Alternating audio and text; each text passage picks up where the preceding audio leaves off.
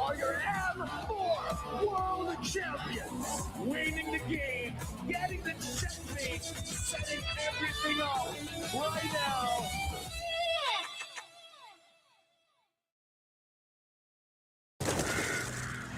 Nothing can withstand the withering.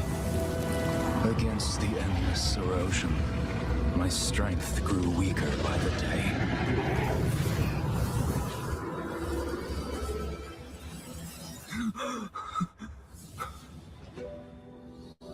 True power dwells within the spirit. Try to embrace all that you are.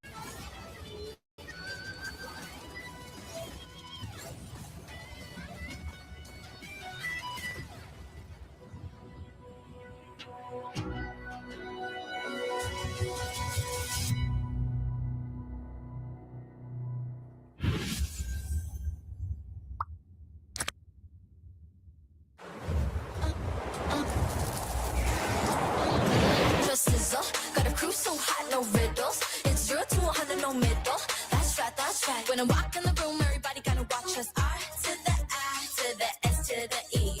Gonna shut down the ops if they tryna get past me. You can watch us sizzle.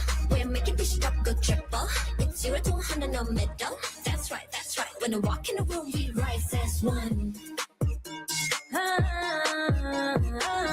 Got me wild and free. Now watch us stay fly. Doing it like I do. If you're rolling with me, the best team that unite. When I walk in the room, everybody gotta watch me sizzle. Gonna cruise so hot, no riddles. It's 0 to 100, no middle. That's right, that's right. When I walk in the room, everybody gonna watch us. R to the I to the S to the E. Gonna shut down the ops if they tryna get past me. You can watch us sizzle. We're making this shit up go triple. It's 0 to 100, no middle. That's right, that's right. When I walk in the room, we rise as one.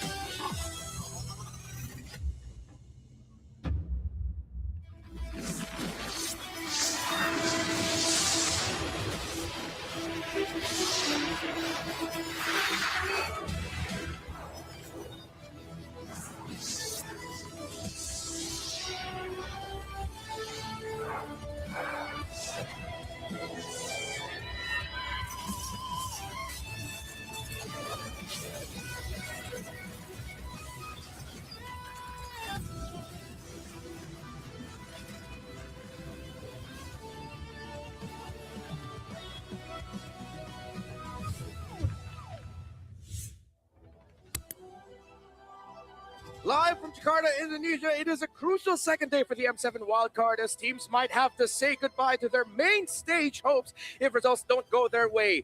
Day one saw sweeps across the board, but will teams be able to stabilize execution and drafts today? Welcome back to the M7 wildcard. I'm Renmar Santa Cruz, and I'll be here the whole time alongside Mr. Y69 when you could 6'7". It's Mirko, and by way of solo, averaging 23 points, 5 rebounds, and 7 assists in the under 15 basketball league when he was 22. It's Sheffin. How are you doing, man? Wow. You know your game. Yeah, you know ball. I Holy, dug that's deep for that. exactly the stat that I put on in my under 15 game. Yeah, how did it feel to play in an under 15 basketball league when you were 22? You don't have to say that, bro.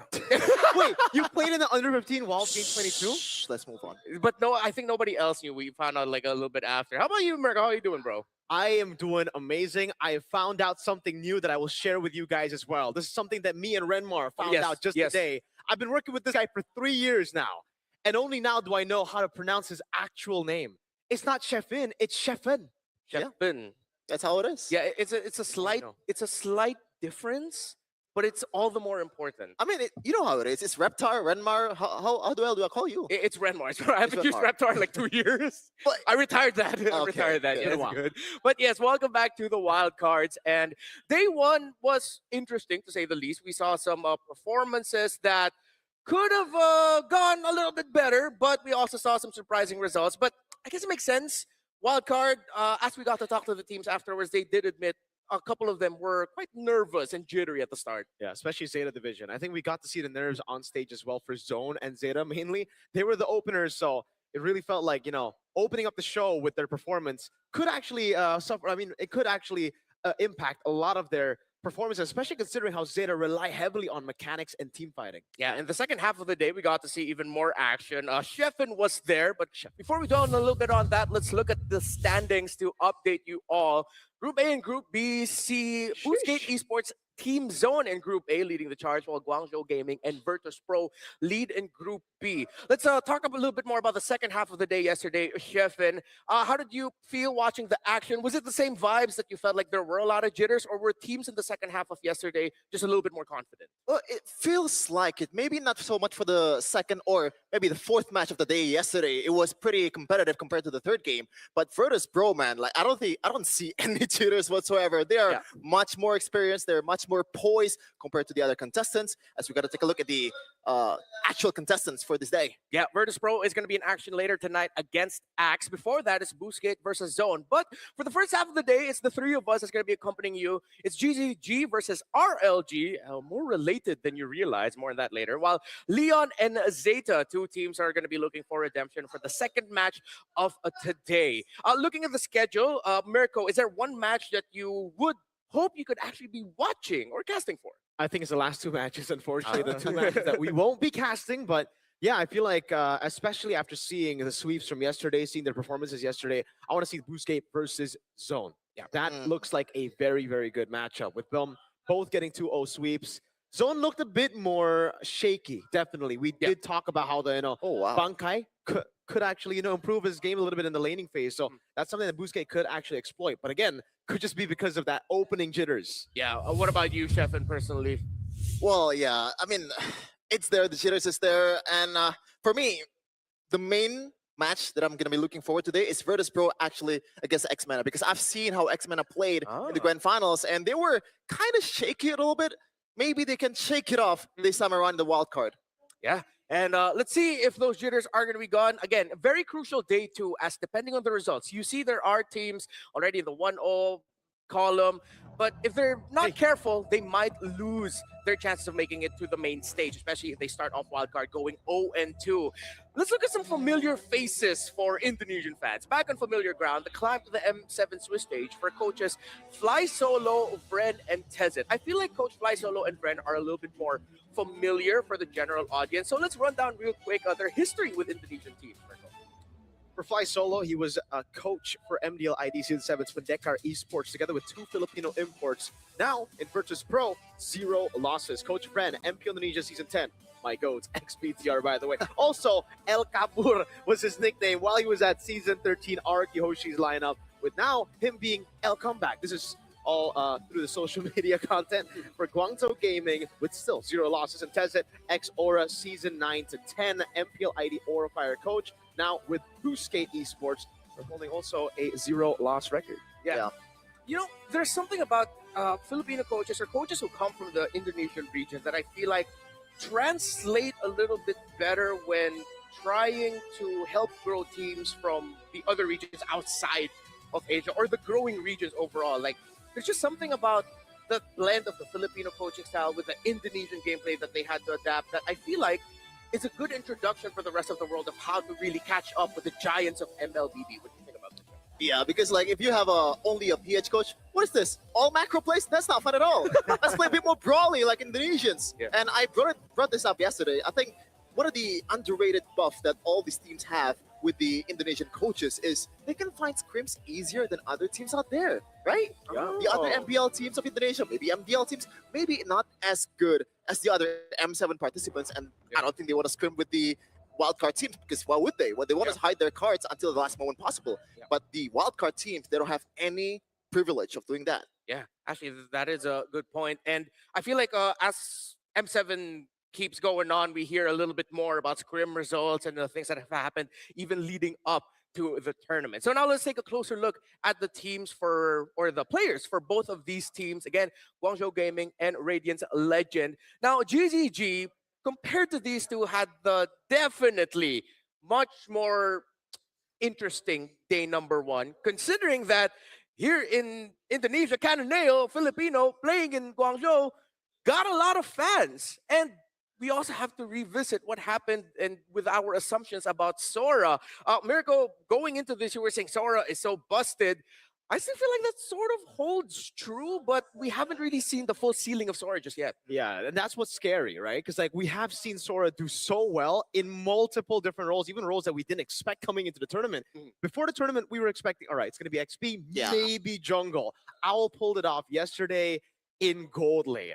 And he was 1 in 5, ladies and gentlemen. When you're on a normal gold lane and you go 1 in 5, you're cooked, you're done. Yeah. He went 1 in 5, and he proceeded to still do so well after getting those core power spikes. The Queen's Wings, I think, was the biggest spike in power where he started to deal more damage, but also stayed alive for so long that it made it difficult for the rest of the other team to deal with him. Yeah. Shevin, yesterday you also got a couple Sora games when you casted. What position was it in? Not just a couple, there's a lot of them. Even the Sora enables Valentina pick in the EXP lane. Oh, yeah. That's scary. The Valentina was actually better than the Sora in that exchange. Oh, okay. So that's something you have to watch out for again, the Valentina-Sora relationship. But to remind you, Guangzhou Gaming, Cananeo in the jungle, Modi in EXP, Xing Mei and Owl in their respective positions.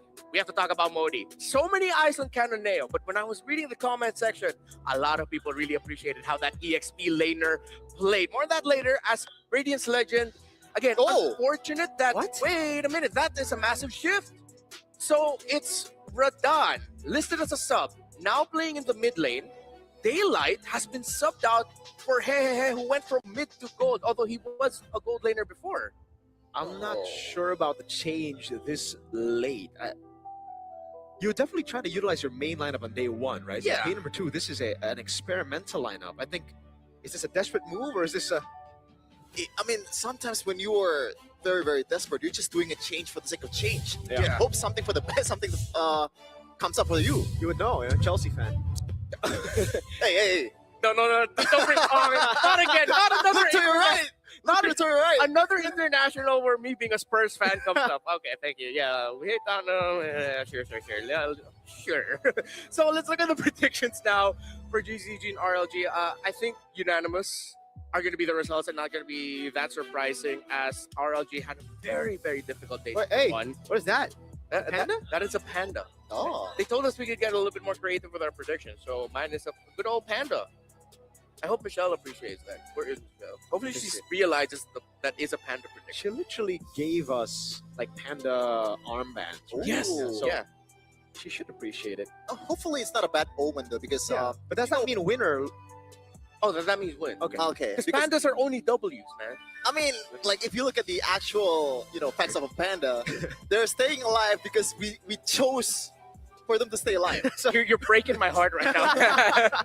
I feel like Padme they in suck Star to stay Wars. alive. Seriously, I'm not joking. Anakin, you're breaking my heart.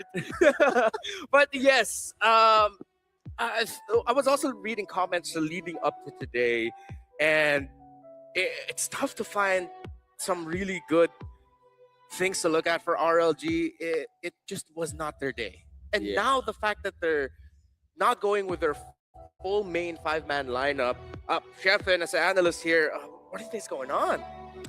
That's also my question, to be honest. Again, like that's the only thing I can say. Maybe they're just doing a change for the sake of change, but maybe, just maybe, this is the plan all along. The grand plan of bringing Radon K when it really matters the most. Yeah. But obviously, I'm just reaching. Yeah. Well, let's see. Maybe. I have to find something to say, man. Yeah, maybe. I gotta sugarcoat it. Yeah. To be fair, yeah, because maybe the game, maybe the draft will tell us a little bit more about it. Let's see.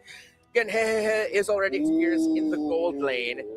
GZG taking the Sora out right away, so no one wants to deal with having to draft around the Sora. Yeah, not even Guangzhou Gaming, who were the ones to first pick it yesterday, so they know how powerful it can be on blue side. It was interesting to see that Axe actually banned on blue side, by the way, against Guangzhou Gaming yesterday. So that could be something we can bring up later for the matchup against Virtus Pro. The fact that they might not be comfortable on a Sora pick. But still, Guangzhou Gaming focusing hard on the XP lane, dude. I thought maybe this was an Alpha thing yesterday against Axe, but turns out it's their game. It's been that way for the longest time in the wildcard so far. The Yuzhong, Lapu Lapu is always getting banned. Speaking of which, Yuzhong hasn't get banned just yet, but I'm interested in the Joy ban because in the last match that they played, Kanoneo, he was popping off with the Joy ban. He's pretty much solo carrying this team, even though the draft maybe not favoring towards them either. Yep.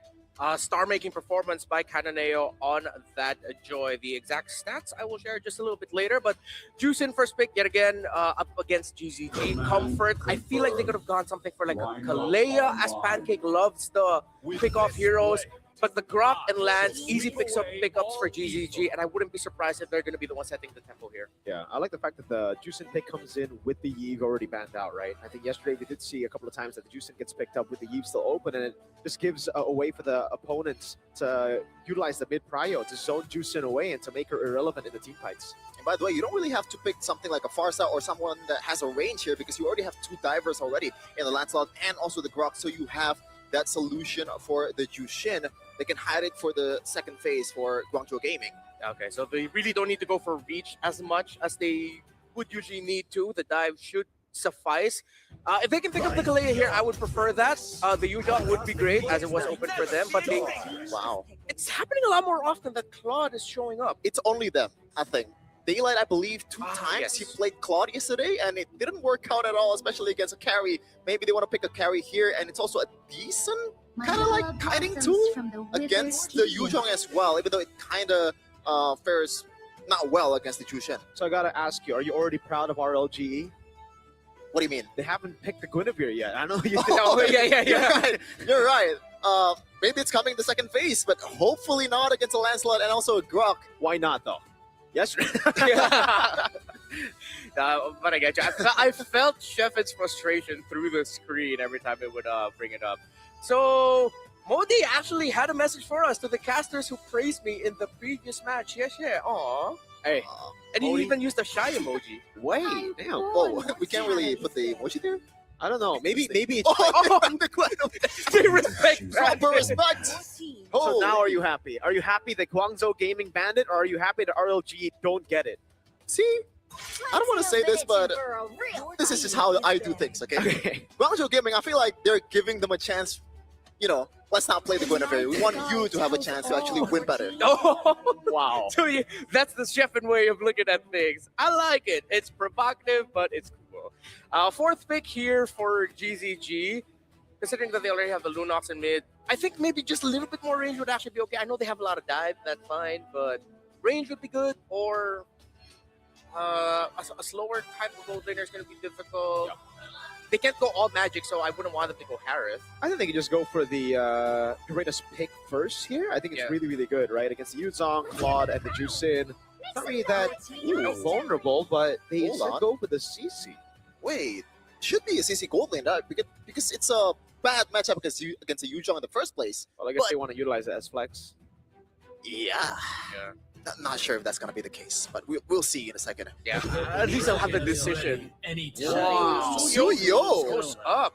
I think RLG are banking on that CC being gold, or they're not expecting like a Harith to show up anymore because at least Suyo doesn't have a lot of magic damage to worry about other than Yeah. the Lunox. Wow. So yeah, it is CC gold. They go focus EXP, Suyo in the jungle for them, and then Rome Cho. So I always like it when there's a Grog on the other side, there's a Cho, and vice versa. At least they can match the aggression. Hopefully, both of them are going to be aggressive, and no one just decides to go for defensive. Yeah, hopefully for RLGSE, they can utilize this Yuzhong to the utmost potential because it is kind of a winning lane against a Phobius, so you can maybe emphasize that a little bit more and get the early game objective as much as possible, despite them being up against a Grok, against 2 fighters, and also a Lancelot. That is a tough test, but they gotta do it. Okay, so general vibes with the drafts. Any preferences here? Let's start with you, Marco. Just because of the Suyo, man. I'm a Suyo hater in the current patch. I'm going to go Guangzhou Gaming. All right, what about you, Chef? W Modi, Guangzhou Gaming. All right, so still going strong for GZG. I'm going to have to echo your statement. Let's see if RLG will be able to turn their chances around with a surprise substitution for day number 2. A very important match to win. Start off strong. It's them versus GZG. Oh, man. It's really tough for you to swap between roles, especially up against Guangzhou Gaming, who are just so versatile, man. Initially, I think we were expecting Owl to be on the marksman picks. Now he's just been full fighter. I think 3 games he's played, all on fighter. It was Sora, then what was game 2? I forgot game 2, but then now a CC pick in game 3 of wildcards for Owl. It was Freya. Freya. Yeah. That's a new sight. Like I've never seen a Claude that picked up the BMI first over the first skill, but that's just how it is if you're up against the CC. You want to evade the strings as much as possible. Seems like he just wants to be able to poke a little bit, or also use it for vision. Maybe he was also worried that maybe Owl would just run straight into the nearest bush to surprise him with a yo-yo blitz. Yeah, and it seems like that he just keeps using it to check bushes. Looks like the rotation is gonna be on towards the SE lane here for the mid duo of RLG. So they definitely know the plan because they have the Jushin, they have the Cho, a lot of mobility there, and also the mid prio, that dominance in the bushes. I like the setup in the early game here for Guangzhou Gaming. They're not taking any risky plays, just freezing the lane in the mid lane, trying to get that prio first. And even in the bottom lane, Modi, understanding the matchup, knows he's going to lose out on the all-in, so he just waits for the Yuzhong to use his skills on the minions, and then he tries to freeze it to maybe set up for a gank. By the way, Renmar, you've mentioned it already. The lack of magic damage is already hitting in this early of a game. Warrior boots for X-Ying as well as a mid laner. You don't see that very often, but that's the consequences. Yeah, I guess with all of the threat of physical just surprising him from out of nowhere, makes sense also to just pick it up and play it safe. But seems like Guangzhou is really going for more a conservative approach with how they're handling the mid, their item selection. Seems to be they're just looking to find a weakness first before they pounce. All right, AJ Chen going to be all in there. That's with the wow, flash right from Yuzhong, kind of there on the back line now, jumping in, Phantom Execution over to Radan, and it's X-Ying who secures the turtle. Modi jumping in again, Infernal Pursuit, the Dark Wave doesn't land! Oh! But they gets a tech charge on 3. It's a big double for the roamer. Owl walking back. I really wish it's still named Wild Charge because it's the wild card also. Because that was really wild coming in from Mel. I was about to say wild charge. Not gonna lie. Keep it that way. Keep it that way. I mean, it's been wild charge for the longest time. Maybe old habits die hard. Is that the Wild card. yes, the thing about old habits, what people say. So, in terms of the emblems, a little bit more agility, but we're not seeing them use it just yet. And it seems like, yeah, our theory was right. Wait, Pancake? He does have Purify, but he just goes for the Brilliance. Yeah, and he's also out of mana as well. Just might as well just trade some damage. And by the way, I just realized that Owl is on a Purify, not really the usual site that you see on a CC with a Vengeance. I thought it would be a Vengeance just because of the fact that it's up against a Claw too, right? Like it or not, the Claw is going to hit in the back line, and Vengeance is a good way for you to punish that. But they prefer the safe route. But look at this, Modi. Really good Dark Wave, but the way the Dragon locks him down. Modi, he's been able to make a lot of plays, but this time with 3 members on him, it's tough. Yeah, it looked like Al just accepted his fate. He didn't even use that Purify you just pointed out. Rare L from Modi, but he's going to bounce back for sure because he is in his prime. Oh, Xing actually. Okay. Wait, I just realized for a moment there, it was Modi that got pounded. Yeah. Not Owl.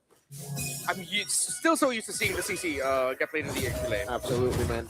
I just want to say, though, I actually like the Purified choice in this game over the Vengeance. Yes, you're going to be good against the Claude, but at this point, you're really just playing for the team more, right? You're getting tempo against the Claude, rotating over, and the Purified will help you way more against the Yuzong and Cho. Guangzhou still playing steady. I mean, the counter punch style worked out for them after that turtle. So, I mean, don't fix what's not broken. Yeah. As they're gonna set up for the turtle here. Oh, Guangzhou Gaming. I don't know about the way to dragon over on Maze, though. Now it's going to be Modi jumping in with a shoulder bash. Oh, in front of pursuit over. Dark Wave as well. Pancake's going to be taken very low. Modi will get the kill on him. But Turtle gets started. Tech charge lands onto HHN. Caught in the bad spot. The shoulder bash blocks him. And Cannoneer picks up a very easy kill. Good flicker from Modi, but it's answered by the BMI.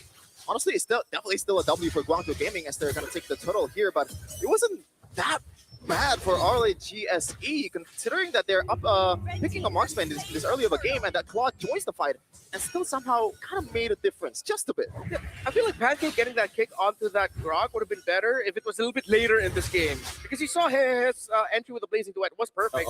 He just does not have the damage yet. Oh no. Thankfully, no flicker just yet from May here, and RLG knows that the threat is there. Oh, man, it's so good by Guangzhou Gaming, though. As a gold laner, this is tilting, man. When you have the gold crab, or sorry, the gold cannon minion get zoned away from you. Great control by GG. Oh, hey, cannot arm up against the CC. It's way too difficult. And RLG, they're just behind the tempo. They cannot match their rotation, and now their gold lane suffering for it. Yeah, it's an easy turret here up top. This is just how it is if you win the lane and also knows how to rotate. So far, RLGSE is definitely a step behind of Guangzhou Gaming in terms of rotation, even in the mid lane, which is supposedly, when you have a Jushin, you are going to be super dominant. Seeing it's not gunshot at all.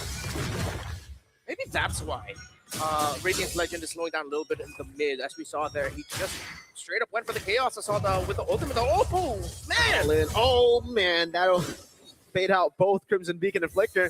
The current call will lock Hehe down as Owl looks to be the one with the last lap. Hehe forced to use the Flicker in forward with Blazing Duet as well, but Owl's still doing so much here. Has the sustain, gets through a Modi, catches him on the Shun Pool, and it's X-King with just one into the Brilliance. Poetry in motion by Guangzhou Gaming. And right now, Radiance Legend Gaming. The map is definitely red right now. That's a desperation Blackjack form that resulted in nothing. GG. I like how they're using ultimates at the center of the map to take control there. And it's not just they're trying to bait out abilities. They're also using that knowledge of what Radahn or Pancake has used so that they can get plays elsewhere. And yeah, because of that, RLG just now have to accept the fact that they will not be able to control majority of this game. They're going to have to find a way to crawl back through macro or sheer miracle and luck. Yeah, considering that they're on Yuzhong as well, and the value of Yuzhong is so far almost non-existent, man. Yeah. 0 objective win coming in from Radiance Legend Gaming, and this should be something like a time bomb for RLG currently. With this much scaling heroes too, Lunox is gonna scale heavily for the mid game. Seems like the more we really look at it, any point. Oh, Modi! Dark Blue with the Flicker. Radahn does not have any of the blinks available, so it's free. May tries to paid out. The Furious Dive will be able to do it. Knows HHN does not have the Black Dragon form up. Not looking good at all. Not just the Yuzhong, even in the early game, if the Claude does not have the farming space that it needed to have, if you dive in, you're gonna take more hits than you deal hits to them. So that's super, super bad for RLG. Still, similar to day number 1, Modi making it look easy. Now with this Phoveus, yesterday was the Yuzhong that already put him on the map. Quick look at the items. Main frontliners, War Axe for the Phoveus, Dreadnought there. Well, there's a Dreadnought, and still just Dominus Ice for the Grok. Oh, no. Ooh. Good wall. Oh my god, did Pancake miss the Shun Booyah? I think he did earlier. Now Thorn Rose by Cannoneer, the man who brought him to Guangzhou Gaming, technically. Unfortunately. And now he has to, you know the meme of like, I don't know which movie was it from, like, I don't want to shoot you, brother. Am I just too old to know what you're talking about? Maybe it's too niche for you. Yeah, maybe. let's go with niche. I'm not an unk. And again, like, sure. it's just so tough for Pancake to look for the pick because Owl has the Purify, right? Oh, No, they have to use the way the Dragon Appeal. Oh my goodness, they just kick back the Phobius. Sad. Yeah, it is very difficult for if you're a Radiance Legend fan, if you're Guangzhou Gaming, it's business as usual. Again, it's literally everything that you're asked for, taking the conditions in the map individually. Everything's just going right for them. Yes, they've suffered just a couple of kills. They lost a tower at the bottom, but that was because they traded that. Yeah, and if they're down to inhibitor turrets for RLG here, the wave clear is quite abysmal here Oh, yeah. for RLG. I guess Tsuyo is not that bad for a jungler. Hey, he's a marksman at the end of the day, but it's a single target marksman. And Jushin, definitely not a lane clearer as strong as it used to be. Yeah. Modi's just going to jump in now, forcing the Crimson Beacon out, and Modi has already baited so much, he's going to call Will Lock Pancake down, but Black Dragon Form now comes in with the Blazing Duet as well. The Petrify lands, but they're also tanky. Modi gets away, comes back in, Whoa! charge from May. Ashrid gets the killing spree, but Guangzhou Gaming secure the Lord, and now it's Cananeo. Venom Execution, read the BMI, Thor Road! Oh my Clean God. puncture. A cannon event for Guangzhou Gaming. Once again, Canoneo just dancing in the front of RLG's players. Deja vu on what happened in the first match for Guangzhou. That sequence was just the perfect example of what this game has been for GZG, where RLG seems like, you know what, let's go for it. Again, perfect timing, perfect entry by Hehe, but they just did not have the damage. They did not have the items. Guangzhou then found the perfect counterplay yet again, the re-engage by Mei with the tech charge. Way too good. Yeah, and when you have this much, gold lead, but you gotta wait for a second, maybe? No. I'm actually surprised that Canoneo is equal in damage rate there. So yeah, the good thing about the Tsuyo is when you're in a 1v1 against a physical damage dealer, you're still pretty good, man. You have that damage reduction. It's just when you're up against Magic, you're cooked. And it's up against Lelunox, which is one of the burstiest and best magic damage dealers that we have currently in the metagame. And I love the way that Xings plays this Lunox, man. Not on a flicker, which allows him to be aggressive, but he is still very much aggressive with the Purify, knowing that he has 3 tanky boys at the front that can take a lot of damage for him. Yeah, also helps a lot that his ultimate literally allows him to escape being untargeted. Pancake. Try to force it You out. gotta try. Yeah. Xing, very steely nerves. He did not pop the Purify. He did not pop his Brilliance. He knew that he'd be fine. Has Xing and Owl used the Purify at all this game? I think so. It was on cooldown one time, I think, Okay. for Yeah. Owl. Maybe. So Xing, no? Just Owl? Owl has used it once? We can check it later. Okay. Oh, wow. That was a feint. Oh, 412 minute. No holy shield at all. Xing, Xing. 1v1! Still doesn't use the Purify. Might have Oh, to use Dragon. it now as the whole team tries to collapse on him. Xing, there we go. Pop in a Purify, but a tech charge comes in, and HHN won't be able to do much. The composure, man. Look at that. Yep. He's not panicking at all because he knows that the rock is there. May with a good punch or like a knockback to the other side of the map. That was terrific. Purify just walked away, made it look cool. HHN looked like he was pressing a lot more buttons. At least he didn't use the Petrify. Just sacrificed the Black Dragon form, but that Purify, excuse me, is going to be coming back real quick. BOD now for Cananeo. 3 core items locked in. And with the Blade Armor on the Grok and Hehe's going to have a tough time being able to deal damage comfortably. Oh, look at Pancake. He knows Xing doesn't have Purify, so he's really trying hard to find an angle, but unfortunately, Guangzhou Gaming are sticking together so well. Yeah, the fate is not in their hands for RLG. It's just waiting for a mistake coming in from Guangzhou Gaming. The lead is already almost 7k. Might actually be 7k after this Lord, and there is absolutely no way. Oh, maybe it is. Hail Mary play. Yeah, he actually is able to find Xing there, but the Petrify comes in. Xing still able to pop in Brilliance in time as May goes into the tech charge, but won't be able to find him too much. Cananeo still as consistent as ever on the red tree. Goes over to Puncture. May already running back, but Modi gets a kill. Oh, another! That's a double Infernal Pursuit constantly. It'll finally go down, but he's baited enough resources for Cananeo and May to clean up.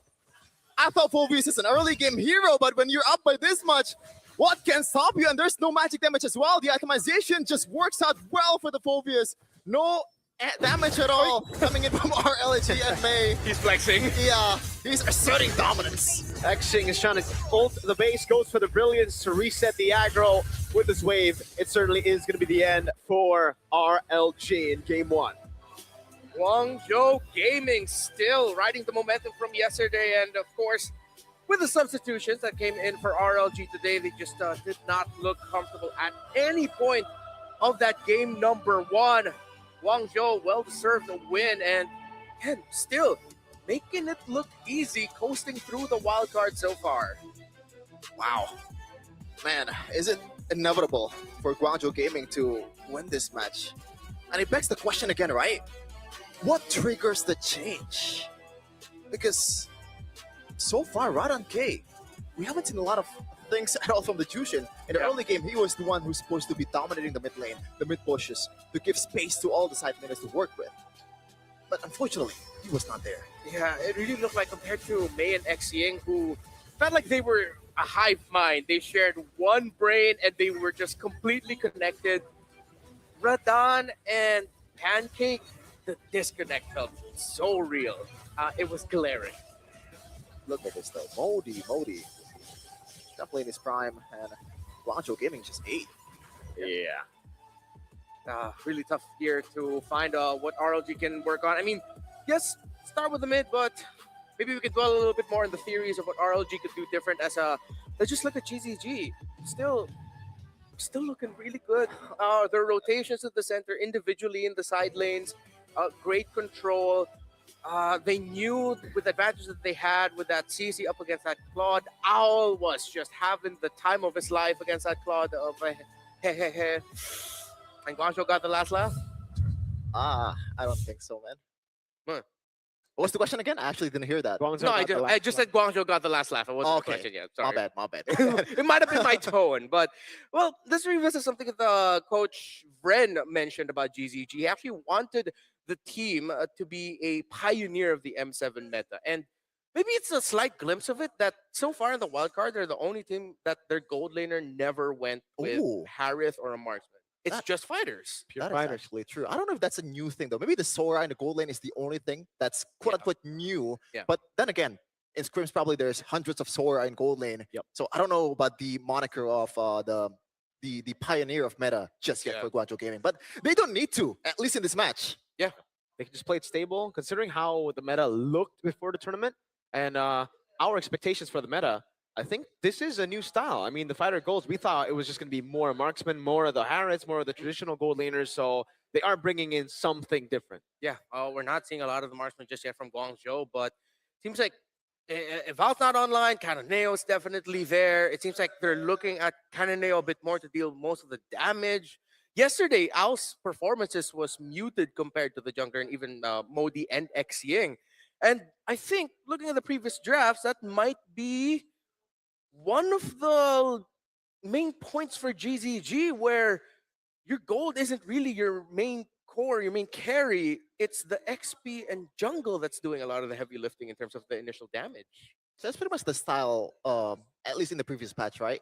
You try to play for the objective, you play for the XP lane, and that's why Yu Zhong is probably one of the strongest, or maybe the strongest XP laner currently. He's getting banned a lot of times, and that is why RLG Gaming, they were, wait, it's RLG Gaming, right? Yeah, RLG, RLG. they were the yeah. one that they want to play the Yu Zhong because they want Yes. to get the early game. Unfortunately, it didn't work out at all. And usually when things didn't work out, you say, just go back to the things that worked out. But so far, nothing has worked out for RLG. Yeah. And I feel like it's just the small mistakes that are just, culminating in such big losses. I Mhm. think, again, when it comes to turtle number 1 for them, they had the opportunity to give Yu Zhong the XP crab, but unfortunately, Astra took it away. So Yep.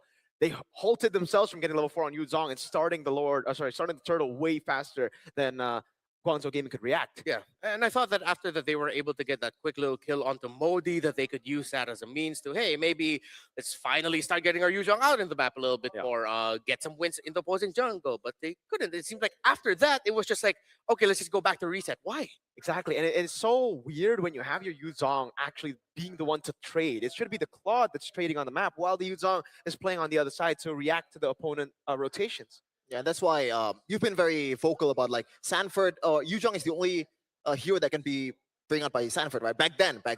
Now maybe a lot of more players are more used to that, and that is why like not a lot of players can actually, or not a lot of teams can actually use the Yu Zhong to Yes. perfection because it's a hero that requires momentum, right? Yeah. And it's also a team hero. It's not really just Yes. one guy. For sure.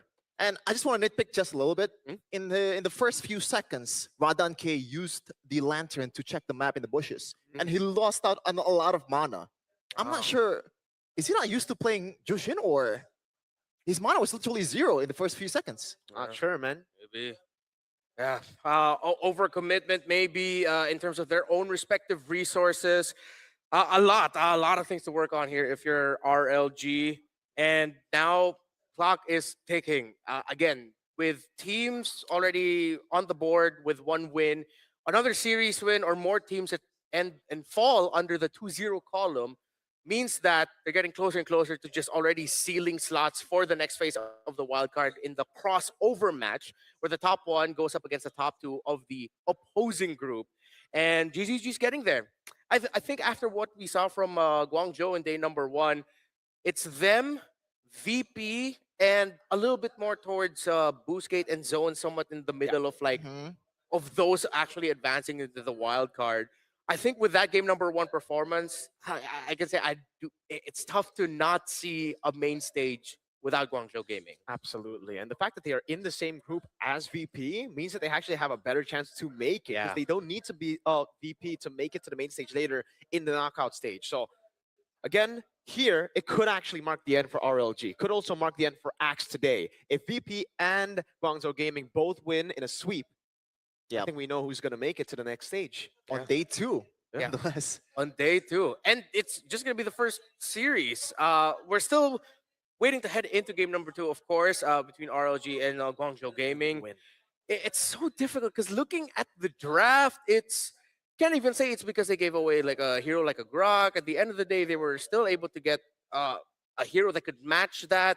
In fact, it was them sort of somewhat setting the tempo in a way that Guangzhou Gaming didn't really take control of the early game until after the first turtle. So, Sheffin, I want to pick your brain here because the question still floats of like, what else can they do, RLG? Nothing has worked out, but for me, stick to the basic. These are some of the heroes that requires precision to be able to be executed, right? Yu Zheng, very momentum based. The Cho, you have to have a lot of mechanical skill to actually use that to perfection, and it's not really a good synergy either with Yu Jushin, right? Yes, you win the mid trio, but in terms of damage, there's really not much that the Cho can be followed up towards. Yeah. In the perfect world, maybe it's the Yuzhong, but then when the Yuzhong was just outclassed by the Phobias of Modi, 3, 3, and 8, yeah, it's undeniable now why the server that he's on looks at him and says that could be the next big thing, and he is putting his name out there as one of the best XP laners in the world. 3, 3, and 8, but it's really not about the KD. It's about the impact he had around the first few neutral objectives. And it was, again, Modi who stopped HHN from getting good Black Dragon forms and then peeling for the rest of the team. Yeah, but shout out to Mei too. Yeah, as he's well. my vote too, man. For me, it's Mei. There's a lot of really That solid one. ball charts. That's one of them. I think there's a lot more plays too that Mei has made in this game. The peel and also the composure to be able to provide for his teammates. But yeah, Modi did his job as well, as good as Mei so far, especially in that one exchange in the late game that really won a Guangzhou game in the game, even though they kind of already won the game in the mid game. So value here of May a little bit more obvious, I would like to say. But I like the little moments that Modi had, just a few little dark waves, a shoulder tackle just to mess up with the opposing team just a little bit, or just enough to set up for things like this. It was actually a setup from Modi that ensured that May would get a beautiful tech charge in there. Then obviously Cananeo, crisp clean always. We see Michelle here, kind of worried despite the fact that they were dominating. Maybe he was worried for RLG. Again though, May tech charges really stop the tempo and the momentum that RLG could have had with this competition. Honestly, that was too close for comfort, at least for me. In that kind of scenario, when they're up by like almost 8K, there's no reason for you to fight a 50-50 battle in the Lord Dance, especially in a Suyo, right? Yeah. Suyo versus Lancelot is kind of like a 50-50 because you have the extra damage for you to complement with that retribution. And maybe that's one of the biggest problems. When you brought up the thing about Cho and the burst in the perfect world would have been coming from the Suyo, and then later on the Yuzhong when it becomes a full fight with a Furious Dive and the Petrify as well. And then the swing of the tail sweep. But they just really could not get there. I think this is a glaring example of what happens when, after the first objective, your roamer and mid just completely lose their footing in the map. They're off tempo, their rotations are right, and that's what it felt like watching this game number one. And also, please, for the love of God, there's other gold laner out there, other than the Claude. Please. So, hey, You you got what you wanted. No Guinevere. Now you want more? Now you want no Claude? See, the thing is, Yeah, this is their third It straight was- Claude game, yeah. it was Daylight yesterday. Oh, maybe Daylight just wants to play the Claude. He's a Claude user. Yeah. Now it's hey. What is this? It's the Vietnamese Claude. Yeah, actually, when you go back to the last time we actually saw Hey play gold lane, it was in M4 where Claude was his hottest pick. So maybe that was him falling back to comfort, right? But right now it just didn't work out. Yeah. If you're going to pick up Cho, you need if the burst that you're relying on in the early game is just the jungle, then that's not going to be fun. The control that you get from the juice in, it's not really what you're looking for. Hey. If this was maybe 2023, those blazing duets in the early to mid, those would have been really great. But in 2026, early 2026, it's not it. Yeah, I mean, I'm a fan of the Claude in the current meta. It's just the way that they build the composition Yeah. doesn't feel like the Claude will get a lot of value. Again, there's no combo with the Cho. It's mainly just a kick into a lantern, Yeah. a kick into a slow burn, and that never really happens in the way that RLG wants it to happen because Guangzhou Gaming have so much mobility. They have a lot of survivability as well, and sustain. Look at the sustain on this comp. Almost everyone has a spell fam of some kind of healing ability, right? Except Yeah. for the Grok. Well, Grok also has the shields as well. So that, Immune, yeah. kind of taken out, but still very, very easy to escape from these hard lock situations. And not to mention the Purify. So RLG wants someone to get locked down, and it's a slow burn. But it's always a Purify to react to Away the Dragon, and even then, it's very hard to get Away the Dragon because Guangzhou Gaming are so good at sticking together and so good at utilizing Modi for peel. Whenever the Cho walks up, it's an instant shoulder bash, a dark wave, Yep. a form of cancel. Yeah, it's those little micro crowd control that as the MLBB esports scene matured, a lot of the teams started putting way more value on. It's not just the big sets, it's not just the big AoE, it's the little things that matter, that add up. And now, yeah, these two orgs, more related than you realized. Even though they're called Guangzhou Gaming, at the heart of it all, it's actually still RLG versus RLG. It's just that RLG in China partnered up with Guangzhou. That's why they're called Guangzhou Gaming. And the little tidbit that was brought up as well in the middle of the game, it was Pancake that brought Canoneo into the fold, into the mix. But it was Canoneo that stayed in China, while Pancake, they got Canoneo to go to China. Yeah. Pancake stayed with the RLG team in Vietnam. It worked out for Canoneo, unfortunately, for Pancake. Yeah, Got stuck Pancake must be like seething just a little bit, but hey, it's not over till it's over. And maybe use a few AI insights here and there to understand of what maybe they could do with a Realme 15 Pro. It has win rate predictions, can analyze gold, items, everything in real time. It's like having a strat coach in your pocket. I'm sure it can also do a lot of other things. I mean, preset combos for you guys, consecutive skills are there as well. It guides your strategy and elevates your execution. That's a full AI-powered edge. I can assure you that they're not using that currently for RLG. Are you sure? Yeah, because Maybe they should. yeah, Maybe they should start using that just a little bit more for them. Like get a little bit more edge is what we're looking for here. It's a complete package. Gear Play, we carry Realme 15 Pro. That is the official gaming phone for the M7 World Championship. I feel like we've talked enough about the game, so let's talk a little bit more about the background of these two teams. We've talked about GZG, RLG, the RLG squad. There are some experienced players here in the World Championship scene, but it seems like we're just not being able to see them shine just yet. But if you want to shine in game, the M7 pass is still there. Do any of you have like substantial progress in the past? Like, did you just dump diamonds to complete it? I That's haven't him. gotten my diamonds yet, That's so him. I'm waiting for Moonton to send over those diamonds so Oh I can really all in on the M7 pass. I actually don't even have diamonds to get the normal pass. Can right you now. can you say that What, here? getting Yeah, diamonds? I was gonna say that yesterday, and I'm holding back. Oh, You know, I currently have 200 diamonds.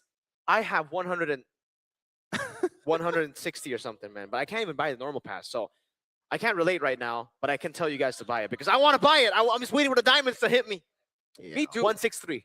Where are you? That is your exact diamond count? Yeah, 163. What happened to all your diamonds? The last time I saw your account, you had like in the thousands. Bro?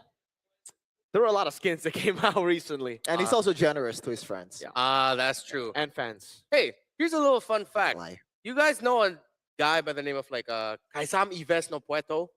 He Mr. goes- No. Yeah, yes. he goes by Wolf Yeah. from time to time. I think he casts MLBB analyzes too. I think he's part of the lineup. Once in a while, once in a while. Yeah, For Geek tap Fam, him. He has around 70,000 plus diamonds in his account just sitting there. Mm. 70,000 diamonds. How much would that actually get him? Would that get him all the way, or maybe that's a 15K that would get him all the way to the Granger Prime? I think that's more than enough, brother. All right. Yeah. So if you're Wolf, you guys can get the level 150 in a matter of minutes. Depends on how fast you tap. Yeah. For all of us normal people, we gotta wait. We gotta grind. The normies. Tap him right now at Wolf Casts. Give us a share of your 70,000 diamonds. Yeah. all right. Mr. No Pueto. Let's talk about the heroes now. Ban priorities coming up. I think Sora as a ban priority for now. I understand. Makes sense. It makes sense. It adds a little bit more problems in the draft. If there are other heroes that you want to focus on banning right now, Chefin, not specific to just RLG, GZG, what heroes will those be? I think because this is a stage that requires, and also you don't want to take risk, right? Fanny is always there, man. Doesn't matter which meta you're in right now, as long as you don't really know what the opponent's Fanny is capable of. I think that's in the ban list. Even for the first pick phase, if you're not really confident enough with your Fanny, then unfortunately you gotta ban it. Okay. Besides that, Fanny, do you think it's warranted that Lapu Lapu? I feel like still one of the heroes prioritized in the banning phase, the first phase. Yeah. Should still be banned out, or should teams allow it to come in just a little bit more? Because I feel like Lapu Lapu is not overly problematic that you need to take it out right away, right? That's actually the same take as me. I don't know why people are still picking Lapu Lapu so eagerly. I guess it wins you the team fight, and also that early game potential is super, super high. But also, it falls kind of hard in the late game as well, especially the nerfs with the cooldown nerfs, right? A lot of the value. It hits a bit hard, man. Because it's a hero that requires you to have ultimate, and the ultimate is nerfed. A lot of the value that now that you get from the Lapu Lapu, the mid to the later portions of the game, really is from that big flash shaker, the big pride control that you can dish out. RLG banned out the CC and the Lancelot. So maybe the approach now for RLG will be to whittle down the options that Owl can pick up in the gold. To stay on the Lapu Lapu topic, I feel like it's just a different play style. It's kind of like the Ranger nerf, right? It's not super prio anymore, in my opinion, but I could see why it's still banned out. Because once you get that Queen Space together with War Axe, you're good, man. Like, it's more of not instant anymore. You're not an instant kind of damage dealer, sustain guy, tank. You gotta wait a bit more once you get to mid game. But if you win Turtle 1, that accelerates those items. And also, you have to have the right team, right? Yeah. For example, Onyx, in the Grand Finals, they were super prioritizing the Lapu Lapu, even the previous tournament, GOTF. Yeah. Lapu Lapu first pick for Lutpi. And they know how to play it, how to play the Lapu Lapu, not just Lutpi. So maybe now Guangzhou Gaming is looking at that hero and continues to put respect onto it, taking it out yet again. RLG now, with them taking away the Kalea, I hope they're not considering just going for the Jushin again. Wow. I mean, they go for the Jushin, and this time they don't actually ban out the Eve. So Sora is looks up. like, oh, you're right. Oh, Sora's up. Sora Eve's Eve, up. yeah. Arlot's up. Joy, technically, Eason Shin as well. Yeah. I don't know if you want to prioritize the Joy. I guess against the Jushin is still good, but I want to save it for the second Yeah. phase or second pick in the first phase. It also feels like this is one of those scenarios where RLG is just overloading Guangzhou with options. Yeah. But at the end of the day, it's like Guangzhou, They're now it's happy. them. Yeah. They, no matter what, it's their choice that they make. RLG, when they come back for Blue 2-3, they're just picking based off of what GZG did not pick. Yeah, it's a reactive blue side. Not really the blue side you would expect. Yeah. Coming in with a lot of very prio heroes. You don't have to rush Eve either if you're going to play it. Jushong is pretty good. And now, Oh, I like wait a minute. And this is a flex, by the way. Yeah. Well, I don't think you want to flex the XP with the use If- already picked up, but Wait, right? That's actually true. yeah. Yeah, so yeah. We just saw some Valentina gold yeah. from Oh, one of the players. oh. Not here in the wild Yeah, card, yeah, yeah. in the previous stage of the tournaments. Previously, we have seen it. I think it was Shadera Brands who really played that back in the day. I believe RX also played it. So Hayabusa gets picked up against this. It's honestly kind of suicide. Again, the Yuzong will do so well against the Haya and zoning in for Turtle. And this is what's tough about RLG's comp. They can't even pick up Sora. It's been, oh man, horrible matchup against the Yuzong. Oh, God. And they can still pick up Sora. They can still pick up Yisun Shin. They can still pick up whatever they want. Guangzhou is setting the tempo here for this draft as expected. The Arlot is undefeated so far in the wild card, but this might just be the first thing in its record. Matchup-wise, not going to be the best. And the fact that they saw the Valentina, it made the blind Valentina pick look even better. Yeah. Now that there's a final slash that you gave to that hero. And also, usually when you're up against a Hayabusa, you want some kind of like safety for the mid laner, right? And Valentina is probably the best hero for that. And now there is a lot of margin of error for Guangzhou Gaming. They can play a lot in this third pick here, but they want to stick to what works. Yisun Shin is going to be the option. Really good, man. Just want to say that RLG, 2 games, they prioritize the mid, and it's Chushin on Radan K.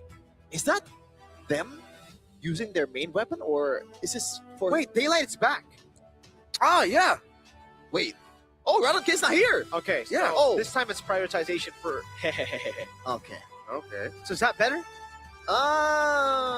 From the evidence, not really, but Yeah. it is better for me. Yeah, but at least now for Guangzhou Gaming, this should be an even better time to ban out Guinevere, right? Because now there's a combo with... They ban out Claude. Hey, you got what you wanted. No Claude. Now will we get no Guinevere and no Claude? Complete the chef and checklist for this for an RLG draft. I still don't know about the Guinevere. You want him to be a roamer? No, it's well, technically yes, a roamer. We've seen this combo before, by the Yeah. way. Chef. Yeah, I mean, it's still, again, what works is, well, nothing's working so far. Exactly. So why not?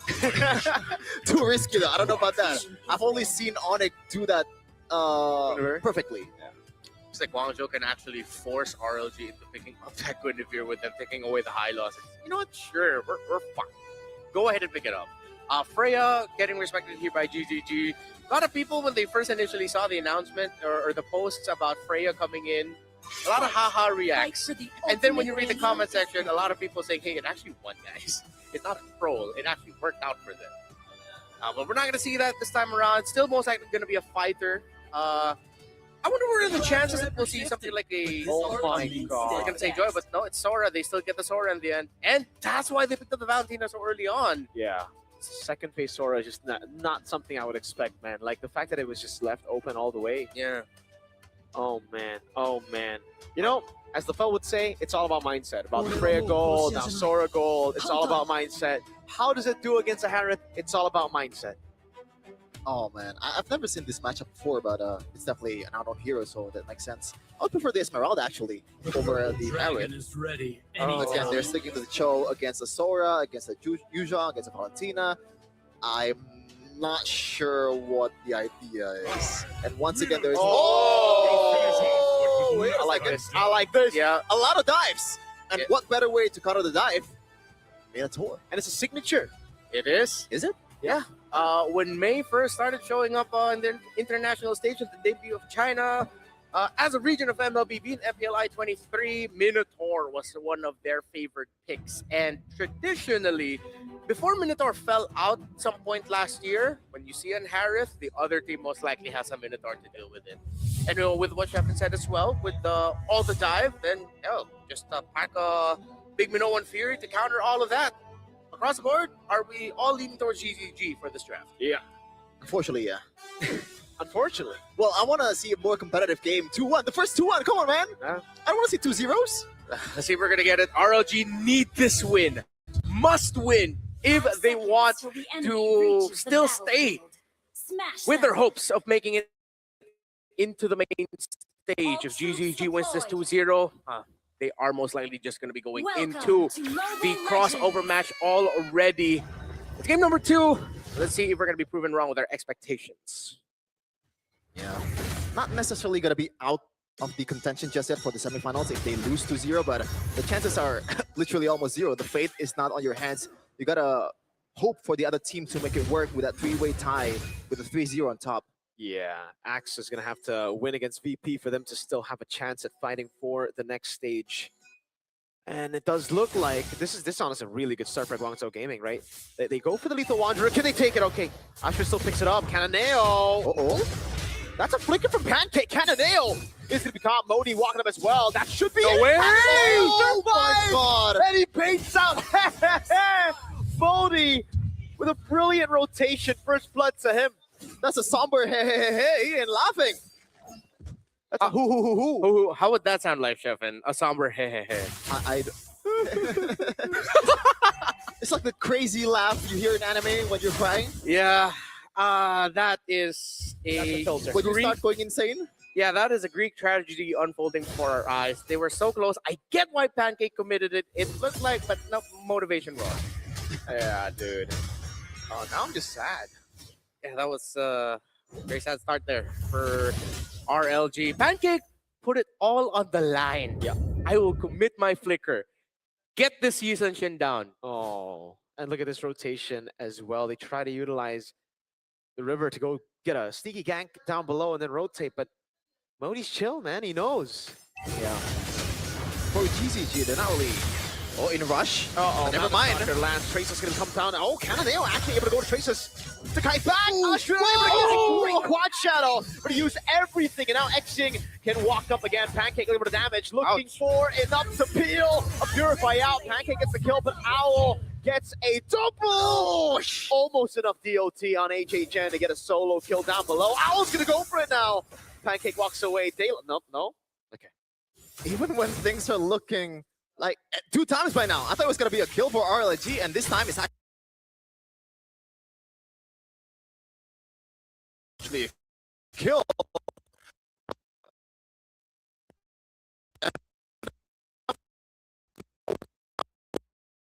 Gaming at all. Even in the bottom lane, they're losing out on trade. This is looking. It's going south for RLG. I mean, expected in the EXP lane matchup. I guess the silver lining, a little bit of hope is that at least RLG are trading some kills here and there. Ooh, they're gonna go all in with the Dragon. Oh, a good attempt, but it is. Oh, wow, many knockups! They're gonna come through and they still don't get the kills here. But it's enough for them to secure a free turtle and to secure Modi survival. Owl in the mid lane on a killing spree. Yeah, that's what people say, man. Respect the unknown. And so far, I think for all of these teams, they don't really know the full potential of Sora just yet. And Owl, even though he was terrible in the early game, in the first time he used the Sora, I think he got used to it by now. Yeah, 3 kills to start it off. X Ying also the quiet MVP in that last engage, as he somehow was the one who got the last hit on the turtle, while still being able to join Owl in the mid lane to make sure that they took down Daylight. The Cananeo was so chill, right? Yeah. Is it just me or his hand cam is always like, he's so chill? Yeah, every time we see the Realme hand cam on him, it isn't the type of jungler that's just constantly checking Yeah. the tabs, all that. It's just like, I'm gonna just do my thing. Kyrie, Yeah, Kyrie, when you look at him, he's looking at everything. what a tryhard. What a sweater. Yeah. Oh, Guangzhou still in control here, but RLG with a little bit more bite to their game in this one. Seems like the little bits of healing that's coming out and spell vamp that Guangzhou has is the little difference maker here. So many times that there are members of GZG who are really low, but RLG just committed a lot of what they can dish out in the start of the engagement. Yeah, they're trying to play like aggressively here for Radiance Legend Gaming, but unfortunately the margins are working out for them. I just wanted them to realize that Minotaur is unexpectedly super squishy in the early game, by the way, especially if you prioritize the photo for the first item. So Pancake, if you want to kick the beef, then go for it. Yeah, tenderize it just a little bit. Yeah. Wagyu Mei. Wagyu. Oh, don't get me hungry here, man. I made myself hungry yesterday. Turtle's gonna be up now. And Guangzhou, let's see if RLG will be able to read this scenario with the Minotaur, but kicking him closer to RLG might put him at risk of an ultimate. Oh, Owl actually already using a few resources. Not going to be able to lock him down now, but asking him minutes to roll. Fury over. Knocking up 2 members. The way the Dragon come down, but HHN won't be able to find enough resets as Daylight goes in. Ostrich trying to look for an angle to go for the shadow kill. Xing still holding on.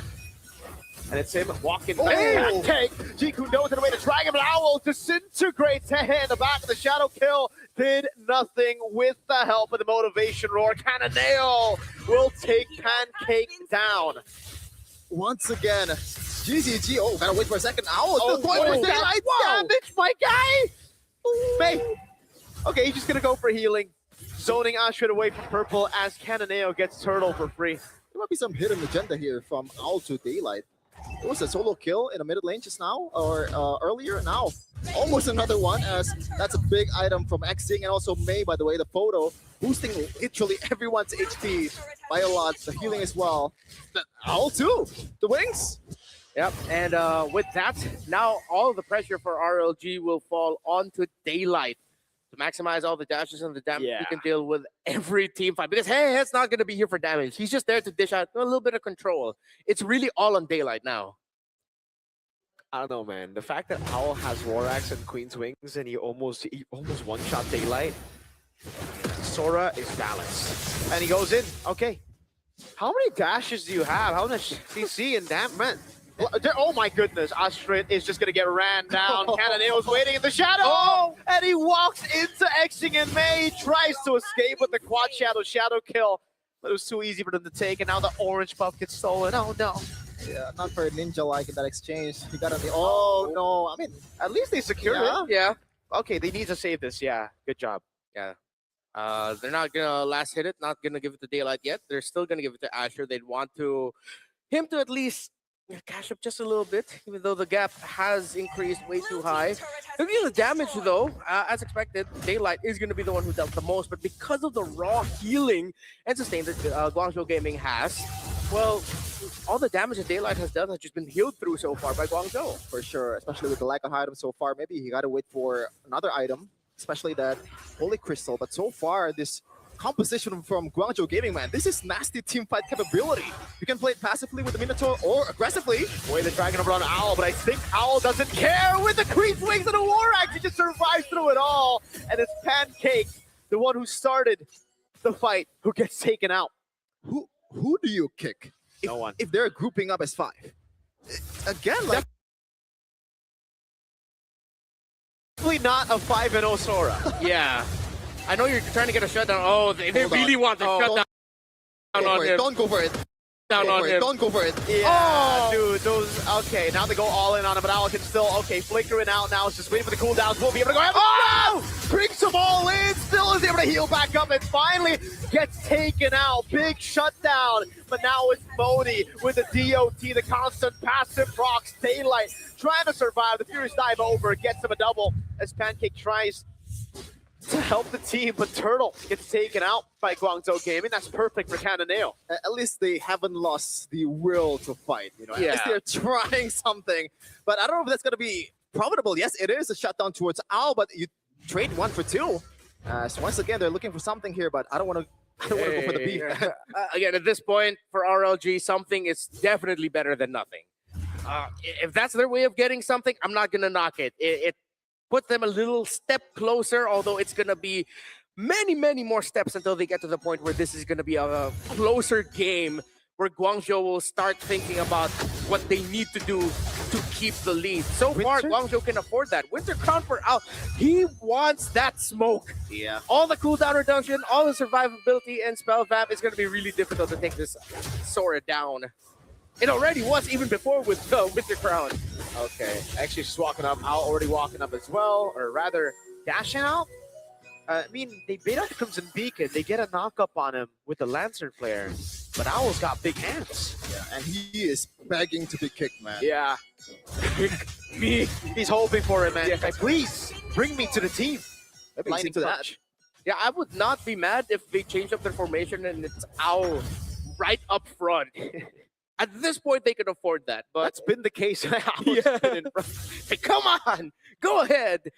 RLG, let's look at the Harith. That is the main one that we should be looking at. Still going to be very far from that Holy Crystal. Only has the Starlium and the Feather Heaven. It's going to take a long time, a very long time for RLG to crawl back into Look at this. Modi. This guy is an assassin, bro. He's not a fighter. Look at him. He owns that territory. Yeah. Sky Piercer for hey. Oh, paired up with Xing. Yeah, that's a deadly combo because Xing God. has the shadow kill. Oh my God! Oh. Beautiful Petri as well from Modi. He gets kicked, but he has the Black Dragon form now. We get a silhouette of Michelle there as Guangzhou Gaming tear through Radiant Legend Gaming. Oh man, Outflicker's out, was able to go stone cold on the winner as well. Oh, that was a sequence. That felt like a Michelle noon, reaction. yeah, that felt like a noontime telenovela. Michelle Cam is here in wildcard. It's one of my favorite moments in wildcard history, not gonna lie. Yeah, And we're gonna get a lot more if Guangzhou Gaming qualifies for M7. Yeah, that was poetic to say the least. I mean, Modi, Xing together, they knew that read to me as a team that just understands fully what the other team wants to do. The fact that you have the Yuzhong and the Valentina together, waiting for what most likely will be the gold laner, that was excellent. Oh my God, I was just gonna go in. He wants all the smoke, even under turret on the Hayabusa. Knows he has the healing from May, and he gets the tier 2 down with the Lord still pushing up top. Oh man, it feels like, I don't want to say this, Mirko, but it feels like one of those MPLID games where you just wait for the items, Yeah, the early the week Geek MVP Fam who's gonna be the You went there, okay? All right. Oh man, Black Dragon form. You don't get to talk, brother. What? You don't get to talk. Hey, at least they made it to playoffs. I'm enjoying just watching you two bicker right now. This is the case, you know. This is the MPLID desk. Usually we have Arashi who's laughing, and then we just look at him. We're like, dude, you especially can't talk. I can laugh. I'm Filipino. 9,000 for GZG in the lead, and yeah, we're just waiting for the inevitable. While I guess I could appreciate the Guangzhou Gaming still respecting the potential of them slipping and somehow Daylight catching up in the items and the damage. Holy Crystal is locked in, but at this point now you're waiting for the Divine Glaive for the Warrior to come in. Okay, Owl wants this. He goes, win a crown through. Oh, and now it's a combo in. Owl's still able to survive. Heaven's Wrath, that's a Sky Piercer. Who has the Sky Piercer? Modi's on him. He's gonna get taken out by the passive. DOT coming in, 713 Yuzhong. All that happened without Kanoneo, and right now he is up with the Mount Shocker 2. This might be the end for RLGSE if they cannot defend. Okay, it's Hehe who has the Sky Piercer. He took down Owl. That's what it was. I thought for some reason it was Modi or Owl. No, it was a the juice in. That's how they were able to get the kill, as you just said. RLG. I think at this time we just now have to look at Guangzhou and the journey that they've been on. No one expected them to even make it to the grand finals in the region. They changed things up at stage 2 of the China Masters. And now here they are, a few minutes away from being able to secure a 2-0 standing in their group, which means there's a high chance it will be them and VP, depending on what happens later. Pancake gets taken out easily by Guangzhou. I thought Guangzhou already had breakfast at a hotel, man. Was gonna say that. Oh, wow. Yeah. Hey, we got that MPID synergy. Yeah, I like waffles more though. Get out of here. Yeah, okay. Me and Renmar on Team Pancake. Yeah, we're It's not talking about Radiant waffles Legend, and though. We're pancakes talking about because food, yeah. the game is already one-sided. Without Kanoneo being that main guy, usually Kanoneo is the one that carrying them, right? Even against Axmena, he was the one that turns it around with the joy, with the dice and all that. Even the game before, the Lancelot was kind of underwhelming. The rest of the 4 is doing their job perfectly. And this is scary for Guangzhou Gaming. They have a lot of weapons that they can use if they want to qualify to the Swiss stage. Guangzhou Gaming, if their main idea about being pioneers in this meta is just damage everywhere you look in the map, then I'm excited to see what else they have in store for us, how else they're going to be manipulating drafts to get that. A Yuzhong at 7-1 and 4, a Sora gold lane at 6-2 and 3. Oh, Xing has 10 assists, but his presence has been felt all throughout. gentlemen, I don't want to say this, but Thirst is untouched. Oh, They're just gonna corral in. Final Slash lock of 3 members now. Hold on, Cananeo! Countered. All of them going with a crowd. He's still able to survive despite the kick happening. Owl is wreaking havoc. Will fall down in the air still. But RLG are showing signs of life. Guangzhou Gaming unable to end it right here. I'm sorry, but I feel like Guangzhou Gaming kind of handed it to them. That was pure disrespect, especially towards the Harris potential, man. We saw what Lamach can do in the previous day, even though the odds are against them. Once the Holy Crystal is there, once the penetration is there, you gotta respect it. This is a late game kill what we're talking about. That really felt like a hold up young blood moment for RLG. Guangzhou overheated. That tower in the mid is still healthy. Usually you see that full dive when the tower's just about to fall, not when you're still needing a lot of progress taking it down. Hey, now has a Divine Glaive as well. RLG can turn this around. They are so much closer than they were just a few moments ago. Yeah, it is going to be very, very tough. And again, for Guangzhou Gaming, the way they've been performing in the wild card, you almost forgot that they got reverse swept in the finals of their Chinese qualifiers. And this is the reason. When they overheat hard. So for Guangzhou Gaming, let's hope at least they stick to the plan, that they fix those errors, because Radius Legend actually have really good scaling with Harris. For sure, but right now, look at the map, man. Yeah, it's still tough. That was the first turret hit in the whole entire game, by the way, by the minions in the mid lane. So that's really, really sad for RLG. And the minions, as you said, Mirko, there's absolutely no excuse, no reason for Guangzhou Gaming to not use this and get a free lord. If they don't get a free lord, that is a question to their excellence. For Guangzhou, at least they were able to quickly recover through the center of the map. Dealing with a shadow kill. Actually, X-Ying has been looking to get a shadow kill majority of this game. At this point, he should build damage, like physical. Yeah. He probably can at this point. He can afford, he probably has the gold. But I don't know if you want to do that consistently. Maybe he wants to be a bit more sustainable. Yeah. You know, once the hits are coming at you, you get this free escape card, and you don't have to build that Winter Crown, right? Yeah, actually, that's an excellent point. Since he's not, he is backing Purify. He wants to commit his dashes to get a little bit closer, and then he'll use a shadow kill to get out. Now, this is the dance that we're talking about. Surely, there's no way Guangzhou Gaming is gonna choke this one. Whoa. RLG are going at it, and it looks like they're just going to commit onto it. The wave up top is set up just yet. Black Dragon for him. Ready, Pancake. He tries to go for a great turret by May. Man, knock up by May. They will get the kill on Pancake. Right now, it is just Pancake, and they've used a lot of their resources. Oh, they go back in. Daylight to be caught, and they are way too ahead for even a Harris to sustain. That's a Petrify to lock HA. Shed Owl now jumps onto Hehe. Won't be able to find the range. Ashwin jumping back in again, but Cananeo buys immortality in time, and now with no quad shadow, it is free for Modi. Just put on the stacks on him. Ashwin getting away with the quad shadow again. The cooldown helping him there. He will be able to recall. Whoa.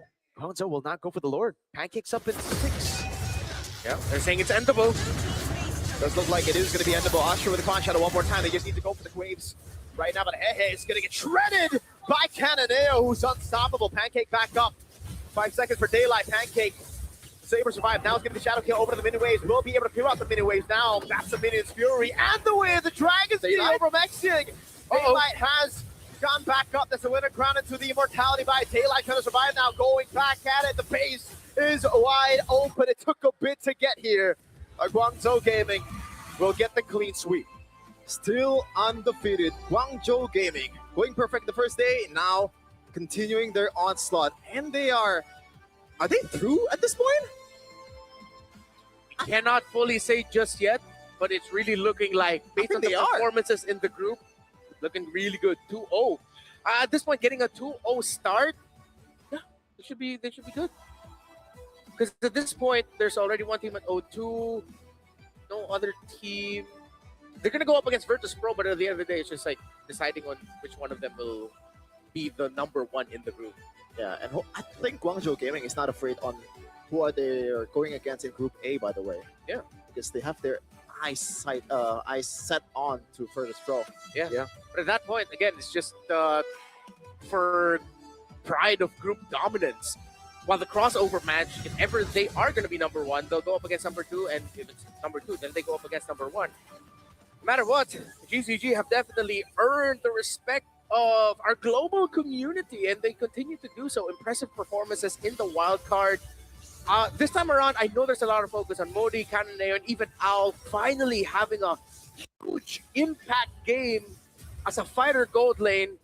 But I want to look at Mei and X Ying. Yes. This series, they are so freaking good. I agree, especially Xing here on the Valentina shows you how creative it could be, man. The choices of ultimate takes constantly really surprise me. The way the Dragon takes a lot of fights just to peel, so that whenever Pancake walks up, he's the one who gets kicked out, and they just go all in on him, even with the shadow kill. Hey, Red Bull gives you wings, and Guangzhou Gaming are certainly flying through the wildcard group stage. Especially Al, he is in the clouds as Yeah. a score user. I was gonna say that Xing, like, I thought this is gonna be like one of those games that you're gonna be just there, you know, Yeah. surviving, being passive, because the ceiling is not really that high, right? There's no Tigreal, there's no big ultimate that you can use to actually change the game, but somehow you made it work. Yeah. With mostly shadow kill. That's the ultimate that he was getting. I think now, looking at that, I am going to down the hill that this is the GZG idea for M7. It's just damage. Literally, just damage across the board. And if you want to survive longer, it's because you're damaging and then you're getting spell vamp. Yeah.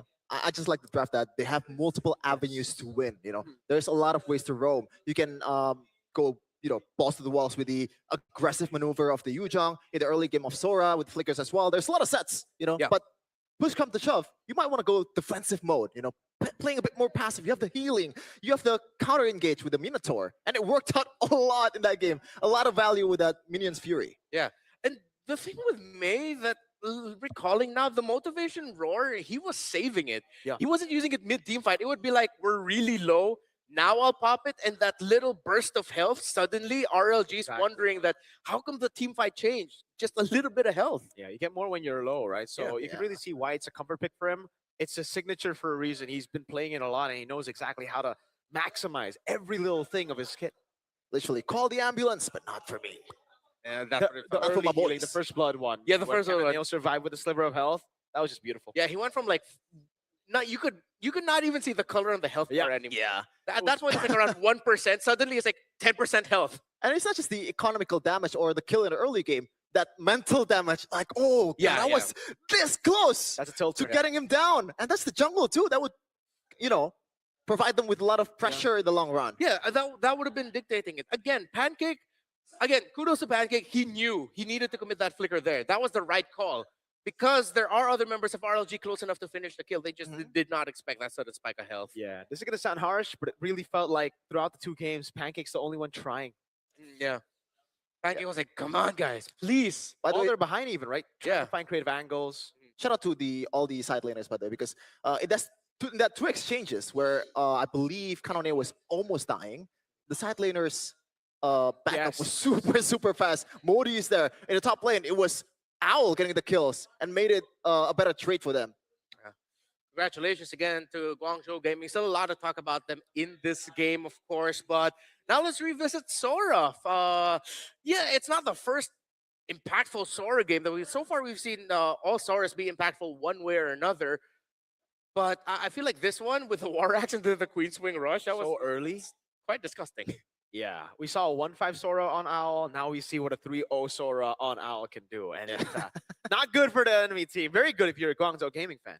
Yeah, even if you're messing up as a Sora in the early game, this is a momentum here. Right? You have a lot of CC to work with, and that is a source of comeback, a source of that momentum play.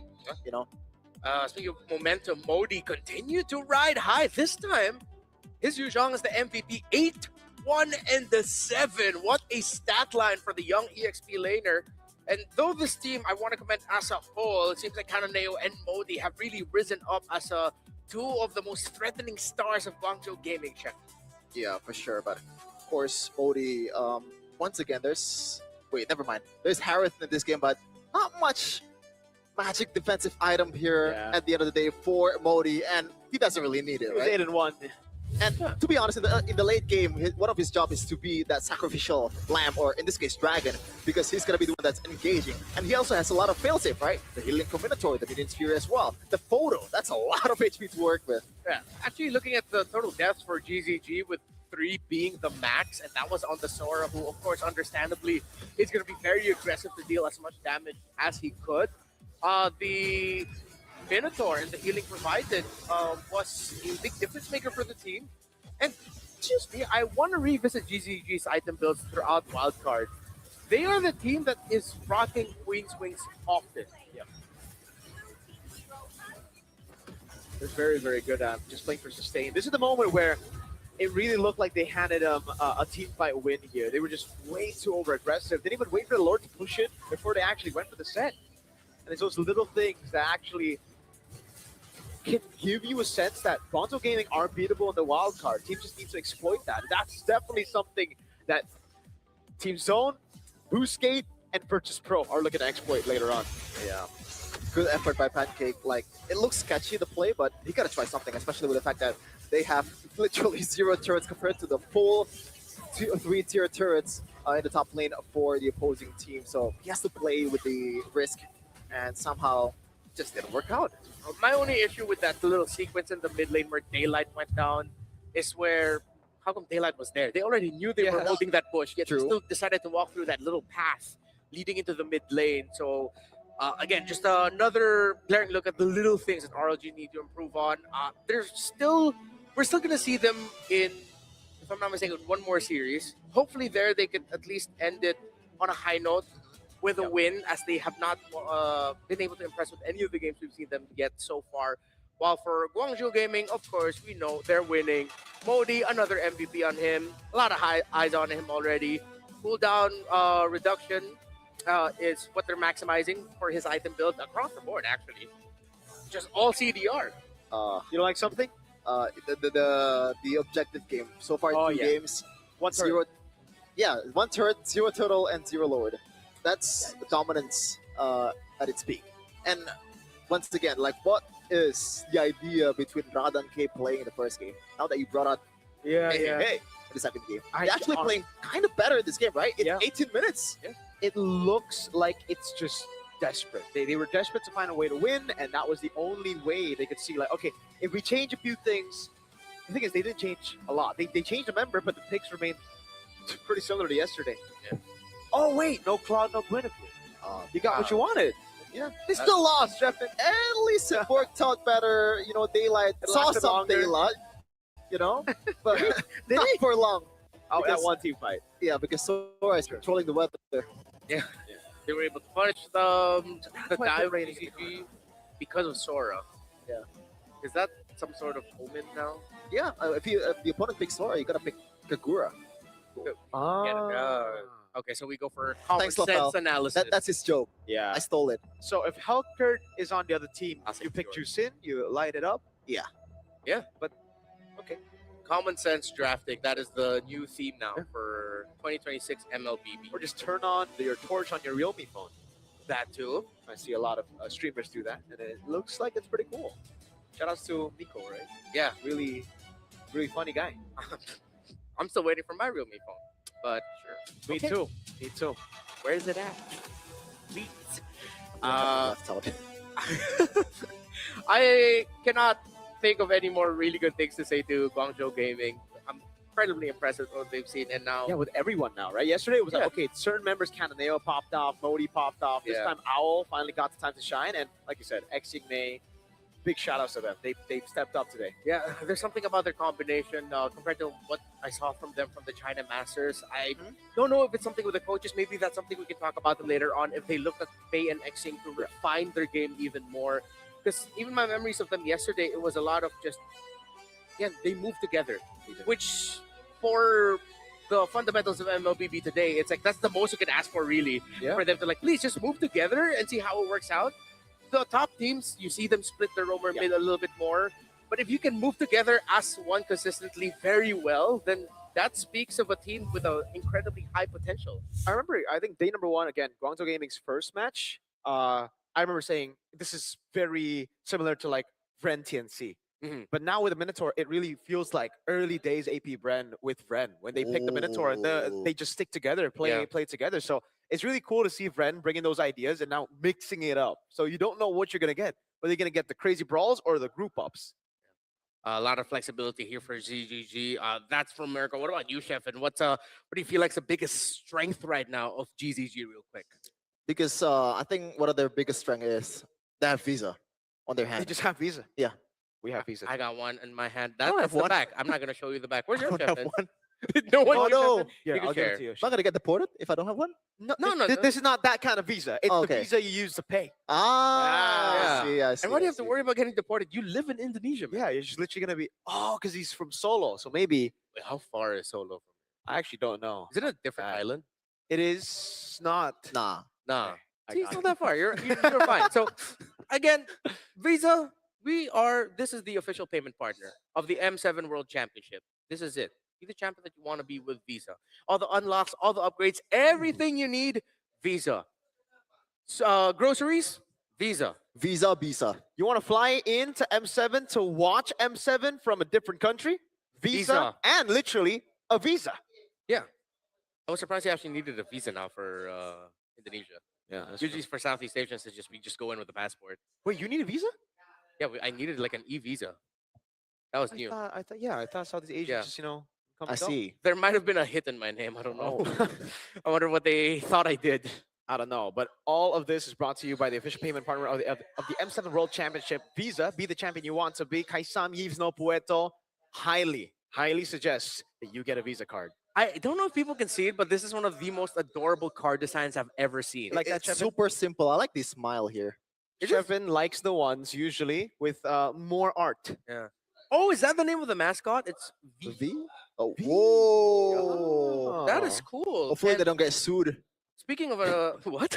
by Oh My Venus. No. I mean, No, it's all good. Okay. It's not the threes. It's Yeah. a VE. So Ah, we're good. okay. Hey, speaking of another cutie, the skin Whoa! of Edith in game. Wait a second. This is more Chefin's thing. Chef- There's Chefin, an Edith skin? It's your turn to take over, bro. I didn't even know that. Exactly. His favorite hero in the game, by the way. Yeah, because of the voice actor. Shout out to Zante Win. You know, I like Knows her his stuff. I didn't. I'm sorry, I wasn't familiar with your game, bro. for sure. Like it's a pretty flexible hero, and if you're a gold laner, even like it's technically a marksman. Mhm. So why not just buy the skin? Yeah, and technically for you guys, you can log in for 13 days between January 9th and 31st server time because it's free. Verdant Knight. Yeah, that's literally it.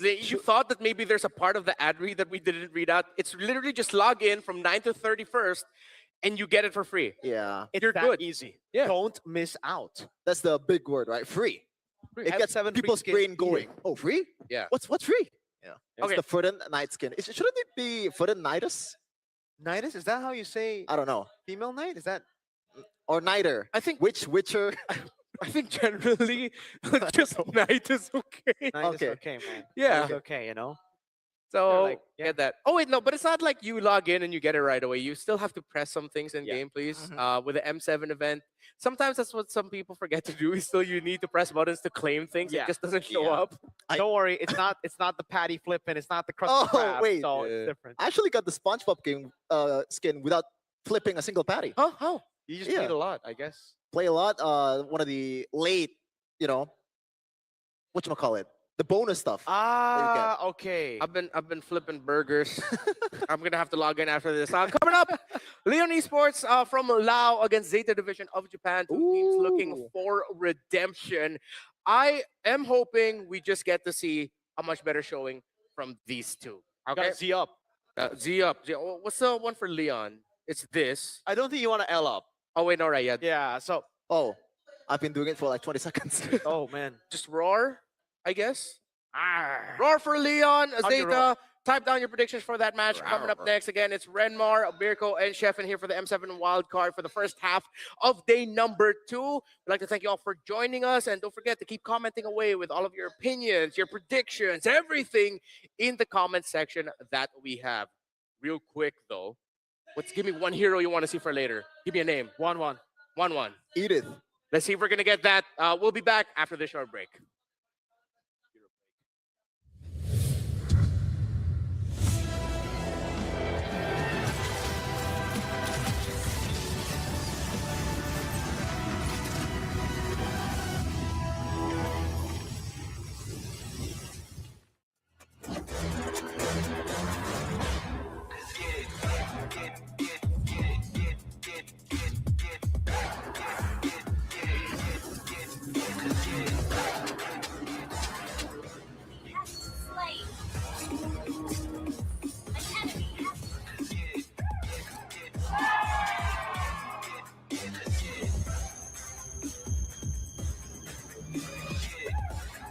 15 Pro, M7 official gaming phone.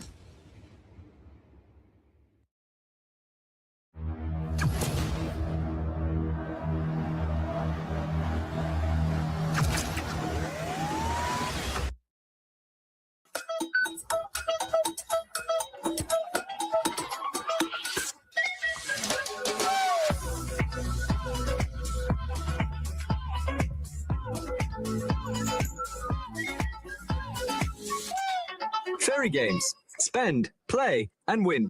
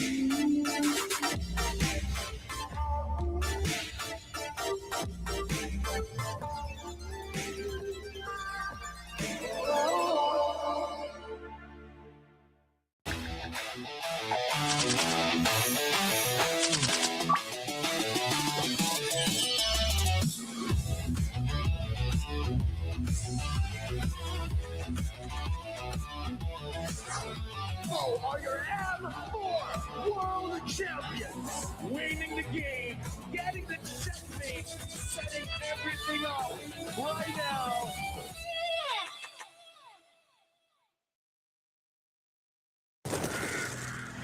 Nothing can withstand the withering.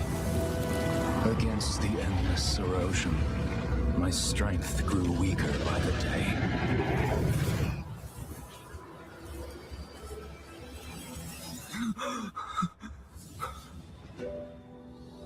True power dwells within the spirit. Try to embrace all that you are.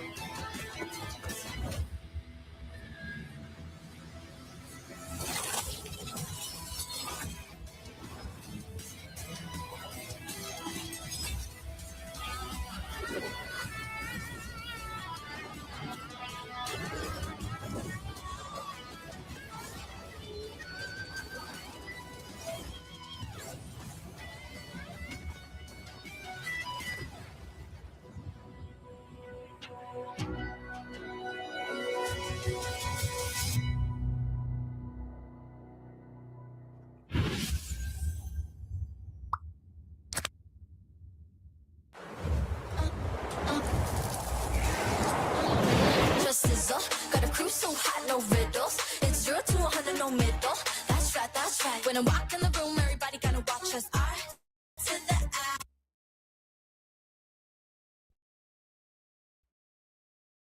To the S to the E. Gonna shut down the apps if they tryna get past me. You can watch us sizzle. We're making this shit up go triple. It's 0 to 100, no middle. That's right, that's right. When I walk in the room, we rise as one. Got me wild and free. Now watch us stay fly. Doing it like I do. If you're rolling with me, the best team that unites. When I walk in the room, everybody gotta watch me sizzle. Got a crew so hot, no riddles. It's 0 to 100, no middle. That's right, that's right. When I walk in the room, everybody gotta watch us. R to the I, to the S, to the E. Gonna shut down the apps if they tryna get past me. You can watch us sizzle. We're making this shit up go triple. It's 0 to 100, no middle. That's right, that's right. When I walk in the room, we rise as one.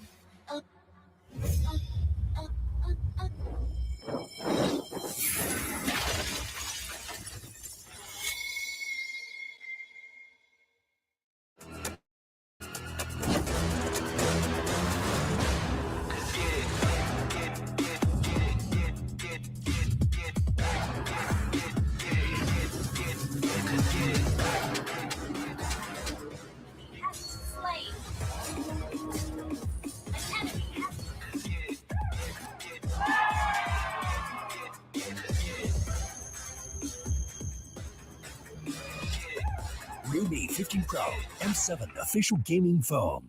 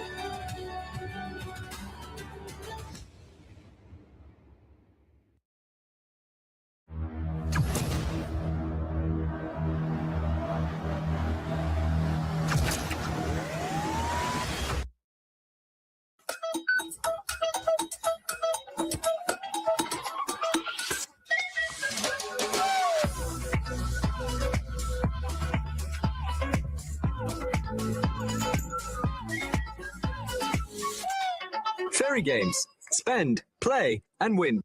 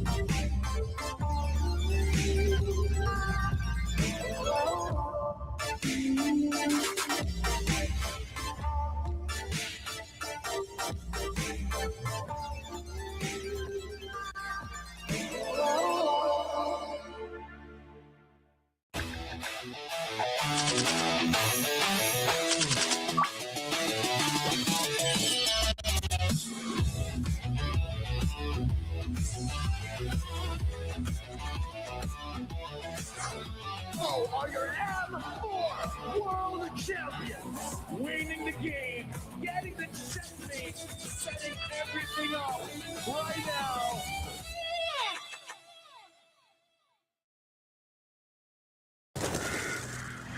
Nothing can withstand the withering. Against the endless erosion, my strength grew weaker by the day.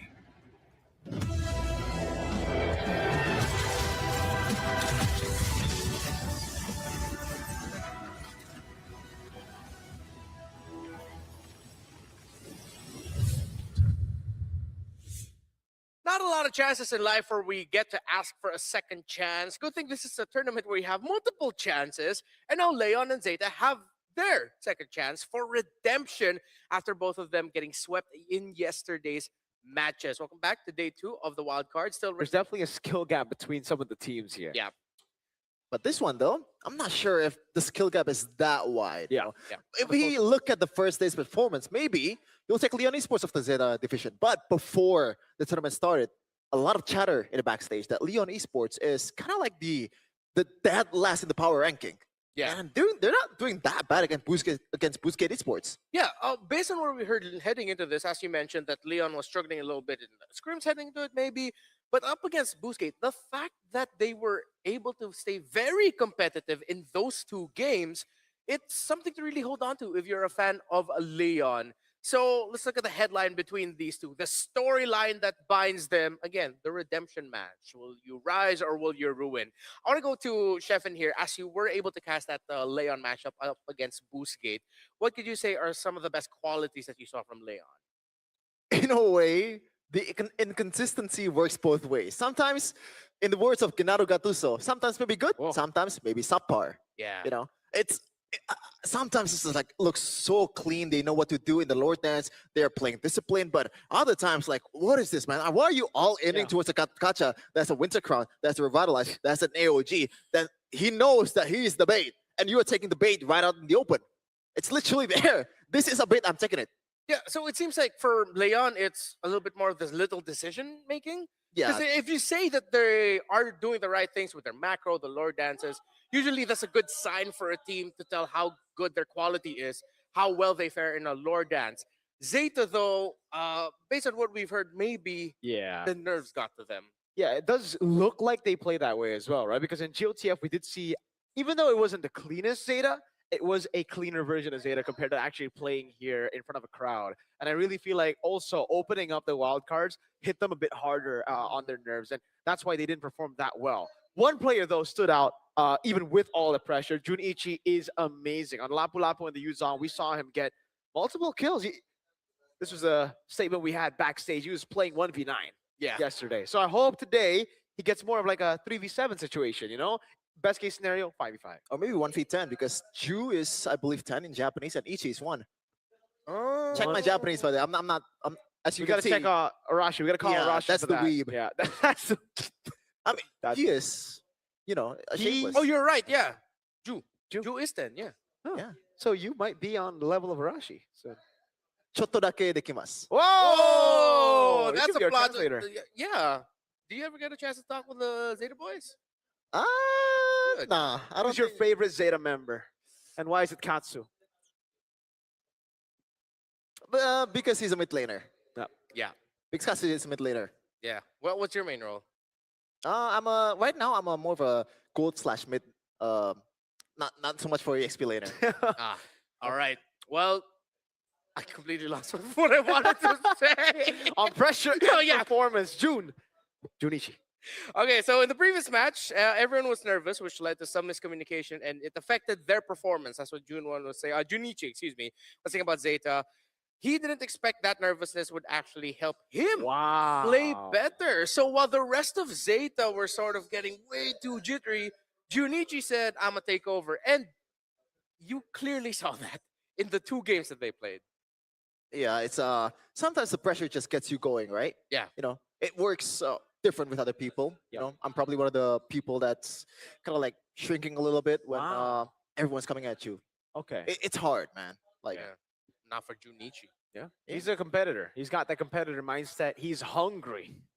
And that's what I think differentiates him for the rest of the team, at least for day number 1. But coming into day number 2, I'm hoping Junichi actually comes up and starts being more vocal, because if he's the one who feels better, feels like he can play better with all the nerves, Mhm. he should be able to translate it over to the rest of the team, saying like, "Yo, guys, we got one shot at this. We lost yesterday. This is our time to shine." Because again, though we have a lot of chances to qualify in the wild card, it's getting slimmer and slimmer day by day as teams keep on getting better.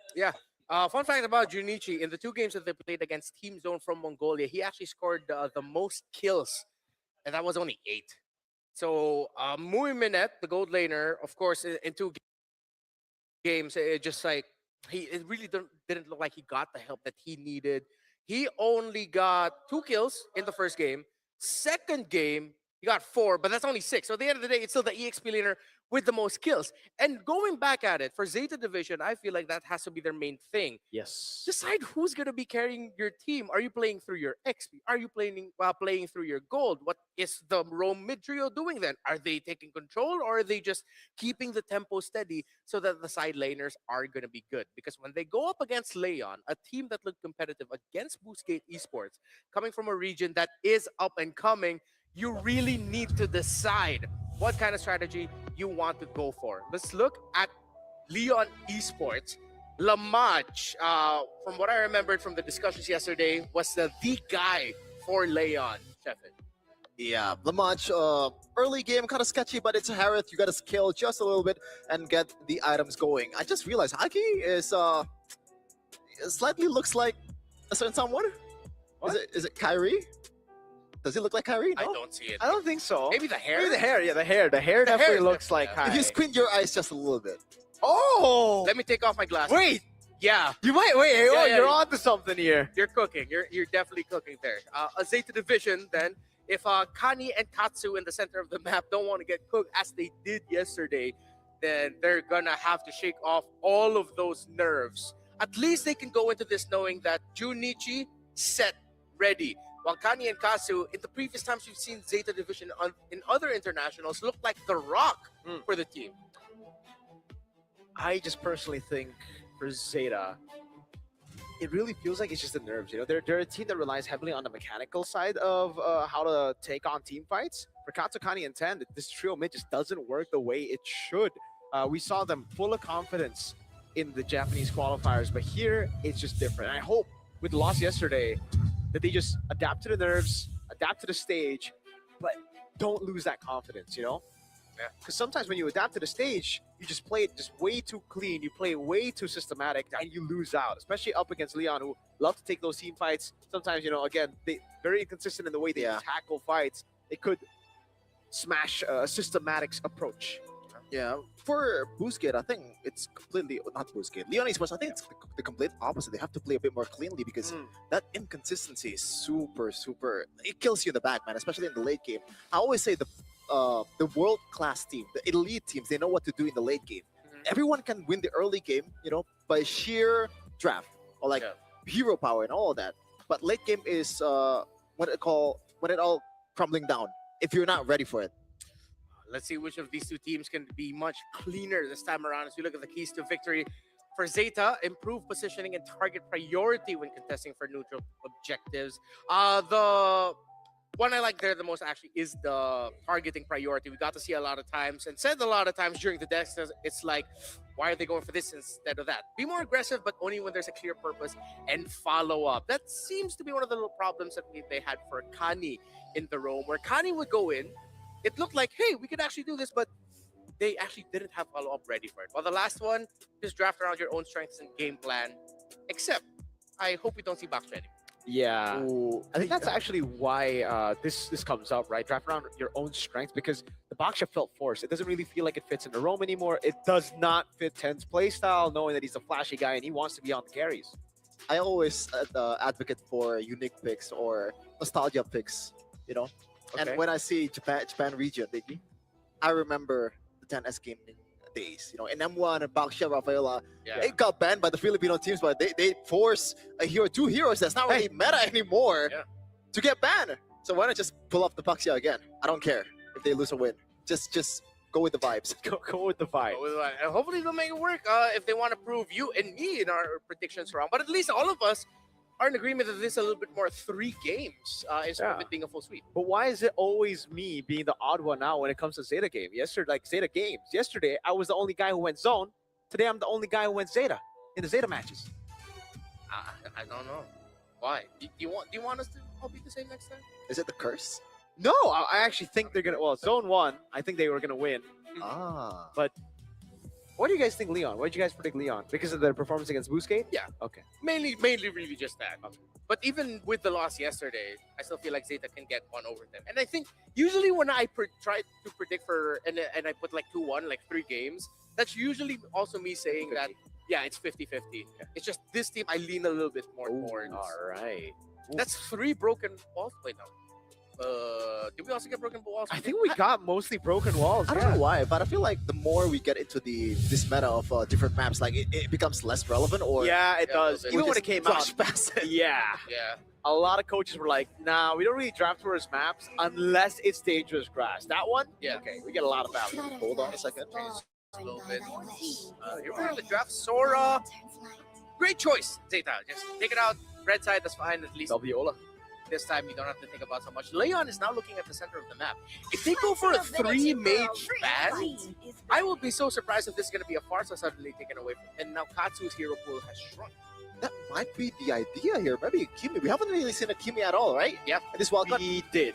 just once. Did, yes. It was Yeah. yesterday's match. I believe it was game or match number 1. Team Zone, Kenny. Yes, game 2. So if Leon Esports wants to play that brawly kind of game, the burst type kind of game, just get all the mid laners that provides steady kind of damage away. Where there's a lot of options left actually, like the Lunox kind of is a more of a stable damage dealer too. Yeah. But maybe that's the way to go for Leon Esports. They want to play super aggressively. Yeah, I like the approach Leon's coming into the draft here. Maybe they also saw how Kani and Katsu were very inconsistent yesterday. Those are the 2 pillars.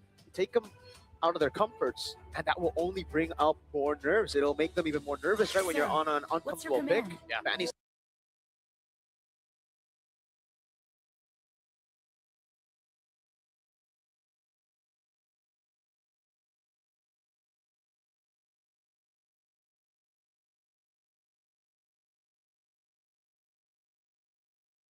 still getting banned here with the Kalea and Eason Shin away on paper against Zeta. I don't know if they still want to pick it up and try to just kill Yuzong in the lane.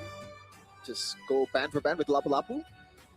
We can see that, but I think it should be with a Lance. No, they still go Wow. with Eason Shin That's and the Hilda. don't really see that very often. Going East and Shin towards the Yuzhong. Usually it's a pure counter, but you got a fact here.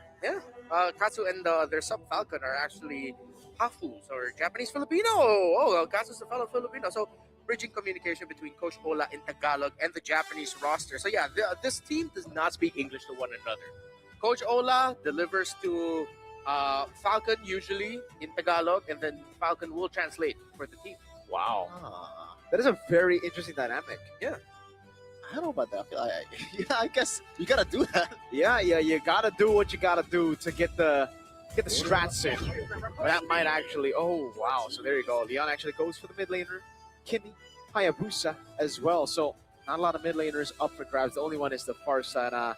And, yeah, I don't know if you want to go for the Farsa up against this. They do go for the Esmeralda no. though. Katsu is gonna have a hard time to Yes. pick a hero here. It's gonna be a target ban towards the mid laner, surely, right? Will the Lunox get banned out? Because like that's the only Valentina other might get safe banned out. pick. Actually, if Bouncing I'm too, yeah. Leon, I would just take those 2 out. Okay. At that point, Zeta's gonna be like, all right, what are we stuck with? Kagura, Selena. But at that point, it's just like, wait, that's kind of tough, man. Yeah. Is there a bigger fish to fry in other lanes, though? I feel like we're missing out on something. I mean, this is already clearly going wrong. Esmeralda's already clearly XP. Never mind. Unless that is Esme Gold, then the XP is gonna be different. Huge possibility of the SME gold.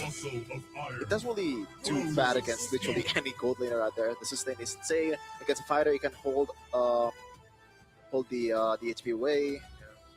They took out the Gatot, which means that Zeta's sort of warning Leon, hey, if you don't take up the Farsa, we'll pick up the Farsa now. But then I think Leon wouldn't mind. They already have the Yuzhong and the Hayabusa. Oh wow. Take it out. They really just want to apply the pressure. That's nuts. So they really just want to put Katsu on an uncomfortable pick. I am sensing a cheese pick here. All But right. what is it? Let's see the cheese. It is Kadita. Something we've been waiting for here on the desk. We've been talking about the Kadita. When it's going to show up, we assume maybe in the Swiss stage, but we get it a bit earlier, way earlier than expected. Day number 2, and it's from Katsu. Is this in Katsu's hero pool? I'm gonna have to double check because I've always known Katsu as more of like a Control mage, not really a dive. backline. Yeah. Hey, if this is the game that puts Katsu on the map with a Karita, an impressive one attack, considering that he's up against Yuzhong, Hayabusa, all that. But the Petrify would have been would be a huge value pickup. Yes. Hold on, they picked out the Kadita here. This opens up a flex towards the Hilda, right? It's not going to be necessarily towards the robe.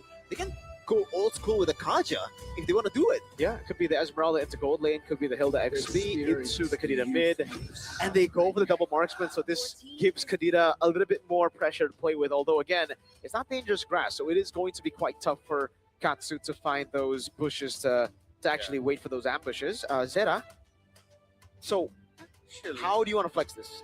Oh, never mind. I've already seen it. They go for Uranus. Wow, Uranus Esme. I like it. You like it? Okay. I like it. What are your thoughts? I'm not liking the Kadita. Literally, it's a... What's Mandiri in English again? Independent? Yeah, independent hero. It's a very independent hero in this case. There's literally zero setup aside from the Mount Chakra, maybe. Even that in itself, like, I don't think it's not gonna work that well too. Yeah. When we look up the lineup ratings, though, it seems like it's favoring Zeta. Early to late game potential, though, fall in favor. Actually, no, so quite even. Yeah, pretty much even there, just slightly. It's the damage potential that you're looking at for the lineup of Zeta, which, yeah, it does look good. It's unorthodox. It demands a lot from each individual player, but hey, Zeta said we're willing to do it, we're willing to play it, and we want to prove why we've made it to this point and that we can dance with the best of the best and get a chance to make it to the main stage. Leon and Zeta looking for redemption in this game number 1. Yeah, it's gonna be a tough matchup here, or a pretty good battle in the XP lane because Junichi has been the rising star of Zeta division. Meanwhile, Juviana is based by the community. Is clear-cut the best player in Lao region. Okay. Should be fun. Yep, it certainly is going to be fun for me, though. I still stand by my statement. I really like Zeta Division's composition. It's not the orthodox comp you would go for right now, but especially considering there's no Lunox on the other side, it's really good for brawls. And there's no one who can shred through the Esmeralda, no one who can shred through the Uranus, unless Granger gets enough Sky Piercer stacks. Now, that's already very difficult to get when you're up against an Esme. Yeah. But in game for Leon Esports, they can actually hold their own, right? They can kite Zeta Division to oblivion, man. Especially with this Hilda pick. Yes, you get the early pressure. Yes, you get that bush own, but the later the game goes, your utility is going to be very, very limited. As we're going to take a look at the emblems here, it's going to be a pull yourself together for Katsu. So Katsu is looking for more engages. Meanwhile, the bottom lane, Moiminet. Good Purify out of the Quad Shadow. Water is going to pick up the Gold Crab, and they have the wave really good to punish Wimanet later on. A very clear black and white story for these two teams. Zeta Division wants to end this game quick. Leon Esports can afford to stretch out the game, actually. If Zeta Division don't end this by the 15th minute, they're going to be in trouble up against that Granger and Kimmy. By the way, I like the choice of Lamach here going for Flicker. Yes, you're not going to be able to get away from the Petrify combo, but you get that little downtime if you buy that tough boots. You know, it reduces the CC duration by 25%, and that's pretty much going to be handy. Juviana, oh, what a reaction. Already used up, man. Like, that's big. Yeah. Good space provided. Zeta, they can take control of this without the Black Dragon form, but they have to wait for Water. They have to look for him. Look at the zone that they have. That's going to be fierce to have the Petrify over on Kani. The Shadow Kill as well. Breath of the Ocean doesn't land. Katsu still holding on to the angle. First blood over to Water. Jinzu able to escape. Now Red Tree battle. 10 or Water. It's Water who wins it out despite Breath of the Ocean, but they are able to find the pick on Juviana. Azaki goes in for the immobilization on Moiminet. That's it. So definitely a win for Leon Esports right now. I think it's a 1-to-1 kill trade. It does go towards the roamer, but a total is definitely welcome, although it's getting nerfed in this patch. Good pickup. by Zeta Division finds Jinzu, who was very overzealous. Yeah, this was the Zeta division that we were looking for yesterday. Still a little bit of nerves. Katsu, no way. Oh man, there's gonna be a kill just like that. Connie unable to get the trade back. Wow. That was surprising. Yeah, that was ballsy as well. Like, he could have died there, but no punishes at all from Zeta Division. Item build so far, nothing too crazy just yet. Maybe we can take a look at Katsu's item later on. I'm curious to see which one Katsu will prioritize. Is it going to be the Lightning Truncheon or the Genius one? It got buffed, both of them. Yeah. We'll see once it's full build. So you went Fury, Hammer, Sky Piercer as mentioned for the Granger. Now going to be building into the boots. The Dreadnought Armor Rush by Kani should help diminish the damage a little bit of the early game physical damage that Leon has. Zeta, I like how Kani and Katsu are constantly moving in the map. Hopefully that death onto Katsu won't lead to them being a little bit more cautious. I like that they're setting the tempo. I like that they're being aggressive because that opens up more possibilities for the team. I'm not a fan of how the laning has been for the Esmeralda 10. Now, Shocker Quad Shadow, beautifully used there by Water. There's a reason why his name is Water. He's just flowing the damage in. That's not a good analogy, but right now, Hilda. And Cho able to get the way the dragon in. Just as you talked about Water, that Cho is based on. Yeah. The man. Bruce. Why didn't you say Brucey? Why did you just call him Bruce? You guys are friends. Hey, that's my boy right there. My boy Bruce. My boy Bruce. Zeta Division need to recover a little bit. Death onto Katsu, now Kani twice means Leon Esports. Yeah, this is not going to be a good contest for Zeta. Wow. Bang! Katsu just gets the breath of the ocean with a Petrify as well. Oh, and Junichi steals the turtle. Once again, Junichi stepping up when it matters the most. A bit of a luck involved there as well, but he will take it, man. But Juviana, that was not very Juviana-like. The pure disrespect to Katsu's potential. Maybe, like, they're not really used to playing against Kadena as well. Yeah. I mean, to be fair for Juviana, no one would expect that he just full sent everything. Petrify was even used there by Katsu to take that Yuzhong down. Oh man, they're going to use the Poly Samun as well on Jinzu. A free turret down below, no trades. Only 200 gold lead for Zeta Division right now, all because of the fact that they were able to get the objective game early on. Water is just getting Zone out of his place, and it looks like 10 will be the one who secures that one. Another W for Zeta Division. Good recovery by Zeta. Now even going to the jungle of Leon Esports, despite the early kills that Leon has been getting, but that's 2 items already for that Granger. Hunter Strike just built up. So for Zeta, if ever they're going to end up in a big fight up against that Granger, they need to man mark that Granger as the priority. At least just send Junichi to eat up all of the bullets for everyone, because if he can freely hit, then it's not going to be good for Zeta. Who's going to stop Uranus and Esme right now, right? Like, they're going to have to play pure front to back, and that means Zeta's just going to get all the macro control all over the map. And Water cannot stand alone. Whoa, this is a new combo. Katsu tries to get the angle, to get the Petrify in. Yeah, at least there's signs of that. Katsu is very much, you know, he knows how the hero works. Yeah. Okay. Great little stunt there. But misses. 10, what now? All right, it's June just standing there doing what Uranus wants to do.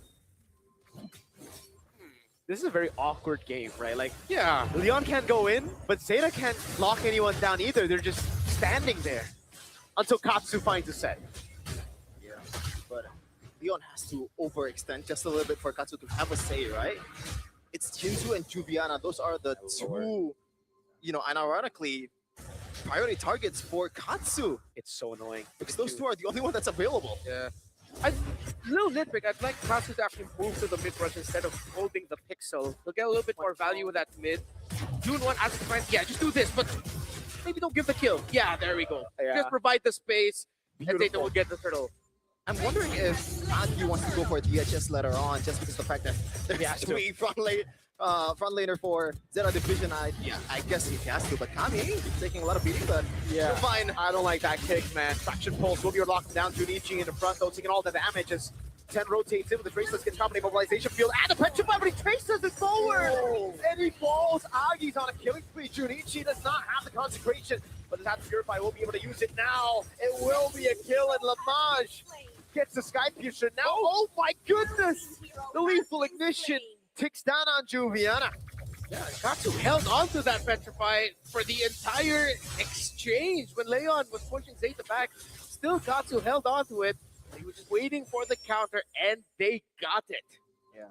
I'm not going to be surprised if Juviana and pretty much the whole front liners of Leon Esports is rushing towards Athena Shield just because the fact that Katsu's going to be there waiting for them to punish, especially before objective game, because that's going to be the big boys. That's very pivotal in winning the team fight for Leon Esports because they need that one to peel for the two squishy backliners. Yeah, but okay, going back to your previous point, as the game goes on, Zeta's window is closing. Leon, there you go. Now with the DHS onto Agi, they were not able to stop that Kimmy from getting farmed. Lamage is deathless as well. The frontliners of Zeta Division are not going to be as tanky as they used to be for the first 6-7 minutes of the game. They will still be a threat though. Oh no. Ah, Nice one, Renmar. Was it first? It's not on purpose, right? nope. Okay. Was it? You can say it is, though. Yeah. Sure. You guys didn't see it, but Mirko did the hand motion. And I'm disappointed. In 2026, man. 2026. I don't want to continue it. Yeah, but yeah, so far Zeta Division, although they are, as we said, have a ticking time bomb here, they still have the gold lead somehow, just with the fact that they're playing quote-unquote 2 fighter gold lanes. But in fact, it is 2 tank gold lanes. You gotta rely on Katsu and Ten to be able to deal the damage here. But how long can that go on? Oh, Katsu might have to use the rough waves. Gets it in time, but Jinju's waiting. Petrify. Oh, 4-man from Katsu. Gets caught by Fierce Dive, though, and that's a snack for Lamage. Not able to get a trade, and it's actually a good one. That's a huge song for a Kadena. Yeah, worked out at the end there, Stefan. Yeah, a bit of a misplay, I think, from Katsu. Katsu could have just hold on to the first kill and gets out after the wall. I think a bit of a misclick there before, Katsu was in the preferable position. Yeah. Seems like Katsu just decided then to accept the fact that I'm going to end up being a trade. I make sure. Oh my god. Yeah, that's the DHS. Oh my goodness! And it's the third stack. 30 on the Sky Piercer with the Dragon bringing it back now. Good flicker out of the Mountain Shocker as they go for Jinzu, but he's able to get out. Oh, that's a warning shot. Look at Moiminet just melting in front of that Kimmy. Junichi and Moiminet, their time is running out to be the stalwart hold of Zeta Division. As Leon Esports damage is now online, they're losing their window. Yeah, they are keeping on showing their fangs. Look at that. Moiminet caught. That's another stack. 40 halfway there, but they get the pick on water with water. Connie falling as well. 50 stacks for Lamage. They've got the win con. 10. Oh no, is holding a very, very scary angle. He goes in alone and he gets.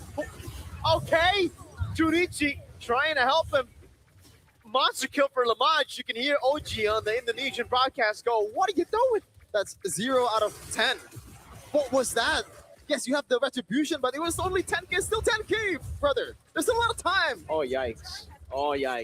I don't think he also expected Leon would stop for a moment. They were whittling it down, and then for just a second and a half or so, they stopped hitting the Lord. 10 went in. He's like, I'm going to get this. No, I can't steal it. It's still 10,000 health. Oh, God. And look at the gold lead right now. Leon Esports. What a turnaround. 2k gold lead. I expect the turnaround, but I didn't expect it to be this fast, Renmar. I think DHS has a lot to do with that. Yeah. I mean, we all reacted the moment the item got locked in for Kimmy. That was the clear-cut sign that Zeta Division's window, they had 1 or 2 sequences remaining to recover from it. And now, what we set up earlier, Zeta, early to mid, great. Maybe first 7 to 8 minutes in control. But once the Lord is up and if Agi is comfortable, then it's Leon's time. It's a late game now, and it looks bad for Zeta. I'm an XP lane player, right? Yeah. I'm thinking like how much of a chore it is to itemize against these 2 backliners of Leon Esports, man. It's magic. Oh, immobilization. They're going to shut it through him. Oh, man, the Kimmy Granger. Yeah, disgusting. Like, how do you deal with this one? There's literally no dive aside from Katsu, and Katsu does not have a lot of resources that that Katsu can use to dive into. Yeah, Black Dragon form used up. Good zoning now. Mountain Shocker. Enough to get them back, but they've already gone what they needed, right? It's a base turret take, although it's still okay for Zeta Division. It's not the far lane base turret. It is still a base turret, and Zeta don't really have the best of clear. 60 Sky Piercer stacks now Yikes. for Lamaj. Perfect game. Still continuing his great performances from yesterday. Now, Deathless, similar with the Kimmy. It's the question of how can they maximize a Petrify from the Kadita. Because that's gonna be the saving grace that they have. Lamaj is learning a thing or two from his cousin Haji because he is definitely a KDA machine here. Oh, that's true. Little fun fact about Lamaj, it was Haji himself who recommended him to Coach Bonchan and Coach S on In Twisted Minds to try him out, and they were impressed by the cousin of the KDA machine. Now we see him here with Leon Esports on the brink of winning game number 1 here up against Zeta Division. Now there's a Malefic Roar for 10. The thing is, yes, the damage is there for Zeta. The problem is, they kill one, there's still at least 2 more problems you have to deal with. You take out the Haya, you still have the Kimmy and the Granger. You take out the Granger, you have the Kimmy and Haya. Oh man. And it's a winner crown for the Granger now. So 60 stacks plus winner. Yeah, that's going to be a tough one for Zeta Division. And by the way, Juviana, actually, I don't think he rushes towards the Athena shield, but he does have the wings. So a single Katsu Rough Waves combo will not be able to kill him just yet. Tendo goes in again. Yeah, he's trying. Oh, wait, the Dragon the Flicker comboed in. Agi gets the Mega, and they're going to run wild on Junichi next. Water on him, can petrify, and it's Lamaj picking up the double. That's 80 stacks on the Sky Piercer. Looking for more. Might be able to flicker in. That's a triple. And a delayed Maniac as Connie tries to escape but gets gunned down by the Death Sonata. A Maniac for Lamaj. Oh my goodness, what a way to end the game right now. Zeta Division in the brink of a 0-4 start in the wildcard. Something that not a lot of people expected. But a lot of people expected this one. A win for Leon. Demanding was the lineup for Zeta because they had a very small window to work with. They wanted to go into Lord number 1 with a definitive lead, but they could not find it. And Leon got the items they needed for their Kimmy and their Granger and takes game 1. That pretty much went as we expected it to be. And look at the time, around 15 minutes as well. The story for the lineups of those two. Let's look at first at what happened from the early to mid, the good things that Zeta was doing. Really banked in on the fact that Kadita and Hilda together quite nasty early on. Yeah.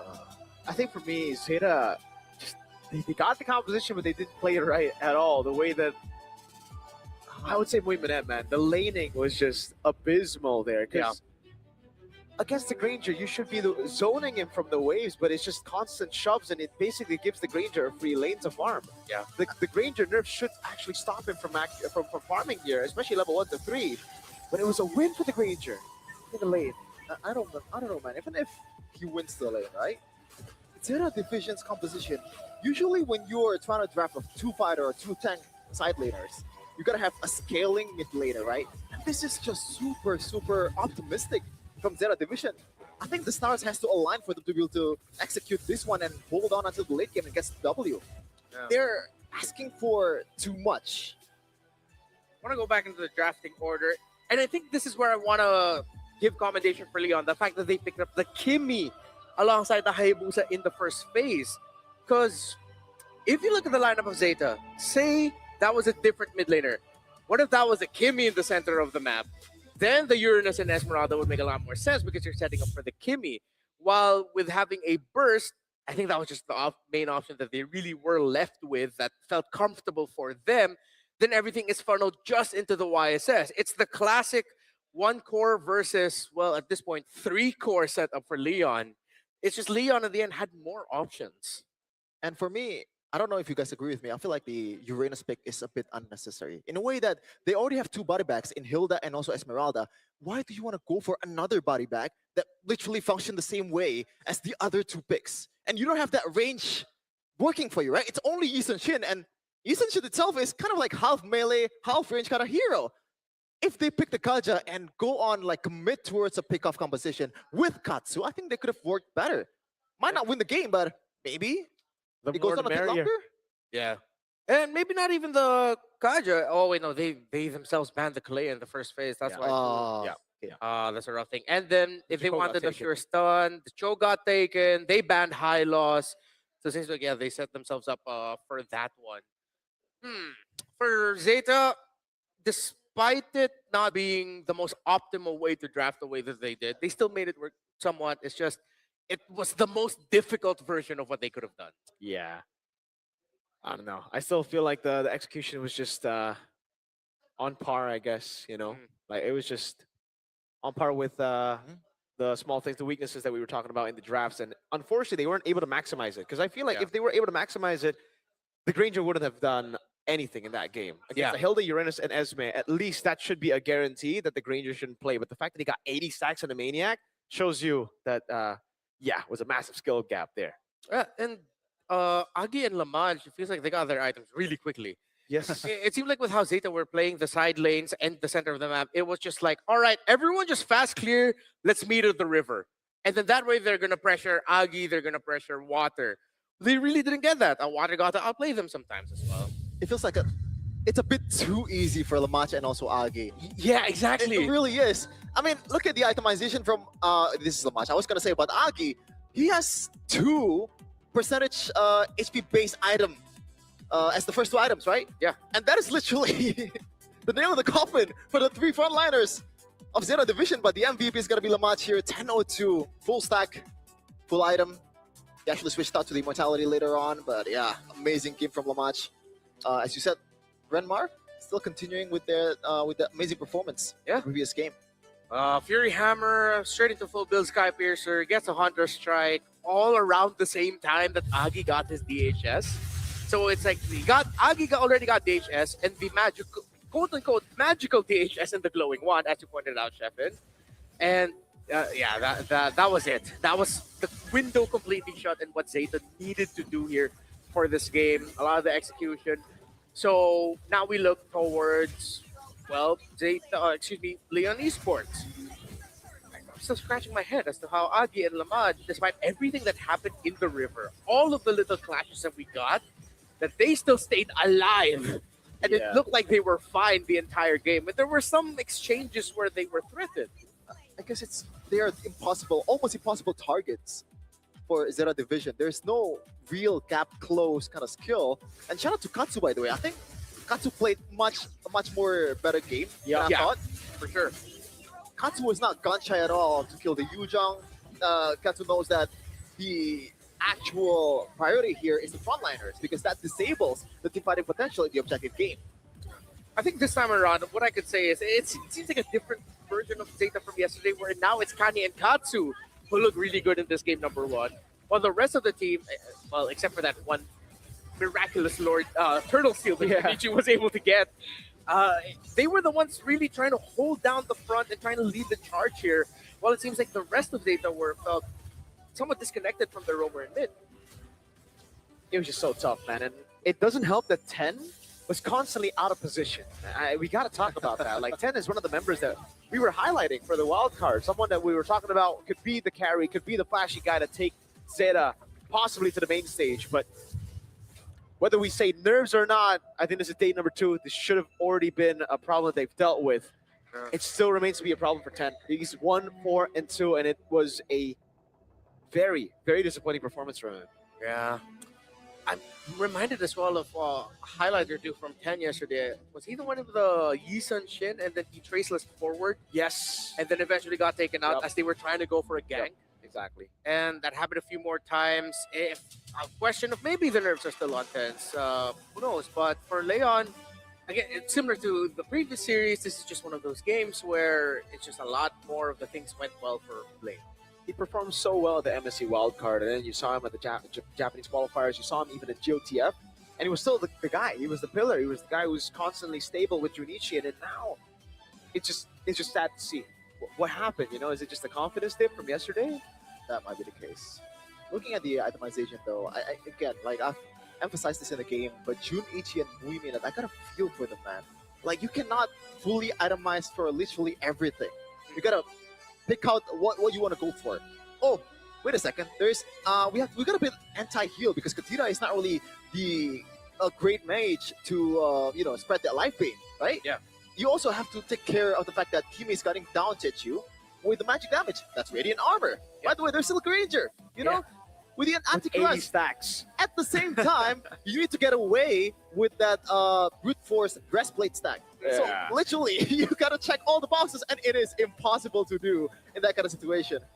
In the end, this might deserve a quick little show of praise there for Coach Byaku and the coaching staff, of course, of Leon Esports. The fact that they were able to draft in such a way that the main pillars of the front line of Zeta just could not find an opening. I want to revisit Water here. How did you feel about Water's performance here, Sheffin, compared to what he was able to show off against Boostgate yesterday?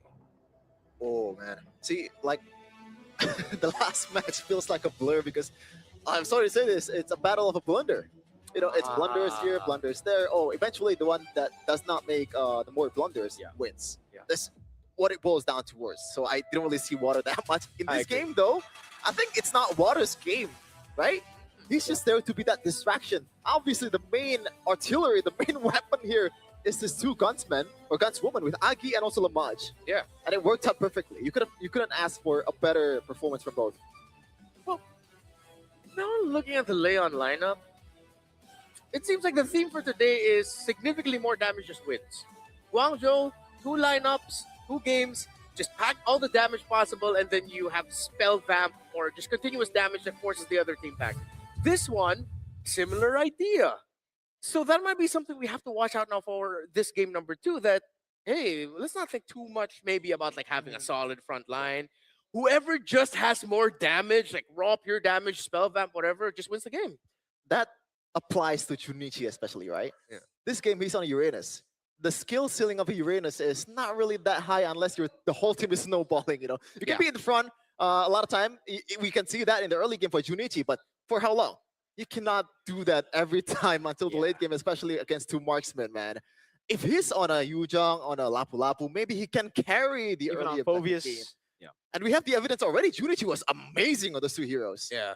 So maybe that's also another suggestion now for Zeta Division. If they're looking at their EXP laners, follow Chevin's advice and look for something more proactive for the EXP laner that has a much higher skill ceiling in terms of this ability kit. Yes, he was proactive with that Uranus, but you can only do so much throwing ionic edges and just standing in front. You're lacking that sheer damage, crowd control, that you're looking for. That was only game number 1. We still have a second game coming up. But hey, if you want a chance to win $20,000 US by what? Playing MLBB 1v1, download the Fairy Games app. Scan that. We're not kidding. You can win up to $20,000 Wow. just playing 1v1 MLBB. And there are many more prizes as well on the app. So go ahead and download the app right now. Download Fairy Games, win $20K and win many more prizes. What prizes, you may ask? Maybe they're going to give away some of those necklaces, man. I got one, a watch as well. Whoa. I did not get any of those, but now I will Favoritism. earn it. And hey, I just realized this. I wasn't able to point it out yesterday. The 1v1, you're not playing against real people. You're playing against AI, Hey. and you're comparing your score and performance with the rest of the world. Wow. Okay, that's a unique take in 1v1s. You know, I think this is actually something that Realize can do. Why? He's I don't know about that, man. The way the world is going right now, the AI might be better. Oh, You know oh what? my goodness. You know what? Yes. You know what? That's true. Never mind. Maybe Realize wouldn't do well here. So I think, you know what we need now? We need a Sheffin versus Realize 1v1. bro, I Sheffin mean- would I'm sorry. I'll put the 20K on him.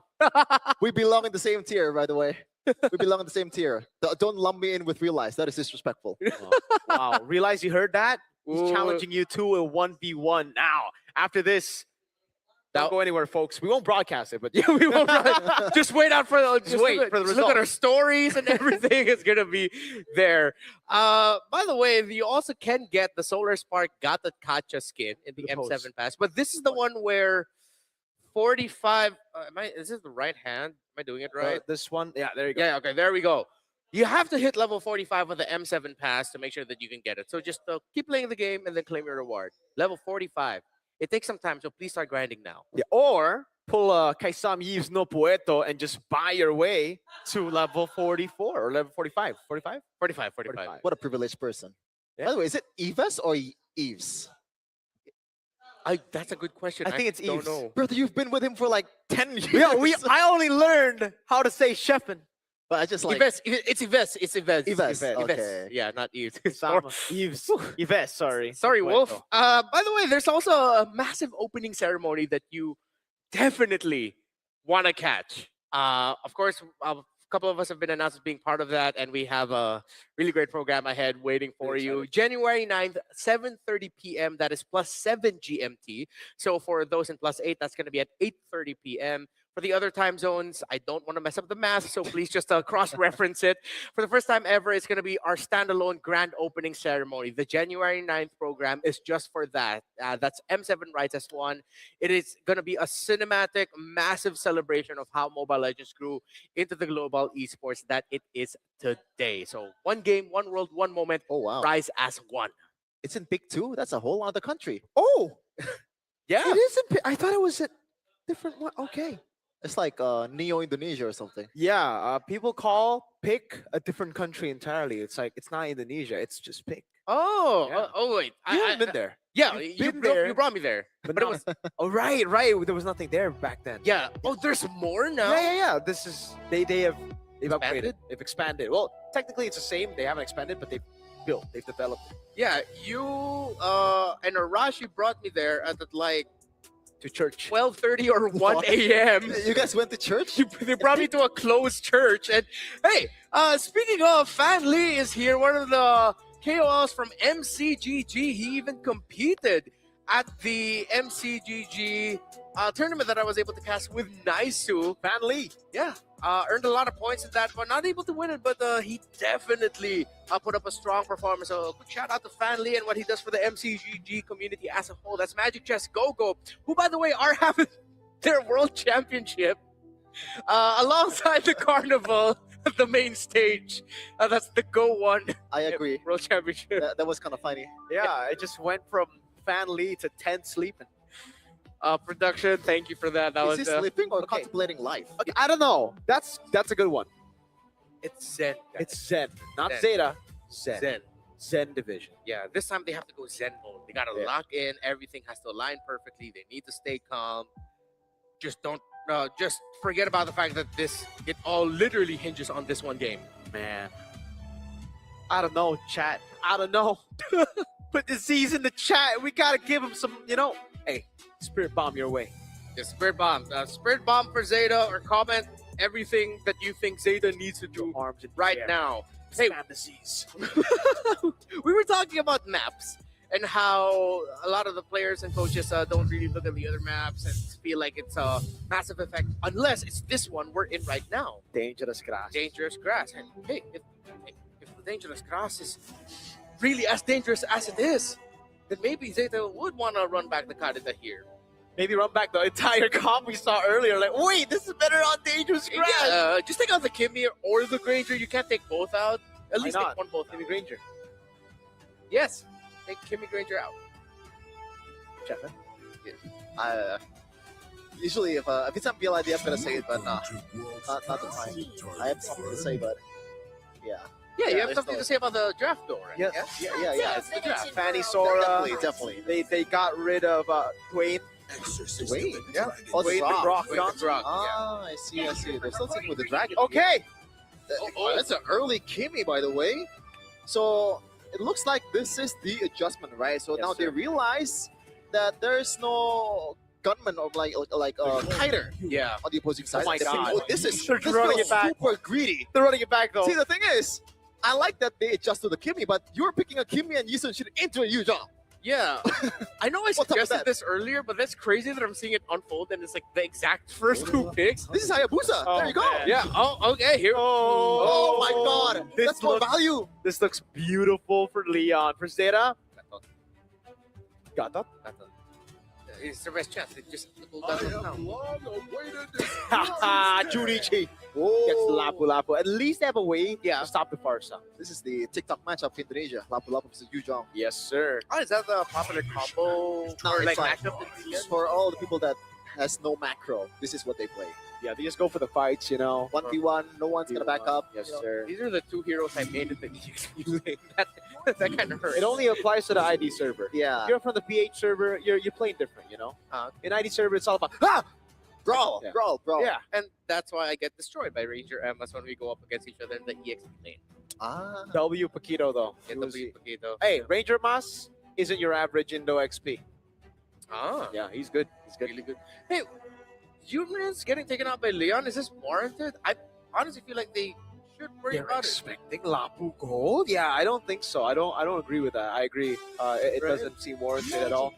But I think it's still gonna be a fighter gold though. At the end of the day, for Zera Division, there's it. Oh, for sure. Yeah. already two. It should be a Ruby. If we're looking at it right now, Yeah. against the Haya, against Yuzong, I would go Ruby. I would not go Uranus. or maybe they want to hold that until the last moment, whether to flex Lapu Lapu to gold lane.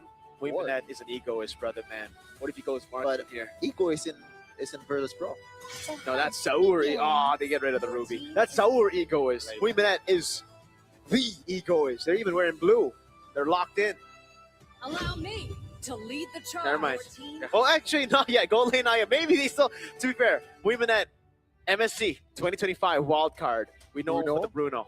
He's a top global Bruno, if I'm not mistaken. Yeah, I don't know if you want to make the Farsa even more valuable and the Hayabusa. But there's and a the Hilda Yuja. and a Lapu Lapu. No, listen. You're Listen. cooking too much. Yuzong, Haya, Farsa. They're gonna have to choose which one. If there are three different choices. Okay, never mind. Don't go Bruno. Don't No, go Bruno, you wait a minute, cannot. please. We have a battle in the Okay. grass. Okay, that's better. That's better.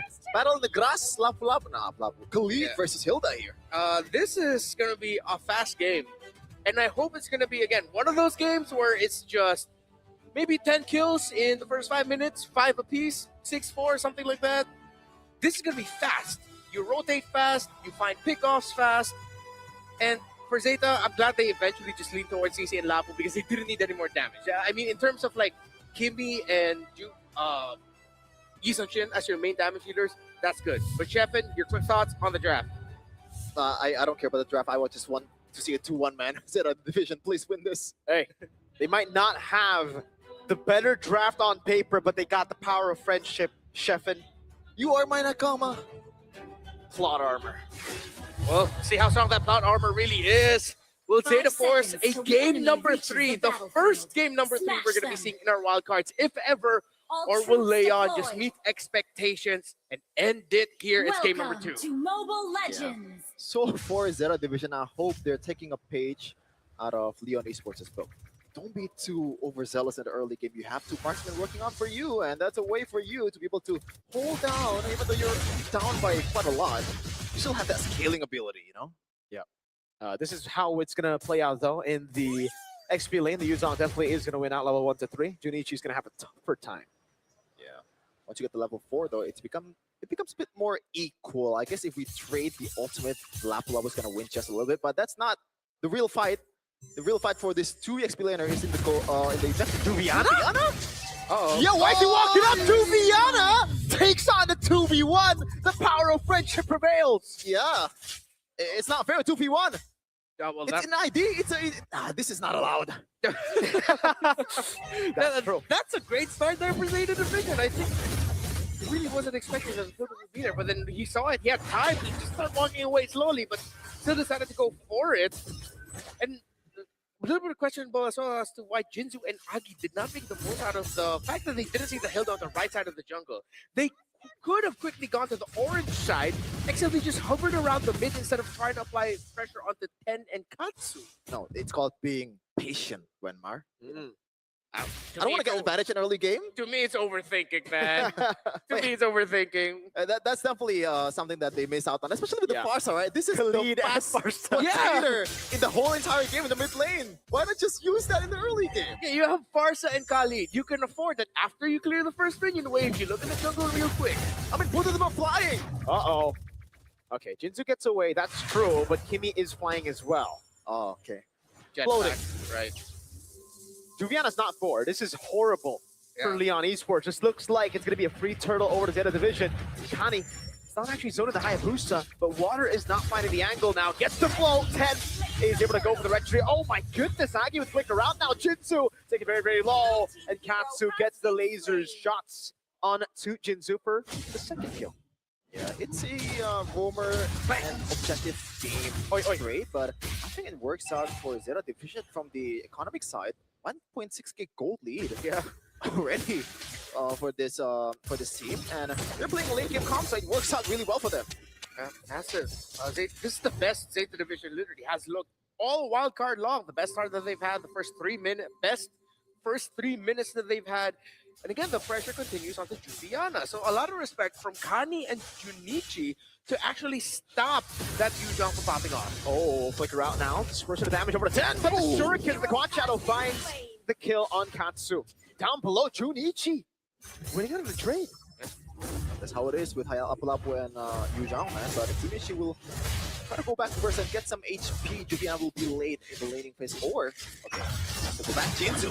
Raging Sandstorm, good trace this away, and Kani picks up the kill now as Agi tries to get a read on the movement of Kani, but he's too quick with it. Okay. Some Japanese here from Mirko. I'm not familiar with your game, but yeah, if it's Shout out to Khalid, Rashi. okay, if it's Khalid and Hilda, it's a battle of who owns the bush first, especially with the Farsight as well, right? This is a hero that, maybe a pseudo Kadira without the ultimate. You know, the first skill and second skill, that's a lot of pure burst damage in the early game. And Kimi cannot do that.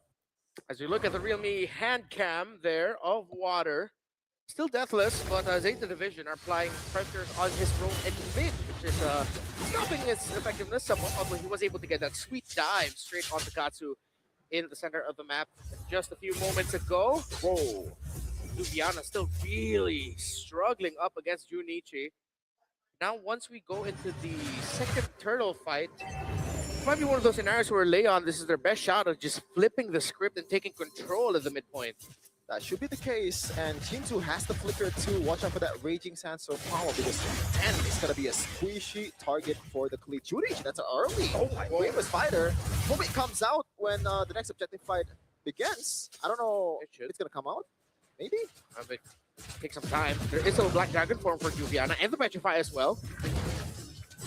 Okay, Black Dragon form used up now. Kani in the back line. Look at Agi. They're gonna have to use all their resources to defend Agi. Even the Raging Sandstorm let out 2 with a furious stab of the Petrify though. That's what they need. The Mountain Shocker lands. Junichi could not find the angle, and Zeta will lose their early lead to Leon Esports. That is proper disrespect, man. Yeah. You're just grouping up in front of Khalid like that? That's an easy picking free real estate for the Khalid. Yeah, it also didn't look like Katsu and 10 were completely on board with just going for that dive, that sequence. I thought they were giving space to 10, but now it's his jungle getting pressured. He was forced back. He couldn't complete that turtle take. That looked like a massive miscom by Zeta Division. Oh. Dive under turret, Mount a shot to pop the watch out of this land. 10 could time this. Can he get it on time? No, Water's too quick. Yeah, and all of a sudden the 1.6k gold lead is now shifted towards 200 for Leon Esports. Oh man, not looking good at all for Zeta Division, as I mentioned earlier though. They still can play with this 2 marksman comp, although there's a lot of solution on the other side. The dive is also nasty as well from Leon Esports, and they have a lot of range to work with. So as the game extends, that's going to be a similar story to the previous game. Leon, right on the moment we called it, they were able to find the turnaround, but it felt a little bit more just like, again, because of Zeta miscalculating their odds with forcing that sequence. So it's not dire straits. This doesn't mean that Leon will have full control of the game, although Zeta need to start looking at trying to find a way to get more towers down, as Leon has a 2-tower lead. Looking at the items though, nothing too crazy so far. Junichi, weird situation. Still fine. Yep. Water. Oh, Mountain Shocker lands as well. Water taken down by 10, and Kani. Lamage walks up here on the Esmeralda. The traction pulse will force out the flicker out from Lamage. Jinzu floating away, or surfing rather, sorry. Water is solidified by the Mountain Shocker, and you cannot get away from that situation, man. Gotta watch out. And I always say this is the Hayabusa disease. You thought you are more slick than you thought. Now Water is able to get back in time for that turtle. Zeta Division did not have the opportunity to take down a tower up top, so now they just have to force a full 5v5. They're gonna go on Turtle. Turtle number 1 was secured by Zeta. Turtle number 2 by Leon Esports. Now, the final turtle of the game. Black Dragon Farm gonna be used up with Quad Shadow already used. Junichi coming down with the Raging Sandstorm, and the Petrify locks him again for water to get the free retry. But Juviana will fall. Lamage shredded down. Ascani disrupts the backline. Will be able to flicker out. Kinsu. Oh no! You hate to see it. He goes on the wrong target, and now he has to eat the laser beams of Katsu. That's unfortunate, man. As we always say, that's a tilter and a half. Oh, Sheffin, you're a Khalid main. How do you feel about that? I'm feeling a lot of things. That's are pot going on my armor. mind. You know what? That's pot armor. Yeah. Oh, that's unfortunate. I'm pretty sure Kani, after that, he just let out a huge sigh of relief. I really thought that was it. Jinzu could have easily gotten him, but the enhanced basic attack went to a different member of Zeta. As Kani walked away, Zeta walks away with 2 kills. Still not going to be able to open up. Oh, Junichi! Just goes in. CC immune. Goes through him. Goes over the sun as well, but won't be. Oh, hold on now. He finally falls. All right. All right. That makes more sense. The turret does go down, though. Yeah. He just took it like a good boy. Aki didn't really attempt to get away from that situation. I guess he does not have the wings by wings. Yeah. You've got to count for that single dash of Lapu Lapu that can catch up to teamfight quite fast, man. Yeah, it felt like he just accepted it. He didn't even use his flicker out of there. Just like, okay, this is my life now. I'm sure. Sometimes in life, you just got to know when to accept defeat, you know? Yeah. Okay. He just knew that wasting the flicker and trying to get away would not have been worth it. Oh, wow. Oh, no. Oh, man. They just don't like Katsu. Mountain Shocker lands on Jinzu, but he's able to heal up for a bit. Ascani gets the kill back. It's a roam traded in for a mid laner, so good for Leon as they push in bottom wave as well. Not only it's a mid laner, it's a scaling mid laner. It's no longer the Gadita, it's a Kimi, so it's more value for Leon Esports. Although, wait, Zeta Division is up by 1.5k gold lead? Since when? Since that big swing with that team fight. Okay. When With the Jinzu plot got armor. taken down. Remember the plot armor? Plot armor. You don't remember the arcs of the show you're watching, man? Oh, God. This is wild card, man. It's supposed to be wild. Yeah. And, Oh, Sheffin is in the building. What's up? what's up, Sheffin? That's quick. That's quick, Sheffin. What? You're learning. Oh. Oh, the camera. Just realized.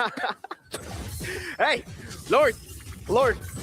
It's taken to, what the hell? Aki already canceled the feather airstrike in the back line. The point star move will be used on Junichi and Katsu taking him low, but there's no one to follow it up. Raging Sandstorm 10. Great traces away as the stun from Junichi won't land, but 10 is finally showing his fangs here. Now the Shadow Kill used up. The Black Dragon will fall from the skies. And this is the Nakamas of the region of Japan. Unfortunately, Leon Esports was not able to use their window quite properly. Everyone is just scattered and they go in one by one. That should not have happened. Holy friendship. It's working. The power of friendship is working out for Zeta Division. Anime arc on the way, maybe, but we can boil it down to why was Aki using his feathered airstrike way so early? And it looked like Lamage, the entry of Lamage, even he didn't expect that feathered airstrike to be dropped down right away and then canceled it right away. Yeah. The pendulum swings quickly here. It's the ego, man. You think it is a little bit of an ego thing coming in from Leon Esports? Could be. Right, Sheffin? Might be the case. And we're might be looking at the first ever 2-1 in wildcard after how many matches? That's right. This could be our first third game. 6 match? This is This is match 6. Yeah. All right. That's it. Oh, what? No. Whoa! Didn't this happen yesterday? The Black Dragon gonna use, like, bait it out. Guys, this is a lord. Like, they still need that resource. Yeah. And it's going to be a free charge into the mid lane. The Holy Shield will get him down, but they still have a... Oh, wait. No Black Dragon. Zeta... Okay, will not siege. They won't siege. Never mind. I'm actually surprised that they did not siege. Junichi still has the flicker. Junichi still has the Bravest Fighter too. They can just cheaply take that, but I guess they don't want to take the risk. Yeah. There's still a lot of resources aside from the Black Dragon for too. Usually in that scenario, I think they were looking at the feathered airstrike. If it was used by Agi early again, then they would have continued the siege. But the fact that Agi held onto it this time, they just decided not going to be worth it. The Farsa can easily clear. We're wasting time. Let's just retake control of the map here. I also like how they didn't quickly rush to clear the minion waves because now Leon Esports is forced to go out of the base a little bit, which increases the chances that Zeta might actually be able to find a little mishap play by Leon. I hear that. Whoa, Mirko, Win of Nature. Yeah, I like that with a nature purchase. Yeah. Oh, third item. Which is, in a way, kind of feels like a bit rushed, but you have to, right? Yeah. Hayabusa and also Yujon. This is probably the And best Khalid. divers in the game too. Yep, and there's no way you can get away from the Khalid, right? Yep. The Flicker, the Raging Sandstorm, it's gonna come at you. You're not gonna be quick enough to respond. Slow and steady management of the minion waves by Zeta Division. Leon Esports also not being too eager to try and show themselves in the map. Lamach hasn't died just yet, despite him on a quote-unquote frontliner here. I'm actually so impressed, but Katsu so far, no DHS just yet. Let's see if he actually decides to build that. Oh, it just makes sense that Katsu would eventually build into it. That's why I was expecting the DHS, but then he win the nature, so I was like, oh, okay, that makes Yeah. more sense though. Yeah, it does. It gives Leon a little bit more time to work with, though, but not a lot. Yeah. 5.5k gold lead for Zeta Division right now. They have all the control in the map here, and also the long lane going in for them. It's a matter of how you execute this Lord Dance, and there you go, on Shocker. They're rushing. On the Chaka, yeah, they're just gonna go for the blitz now. Evil Three Whoa. are landing on the back line. The Lord has already been taken down, and the traction pulse cancels out the healing.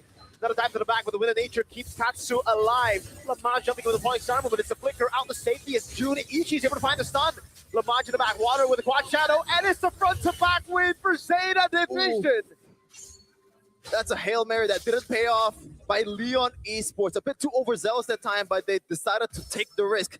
Now, this is the task. Can you defend? Lord charge in the mid lane. Kani gonna try to zone. Juniichi now with the Raven Spider on Water. Agi. Goes straight to it in the back line. It's Water who tries, but gets caught by the Mountain Shocker of 10 and the damage of Katsu. Lamage standing strong in the front. Still, no DHS, no shreds to deal with the Esmeralda, so they defend. Wow. Another chance to come back here for Leon Esports, but the chances are looking slimmer by the minute with how much item that Zeta Division has stacked up. BOD for 10. That is a big item spike, especially for the squishy members of Leon Esports. Because of the lead of Zeta Division, Agi now had to rush a Divine Glaive as well, just so that they could match somewhat the damage. Par for par, 10, Brave in front of Lamage's Esmeralda. Another feathered airstrike to help clear the minion waves and force Zeta Division back, who are now in full control of this game. Divine Glaive for Katsu. Wow. So Katsu skipped the DHS altogether, went straight for the Glaive instead. Interesting. So he decided to go for, or Katsu decided to go for a more like magic-based kind of build. The more DHS could still definitely work, right? Yeah, they can still go. He can still go DHS next. But it's not the DHS. Holy Crystal would have been too greedy, but at this point, I think Katsu is already really fine with, even if he doesn't get to the 5th item, these 4 are already set for them, considering that the Blade of Despair is already locked in. Full item build for the Yisun Shin. That is a big gap in the XP lane too. Especially in the jungle, 3.6k. Like I can't believe I just passed through that.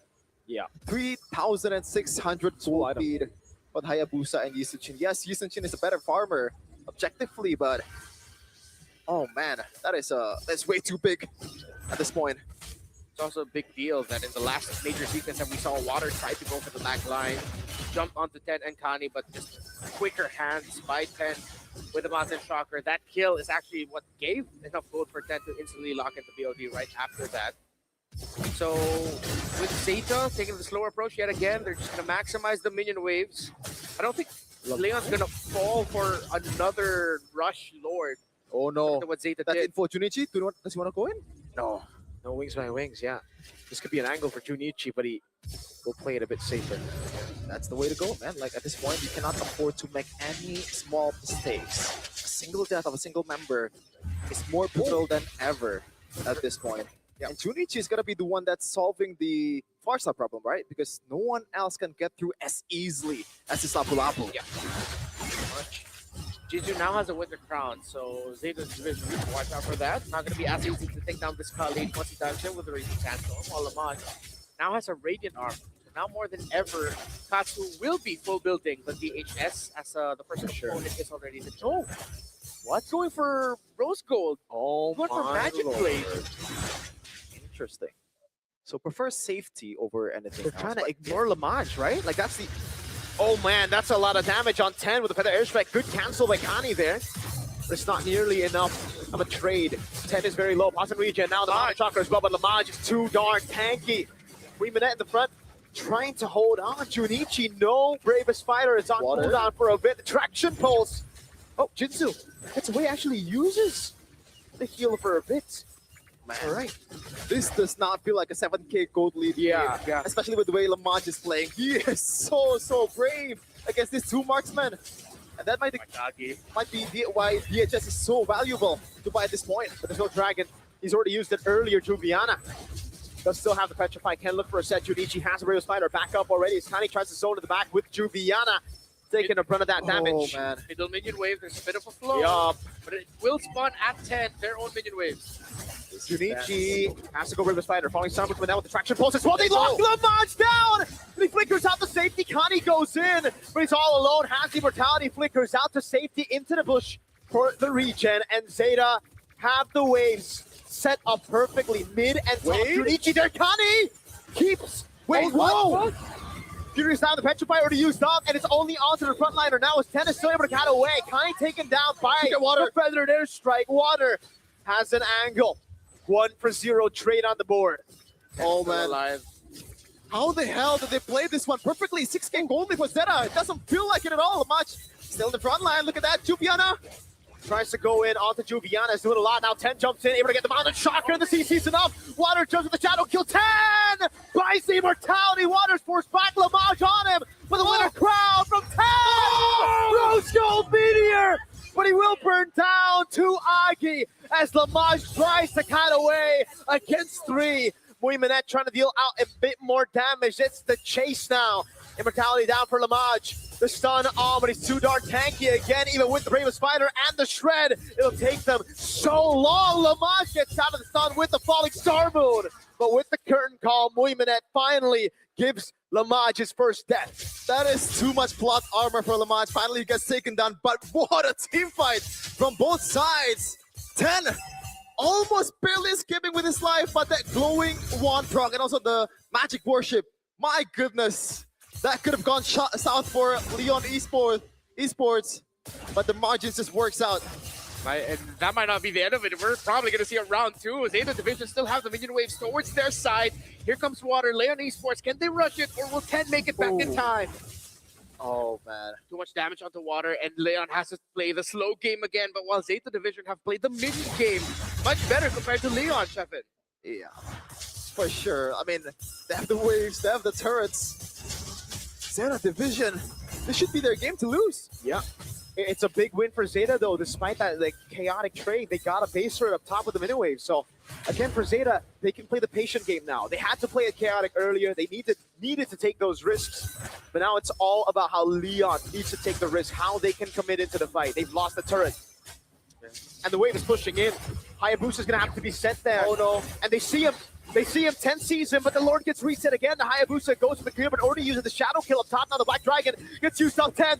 Can he go for the Red Tree Water? And the Petrify will stun 10 in the back for them to steal the Lord away. But Zeta will tear through the members of Leon Esports. It's a classic Lord 4-3 member trade of Lamage. Can he keep himself alive?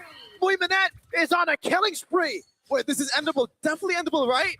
They're still managing the wave here. Zeta Division, the Lord comes up. They might be going for the top lane here.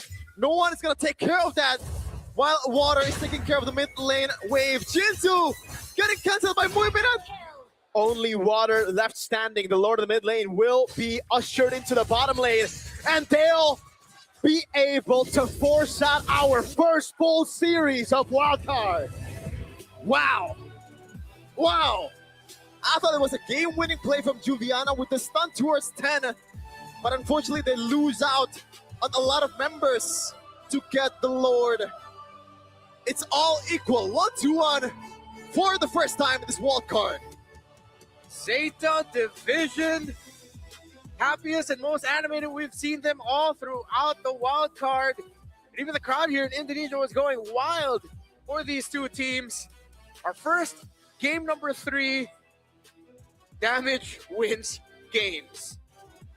And with this reaction, it is quite a big blow, it seems, for Leon. Expecting to get a clean sweep, but now Zeta are truly back in this series. 1-1. It all comes down to game number 3. And again, beautiful stuff with the Petrify there. Gives Water a free entrance into Lord Evolve. All of that damage. I think going into that fight, it looked like the two members diving in from Leon got stunned up, and then they just were forced to eat up the damage brought about by the Kimi and the Yi Sun-shin together. Nice. Zeta Division, it is not over yet for them. And I guess that Kimi getting rushed early on worked out for them in the end. Yeah, and it worked out, right? Junichi on a Lapu Lapu, that's the winning formula, it seems like. Oh, man. But I gotta shout out Lamach, man. He couldn't have played it better than that. The fact that he hasn't died for the whole, I don't know, like 18 minutes or so? Yeah. Out on Esmeralda against Akimi, against a Yi Sun-shin, that is, what? Yeah, in the end, that was only his second death. At the end of the game, he knew. He knew, even though Zeta had the damage, he's Lamach, bro. He's going to be fine. He can eat that up. But the rest of the team cannot. Yeah. I honestly feel like it was also because of no DHS being in the hands of Katsu. But yes, impressive stuff. It's bobbing and weaving, as Nice will put it, against Zeta. I'm looking forward to see the stat here on how much damage taken.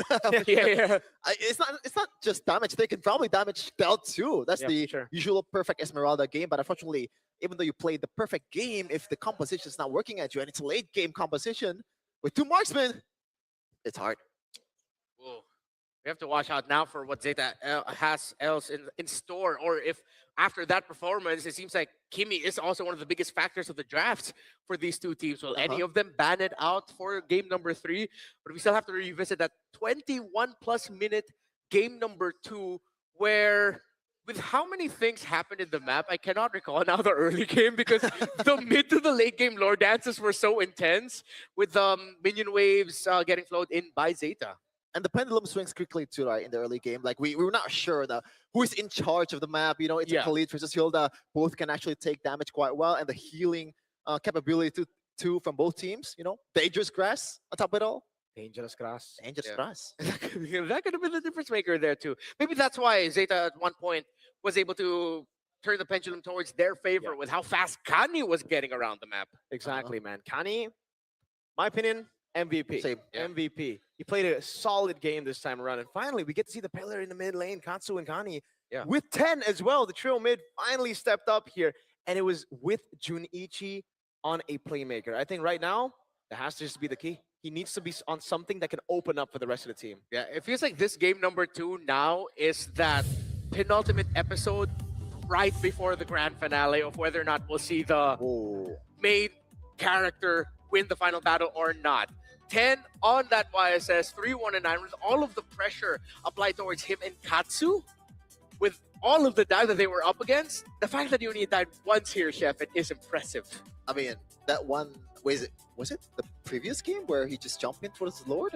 Yes. Okay, the previous game. Like, my memories get jumbled up with how insane of a game yeah, the right? game 2 was. But yeah, 10 actually did his job quite well too. Like, there are some moments where he's forced to take the Petrify. He's forced to get zoned out. But some of his micro skills with the item swaps and all that was pretty amazing as well. But I gotta say, it's still Kani for me, man. It's been quite a few times so far this wild card that my MVP is not the real me MVP. Yeah. I guess we just don't need to vote next time. I mean, with all of the candidates up there in the air, a lot of possibilities as well for this game. But definitely, this is the most complete Zeta game that we've seen in the wild card. Everything has finally aligned. Even Moe Minette walked away with a 7-2-6 KDA in this game, Whereas for majority of the wildcards so far, it seems like we've been wondering where Boy Minette has been. Oh man, Jinzu with checking the pool there. Oh, They got us. thank you. What moment was that? Which moment was that? Was when that he right couldn't there? get, when Oh. he couldn't get the basic attack on the hill. Oh, yeah. That was a remember some Black Sentence esports representatives from Latin America actually that got to witness that. Yeah, what an amazing game! Like but let's just skip to game number 3, please. You know? Yeah, I'd love to just skip to game number 3, man, because like the highlights are truly just highlights here, right? They're brawling it out for a lot of these fights until the wave up top. The turret up top gets taken out. Then you can see a little bit of just the Lord dance. But even then, it was more of a committal after seeing Water use the shadow kill up top. And honestly, I don't think we can break down the game enough unless we get a full-on replay. It's slow down. We can break it down little by little. Too much stuff is happening, and this is just they know what to do. Yeah. Like they lose out on the Lord, but they win the war. Again, for Zeta Division, they leveraged the lead that they had in terms of map control and the minion waves. While for Leon, instead of trying to find a deeper opening with deeper pushes with minions, they just cleared it, made it manageable, and hoped that they would win team fights. To the credit of Leon, again, with that Petrify there at the end, in the previous fights even before that, they were testing Zeta with every sequence. But then Zeta came in with their own flashes of brilliance, calling back to 10. You don't see him with a Winter Crown now or Immortality, but he was juggling those items around. Even Katsu, at one point, was on the way to a Rose Gold Meteor, had to juggle around to an Immortality. So Zeta also were showing off some great micro capabilities. That would be the game plan, right, for Katsu. Like, maybe try to bait some of the skills first. And maybe we can actually strike back. Not the one, Katsu is not the one who starts the team fight, or maybe Zeta Division is not the one who starts the team fight. They're waiting for a mistake from Leon Esports. And at that point, like, it's definitely better for you to wait for a forced mistake from Leon Esports because the waves are just pushing in all over the place for Zeta Division. Yeah, that makes a lot of sense because it looks like a lot of these fights were Leon deciding, okay, it's time. Everything is set up. We got a Petrify, we got our abilities in, we still have a Shadow Kill, Feathered Airstrike still going to be good. Okay, let's go. But then Zeta survived. Yep. Those moments where they, again, the value of having the Wind of Nature rush in by Katsu. The fact that at one point it was a Magic Blade. I can't recall if Katsu was able to full blade the Rose Gold Meteor, but then shuffling it out for an Immortality. Tense item shuffles as well. It all worked out for them in the end because eventually with the lead that they had with the minion waves, Leon had to fall back. It's a weird thing to say. I think the objective for Zeta Division in the late game is to not to win the team fight, but to not lose. Survive. Yeah. Survival, yeah. I agree. I think throughout the game we got to see, and especially that final moment, right? Well, not the final moment, the one that got them the base right up top, that ultimately got them the win. It was a bait technically from the Hilda. Yeah. They all rushed into Kani, seeing that Kani was low, and the fact that he was able to bob and weave, delay the inevitable, delay the fact that he was going to get taken down, baiting out the Raging Sandstorm, the Furious Dive Petrify that built up for the fight to be so long to a point where the Lord up top took the base turret down, and then after that, it was just all in. But yes, in the end, Leon were still able to get the Lord, but when they got the Lord, they had to use everything to defend and to get to 10. So with all the resources already being burnt out just for that one goal, it was easy for Katsu, for Junichi, for even Muiminette to clean up. Yeah. The more that we break down what happened in this game, the more I realize that it's pretty top class what Zeta was able to do here to pull off this victory. Not a lot of teams are willing to just play for survival. Usually it's either we lose this fight or we win this fight. We back off. Zeta said, have to win, right? We can just make sure that we don't lose and that they lose by blowing all of our abilities, and then we go forward. Even though Lamage many times was the last man standing, there was just no more follow-up because Leon used everything. Yeah, and now the stakes has never been higher for both teams, right? Because this is the make or break game, right? Technically, elimination. Well, they're all playing to qualify. A right? chance to qualify. They're not qualifying just yet because they already has 2-0 loss in their hands, but it's definitely gonna boost their chance to qualify by a significant margin, especially over the team that they've already won over. Yeah. To remind you all where these two teams are coming from. They're coming from Group A, wherein Team Zone and Boostgate are there as well. And going down 0-2 in series is significantly worse. While if you go 1-1, then that's going to be good. Now, there's a chance. Wait, man, we might end up having some tiebreakers there near the end, but we're getting ahead of ourselves. That's true, actually. Yeah, we Wait, could have tiebreakers. Is in that Group all on A. Shift 2? Huh? Is that all on the Shift 2 casters? Oh, let's Well, see. a turn, I Hey. realize.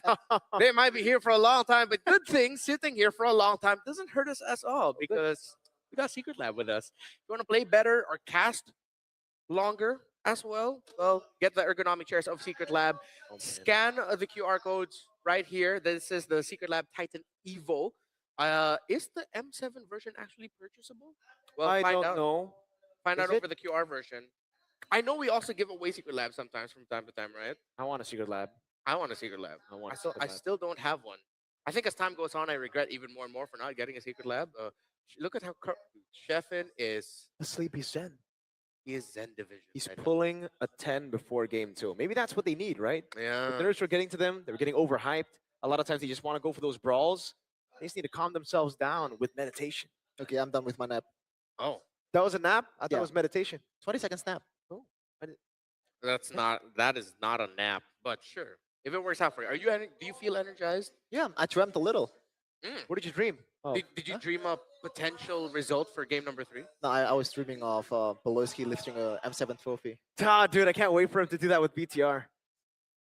What world did I find myself in with you two? Is this what happens after just multiple years of one region controlling the world championship? That this is the This is all Wow, on you gotta rub it in, huh? It's all on you guys. I'm not rubbing it down. I'm just wondering what's happening right now. Again, while we bicker here, you can also just hop on the pass right now in game. Best team in the world. It's yours. It'll just be there. Get the Thunder Ascendant skin. Just have to make sure you unlock it. If you hop into the pass and you're wondering how come you don't have the skin, it's because you haven't spent diamonds to unlock the pass. Mhm. It's literally, I'm not messing with you. Go on your app right now, I ain't playing with you. purchase the pass, I and ain't you playing have the with you. skin. What was that? I ain't playing with you. Is that a this- reference? Is I don't this- know. Is Okay. this how you? Is this Yeah. how I sound like to you? What? I'm playing with you. I ain't playing with you. I'm not hurt. If that is an impression of me, then you No, have it's me all not- it's wrong. This definitely is what I sound like truly. You also have the Cosmic Finality skin. This is the leveled up version. Remember, every M7 skin that you have for the main hero has 2 versions of it. You have the very nice normal version, then you have the upgraded version at level 75 in the pass. And it's way better. It's not ESL. Dude, we saw it in game 1. He got a maniac, right? Yesterday, the Yeah. Granger game was not too good. This time, it's amazing. And you get to see the effects. Yes, Yeah. the Death Sonata effects are really good. The Rhapsody as well. Even just walking, dude. The guy's just Yeah, It is brimming with aura. it is. aura. Yeah. It is. The M series skins are usually some of the most flashiest that we get. Mhm. I remember at one point, some people, I can't recall what it was. I think it was the Yuzhong one in M5. When people brought up, it's like, hey, how come when I go up against this Yuzhong skin, I'm lagging? Then maybe get yourself an upgrade, upgrade with the real me phone, get the 15 Pro with that AI. So let's revisit some keys to victory here, this time for Leon. Clean up mid to late game execution and stop giving up leads too easily. We haven't really seen this yet from them because in the previous game, they were crawling back. So let's look at this one. Target Zeta support duo early to create openings across the map. I feel like this is the one that they really Yeah, have to yep. hold on to the most. It feels like they have the blueprint to victory in the game number 1, right? Yeah. Now they have a better way to execute it with Khalid and also Farside, and they didn't use it for some reason. And that is Yeah. why Kani was able to be so dominant in the bushes. Also enhanced with the fact that it's a dangerous grass map. It works out for the Hilda better than the Khalid. Yeah. Let's see if we're gonna end up in dangerous grass again. As Oh, 10 that's and good. June 1 now, have to be more careful because Leon would look into baiting those two out and overextending. This time around, a lot more control from 10 and even Junichi to be able to say, hey, you're not gonna pick us off that easily. We know how important we are to this composition. As we head into the draft, my biggest question is who's getting Kimmy? I feel like Kimmy's gonna be the key to the draft here. I don't. Do you want to first pick Kimmy though, right? Like, cause okay, we'll see the side selection. We'll see the map first, okay? Because dangerous grass actually impacts the whole thing. Yeah. Hilda for Kani. Oh! The plot armor. And I think The plot, bro. the main reason of Kimi being such a high commodity in this series specifically is the Yushin and also the Eve ban, right? If those two are not banned, then they have a lot more option to play with. But with those two constantly getting taken out, you're forced to trading either someone's gonna get the continuous damage Oh from the my Kimmy lord. or the other one's gonna get the Then burst play the damage of hero. someone. Oh. Wait, are they really setting up for no? It's not gonna be Kimmy first pick right There's away, a right? Eve open now, so it's like, Yeah. I don't think the prio should be. Uh-huh. Well, maybe they could just go first pick Eve because there's no Yuzong on the other side. That might be the case. Yes. But it's gonna be one of those rare scenarios where I'm very happy to see a Valentina answer right away. Sir, Because what's your not only command? are you stealing away the real world manipulation, you're blocking a lots of the best partners that you have for the Eve. among that the AoE and zone. planes There you go. exists There's the Eve. equilibrium. I think Zeta should just jump on a Valentina pick right now. I'm Go not Hilda first, sure no? about that. Hilda and Hayabusa, maybe. Ooh, I don't know about Hayabusa though. With no Yuzong, don't you want to go Yi Sun Shin again? Oh. Ah, Oh, wow. I With don't an Esme. Esme? I mean, it was the biggest, Lamach was playing it beautifully in the first game, or second game. So maybe they want to take it away from him, but I don't know if that's warranting a first pick. There are bigger fishes to fry in the situation. I think with them picking up the Esmeralda, you block out things like the Lapu. That's You can true. manage with it a little bit better. You don't have to go up against it. And you can still flex this if ever. Put the Esmeralda in the gold lane, but better proactive pick for Junichi The in the XP relentless lane. flow of time's continuum. Oh, wow. I am Wow. a constant that breaks the tide. So this could still be an Esmeralda gold, by the way, especially with the Yi Sun Shin. I think picking up a mid laner will be the best choice right now. Just try to utilize the flex on the Esme, but they go Hylos. Wait. They didn't need to pick up the Hylos now. Yeah, I don't think it was that. Oh, okay. Leon would not Yeah. ban it out. My biggest concern is, once again, the mid hero for Katsu. Exactly. Yeah. Do they want to? Well, to be honest, the Kadena here is just slightly better because I don't it's think not you because wanna- of Eve, And but it's dangerous grass. yeah, there's a lot of caveat to it. Yeah, yeah. Are they willing to play a Kadita again after failing in game number 1 in the decider? And once again, there's no proper set. Yes, you have the glorious pathway to catch up, Yeah. but it's still very much telegraphed. Yeah. For sure. If they're gonna go Cathedral again, they have to get the CC because they need that extra little bit of setup that can help tie the members of Leon together. It makes it easier to pull off the combo, the say CC and the Kadita together. I still really want to see the Valentina. This is why I was expecting that they maybe pick it up earlier or in the third Oh. pick.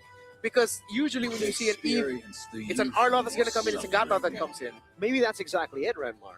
Maybe they still have the option of either Valentina or Farsa right now, so they don't pick up the mid laner first because they can still go Valentina later. Yeah. Now the Lunox gets taken out actually, and Zeta can still go Phobius XP against the Arlen. Yes, Phobius would be a great pickup too against the Eve.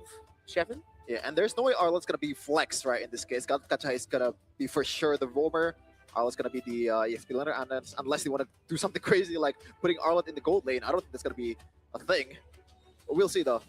So for Zeta division right now, I still think they should hide the flex towards the Esmeralda, and that is why they're picking a Farsa. Yep. It's a good counter towards the Eve. Oh no. I mean, makes sense, but it's just like, I'm kind of like feeling a deja vu with Yeah. RLG. Oh yeah, that's true. That's true. But I honestly feel like the composition works. Yes. Unlike when it was picked up by RLG, it looked like a desperate move or more of like a all right, it's comfort. And it's also a good deny pick because the Claude could actually be a really good pick for Zeta Division to try to get behind the Eve during the real world manipulation with a blink. What then does Zeta want to put in the gold or EXP lane? I think right now, Cho? Does that show work? I personally think a Harith is okay as well in the gold lane if they want to go Esmeralda XP. Yes, it'll be a lot of damage, especially against the Joy. Ooh, Oh, it's gonna be rough. this has to be because they go Phobius, you get the value too. It's more on the early game value. Honestly, I think just go Ruby. That might be the case That's too. a good pick. Yes, I don't sir. think you should pick a marksman here with the Yeah. amount of dive and also long range artillery that's going to come at you. That's just shooting yourself in the foot, but wait a minute. He's known for the Bruno.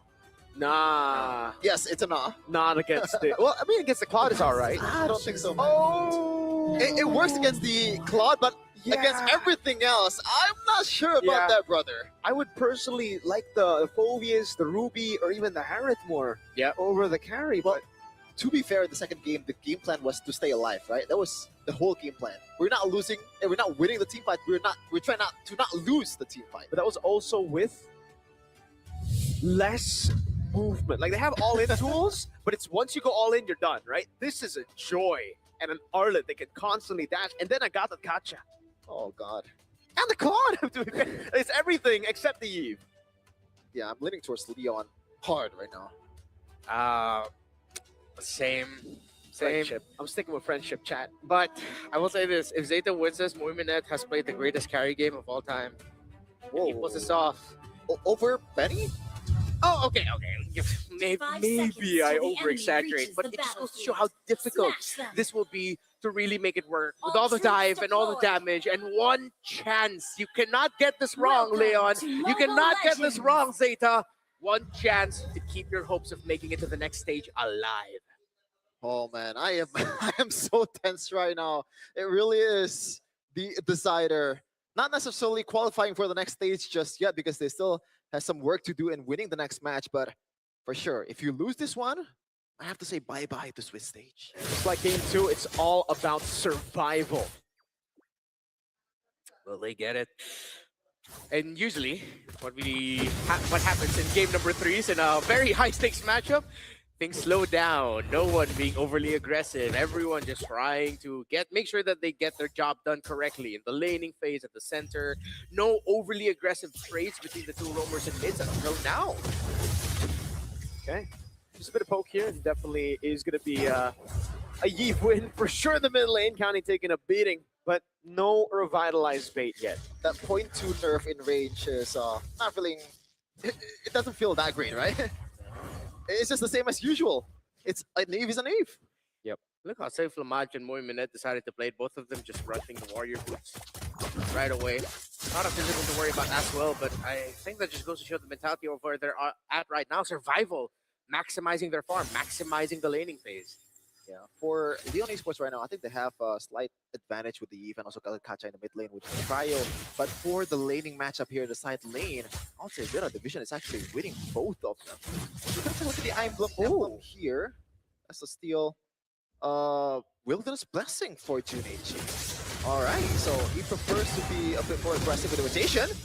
Katsu's going to go wings by wings out of there. And I like the fact that the Put Yourself Together now is chosen by Katsu, but on a flicker. Yeah.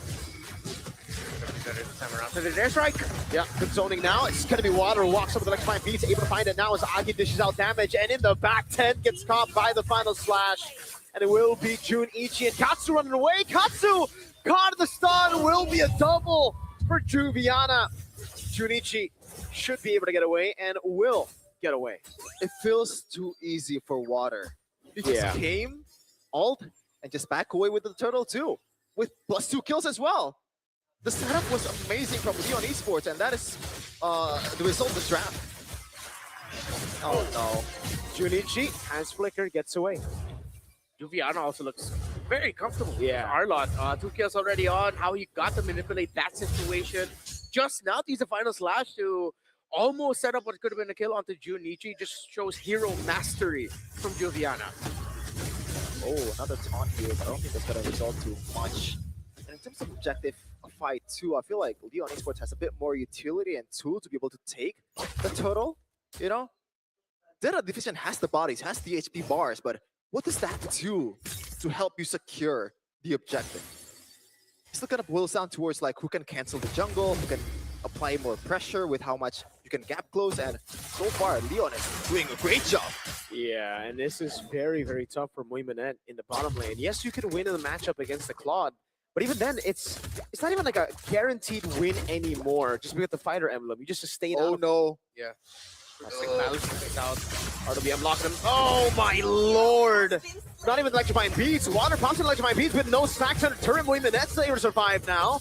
Yeah, I'm not too sure about this. Moimanet's still surviving for a long time, but still, Kani was a bit late up top. It's a trade. At least they get Juviana. Oh man, read up like a children's book. That rotation is just too, in a way, kind of naive. I guess he took the long route, but you missed out on the wings by wings, and that's an easy punish for Leon Esports. Agi and Water rotating more together in this game, and they've been reading rotations of Zeta, especially Katsu, well. No, not again. Oh Not man, again. what a taunt by Jitsu again! And it's a Gato Kacha. He's actually going to be taken out. The final slash dodge away from Water, taken out by 10. And Zeta look alive. Instead of his play there, I think they missed out on a single dash, or Water missed out on one.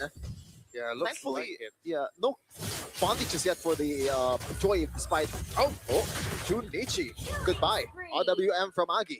Yeah, Agi has been keeping Leon's house alive here so far. Best player in the team, but of course Jinzu also carrying his own weight. Of course, that dash is what stopped that taunt from being able to get the retry off. Meaning that Leon still has good control because of the big objectives and the kills that they've been getting. Zeta cannot afford to just keep trying to trade little kills here and there. They're gonna have to find a commanding team fight win at some point. Yeah, I feel like one of the hard job task for some of the frontliners of Leon Esports, no, not Leon Esports, Zeta Division is to spot up where the hell is Water. It's not an easy thing to do, but somehow you always have to mirror him and know where he is on the map. Don't think Kani's going to get oh wait, never mind, that changes a lot, and it will be enough to take him down. Kani, 5 seconds on Revitalize now, moving at the bottom lane, will not be able to survive. That is a lot of damage. Yep, a lot. Is it Genius 1 first item? I think so, yes. Yeah. Looking at the dice for the Joy. Yep. Oh my lord, June, gonna get it. Oh, perfect timing, right as the cannon gets taken out. Falling Star Moon dodged away from 10. Ooh, good flicker from Agi. Good trace us out. Final slash into the AOG. Whoa. Traces in time now. No peel though. They cannot get rid of the dashes. 10 still falls. So much gap close. Junichi surviving the Federers coming down, but June flickers out, plays into Duet from Lavage. Boymanet holds them down to Viana. Still with the vengeance, back to back to back. And now with the final slash, Katsu taking it down 11-3. Leon Esports are running wild on Zeta.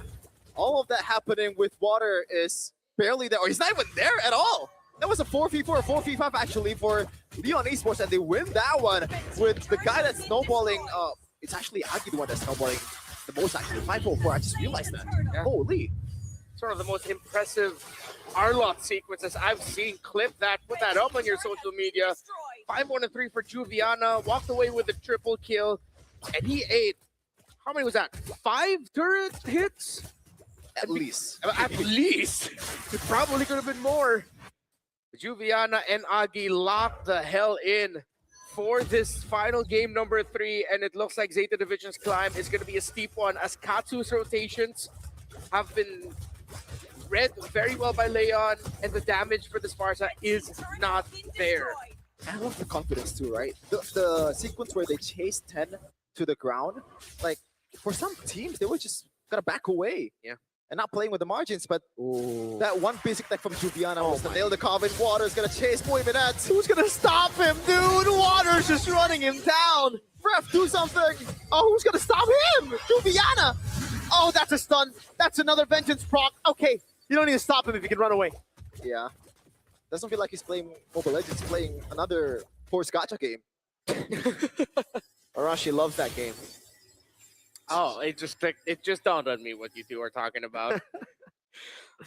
A lot of stray bullets as well for Arashi. No, No, we're just referencing it. We're can't wait to see you here in the wild card, buddy. A stun. Oh no! Final slash. No, the horse! No! 0-4 and 0, Connie. Train your horse more. Seems like Leon Esports has made this look easy now for this game number 3. That was an actual Oh, that was a really good read. it. On the mountain shotgun with the revitalize. No way. Out heals the damage and dude placing away from Lamage. Into the AOG. Boymanet running away, but Water.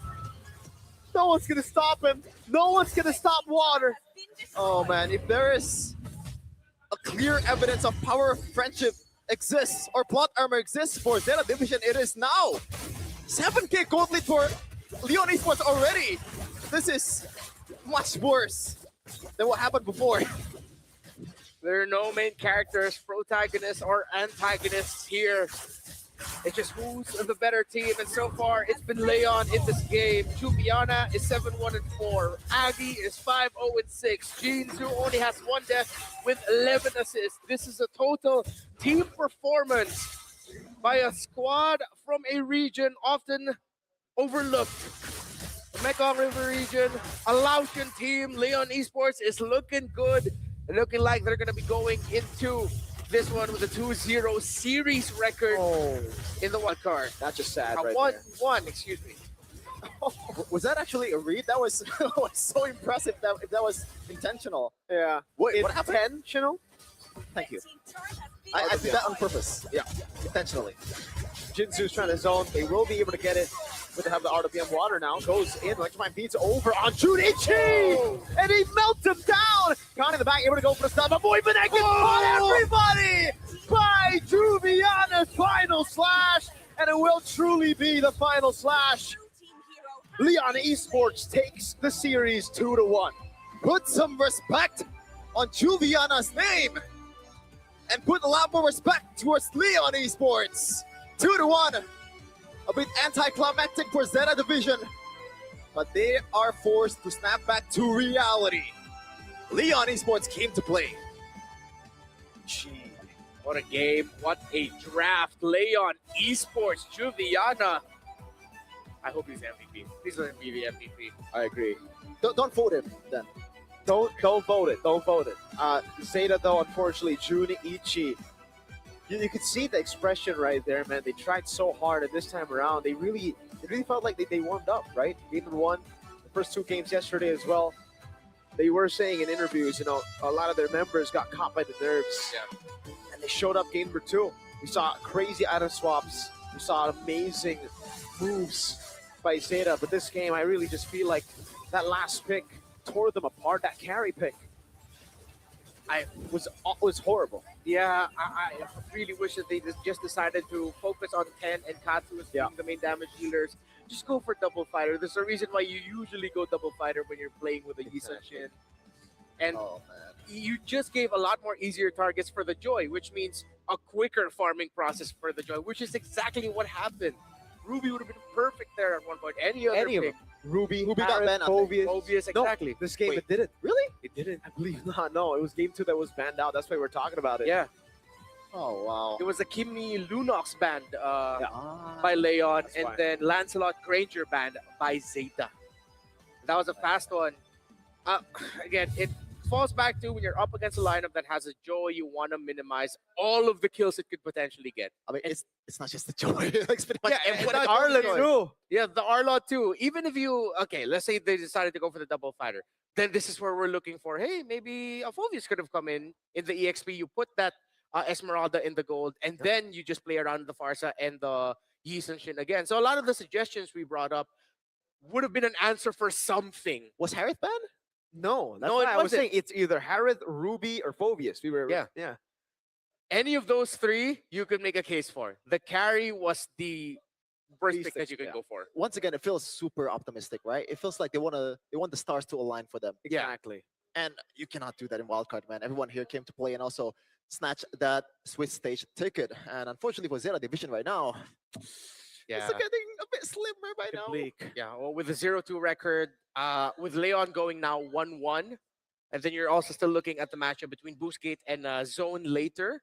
Leon definitely still has a chance because now they're going to have to get a winning record up against either they already lost to Boostgate, so Zone is going to be their last opponent in the wild card for the group stage of it. While Zeta now are just going to be looking to win with pride, at least walk away with a 1-2 record instead of an 0-3 as they have one more series coming up. Unfortunate, I feel like this is an unfortunate result to what could have been a terrific ending, Definitely, yeah. a much closer ending between these two teams. Yeah. It was anticlimactic after seeing Sure. game number 2, you know, how intense it was. But it just shows you that Leon can be consistent. They learned from their matchup against Boostgate yesterday, right? All the inconsistencies, even in the draft, I feel they really worked on the errors and the mistakes from yesterday. Yeah, that last two picks from Leon Esports just beautiful. Pretty much. Oh man.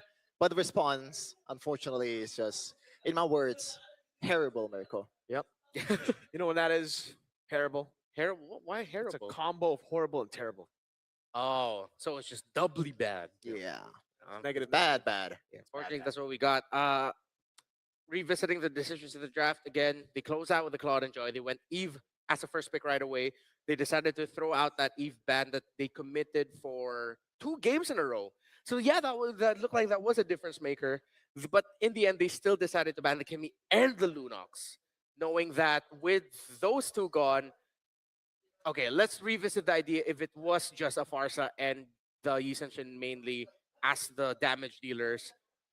That would have been tough. It would have still been tough. Yes, it would have been tough. I think Zeta then decided to bank on the idea of we need more damage. It cannot be just these two because really it's just gonna be the Yi Sun Shin. Because Katsu is gonna get it's gonna take some time for Katsu to get items and he's gonna be shut down, which is exactly what happened. Whatever they talked about backstage to read Katsu's rotations, it was perfect. For sure. Yep. And I play a bit of a youth myself, okay? And I feel like I prefer going up against the Lunox and also the Kimi over the Farsa in a way. Yeah. So yes. why the bans? I think it's just because they were like, all right, we have a Joy and an Arlet. We know this Farsa is gonna get cooked. Yeah. That's why I was also on the same boat as Redmar when he said Valentina. I'm like, okay, so that's why it should be a Valentina a bit safer, should be able to deal with it. Plus either Ruby or Harith, and then they can play pure front to back with a Valentina to peel and with a Harith Yisun Chin. Yeah, and remember in the heyday of Joy, Valentina was always in the equation somewhere, usually against it, because you get the Joy ultimate not only as an escape, but it's also your main damage dealing tool when you're a Joy cosplay as a Valentina, which is I really expected that to be coming in the draft. Even in the first 2 picks, I would not have minded. It would have been greedy, but I would not have minded at that So point. You many good already see ults. so many good ults. RWM, AOG, Final Slash, Electrifying Beats in the end as well. Yeah. Everything was solid. The third pick eventually became the high loss. Yeah, I think that was the biggest mistake Yeah. on their side. And it was a dangerous grass map, right? It was. It was There's still a lot of options that can replace the Hylos. There's literally a Hilda. Yep. Hilda wasn't banned, I don't believe it. Hilda was wasn't banned. They themselves banned out the Kalea, okay. Yeah. But then I think they doubled down on the idea that when you're up against a Gata Kacha, you need to go up against a high loss because it's the only other roamer that packs Revitalize, which I feel like they could have gone for something else. Yeah. They leaned in too hard to that idea. It's heartbreaking every time we try to recap a game such as this. The decisions, the little decisions that could have made a bigger difference. But this man, I feel like, in whatever universe we found ourselves in whatever pick that was, he still would have been an absolute menace to deal with. Oh, for sure. A well-deserved MVP for Juliana. Hey, maybe there's a lot of scouts out there that wants to take this guy to their team. You know, it's showing a lot of promise here. And from the community also, he was crowned as the best player in Laos or Mekong region. Yeah. Apparently. Yeah, and he has been in the scene for quite a long time. Wow. When for the majority of the time, if I'm not mistaken, it was Nightmare Esports. Was he a Nightmare? The constant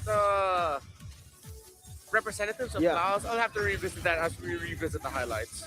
Yeah, this is just they were kind of doomed right from the get-go, man. And Water somehow, some way, just comes up in the perfect time.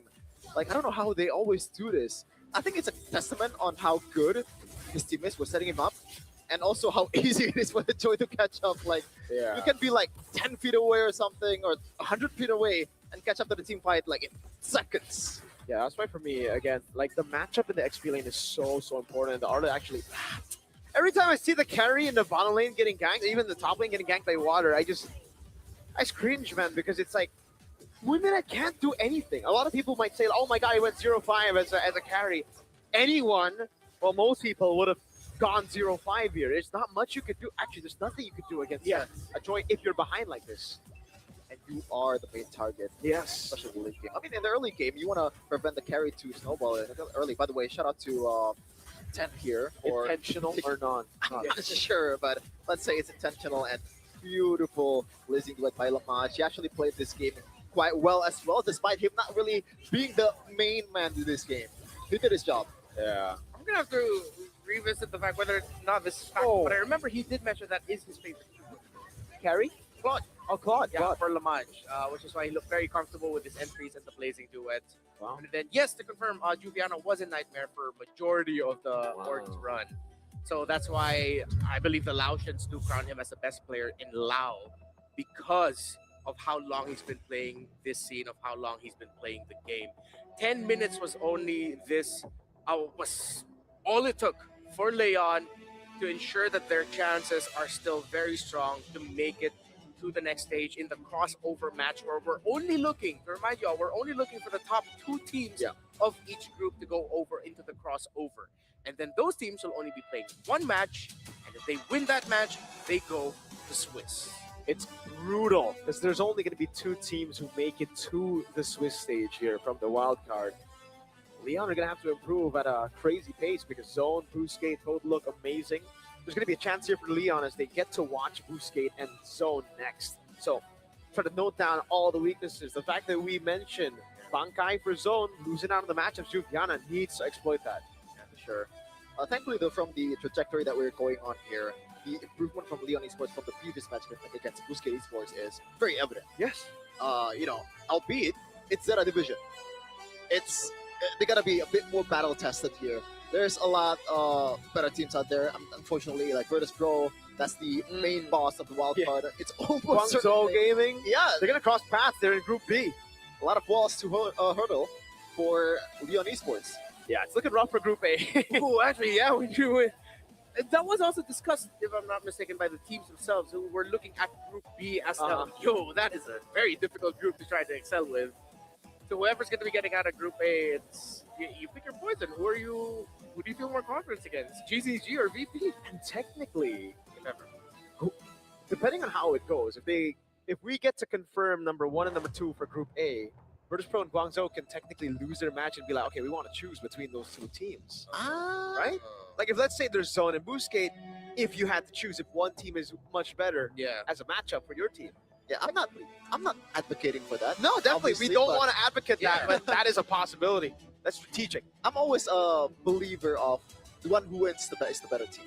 You know, maybe not in all cases, but let's just pretend. What if you get a win? What if you want to win against a team that you have a better chance of winning against? Like a rock paper scissors thing? Yeah. Oh god. Right? Don't make this a bit more complicated than it is. It's the wild card, baby. In the Philippines, we just win. Oh my god. Hey, Redmar. Hey. What color is your Piala president? What color is your MDL Indonesia 2-time, by the way? Undefeated in M Series, by the way. I can tell you the color. colors of all the M Series World trophies we have.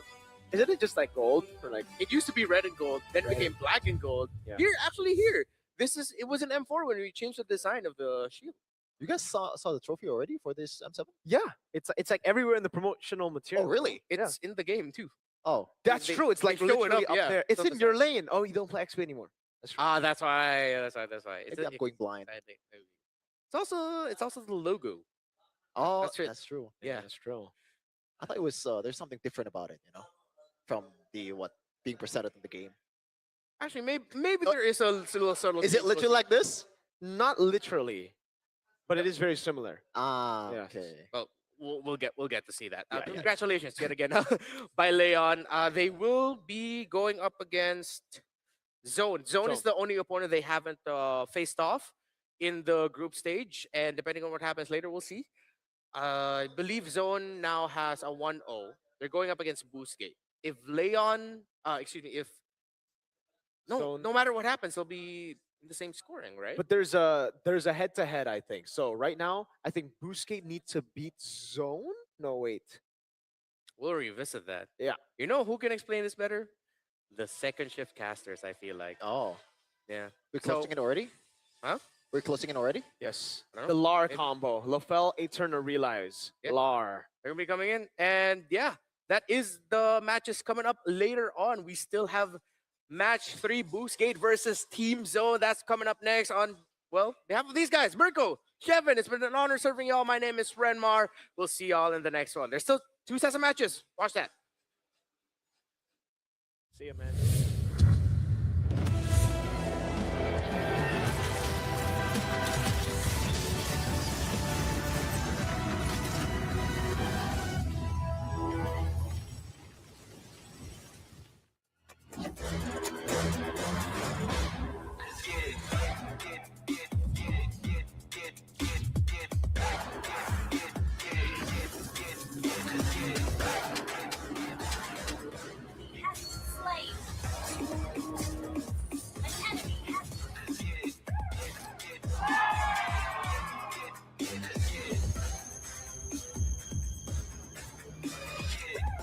New Me 15 Pro M7 official gaming phone.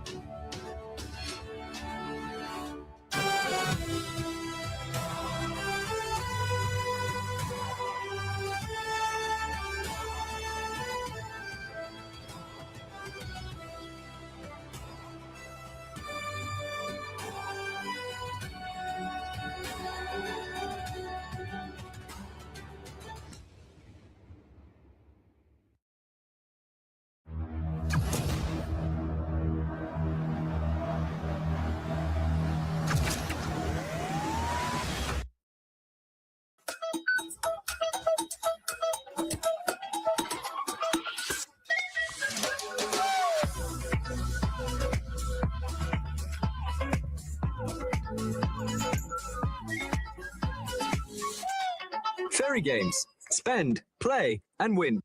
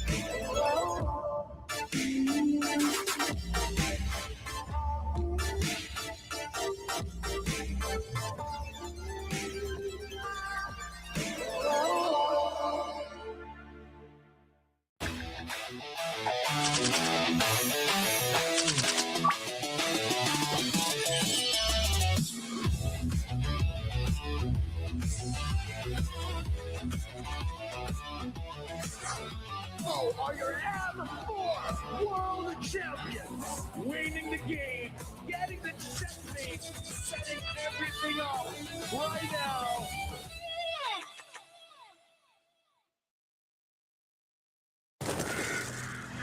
Nothing can withstand the withering. Against the endless erosion, my strength grew weaker by the day.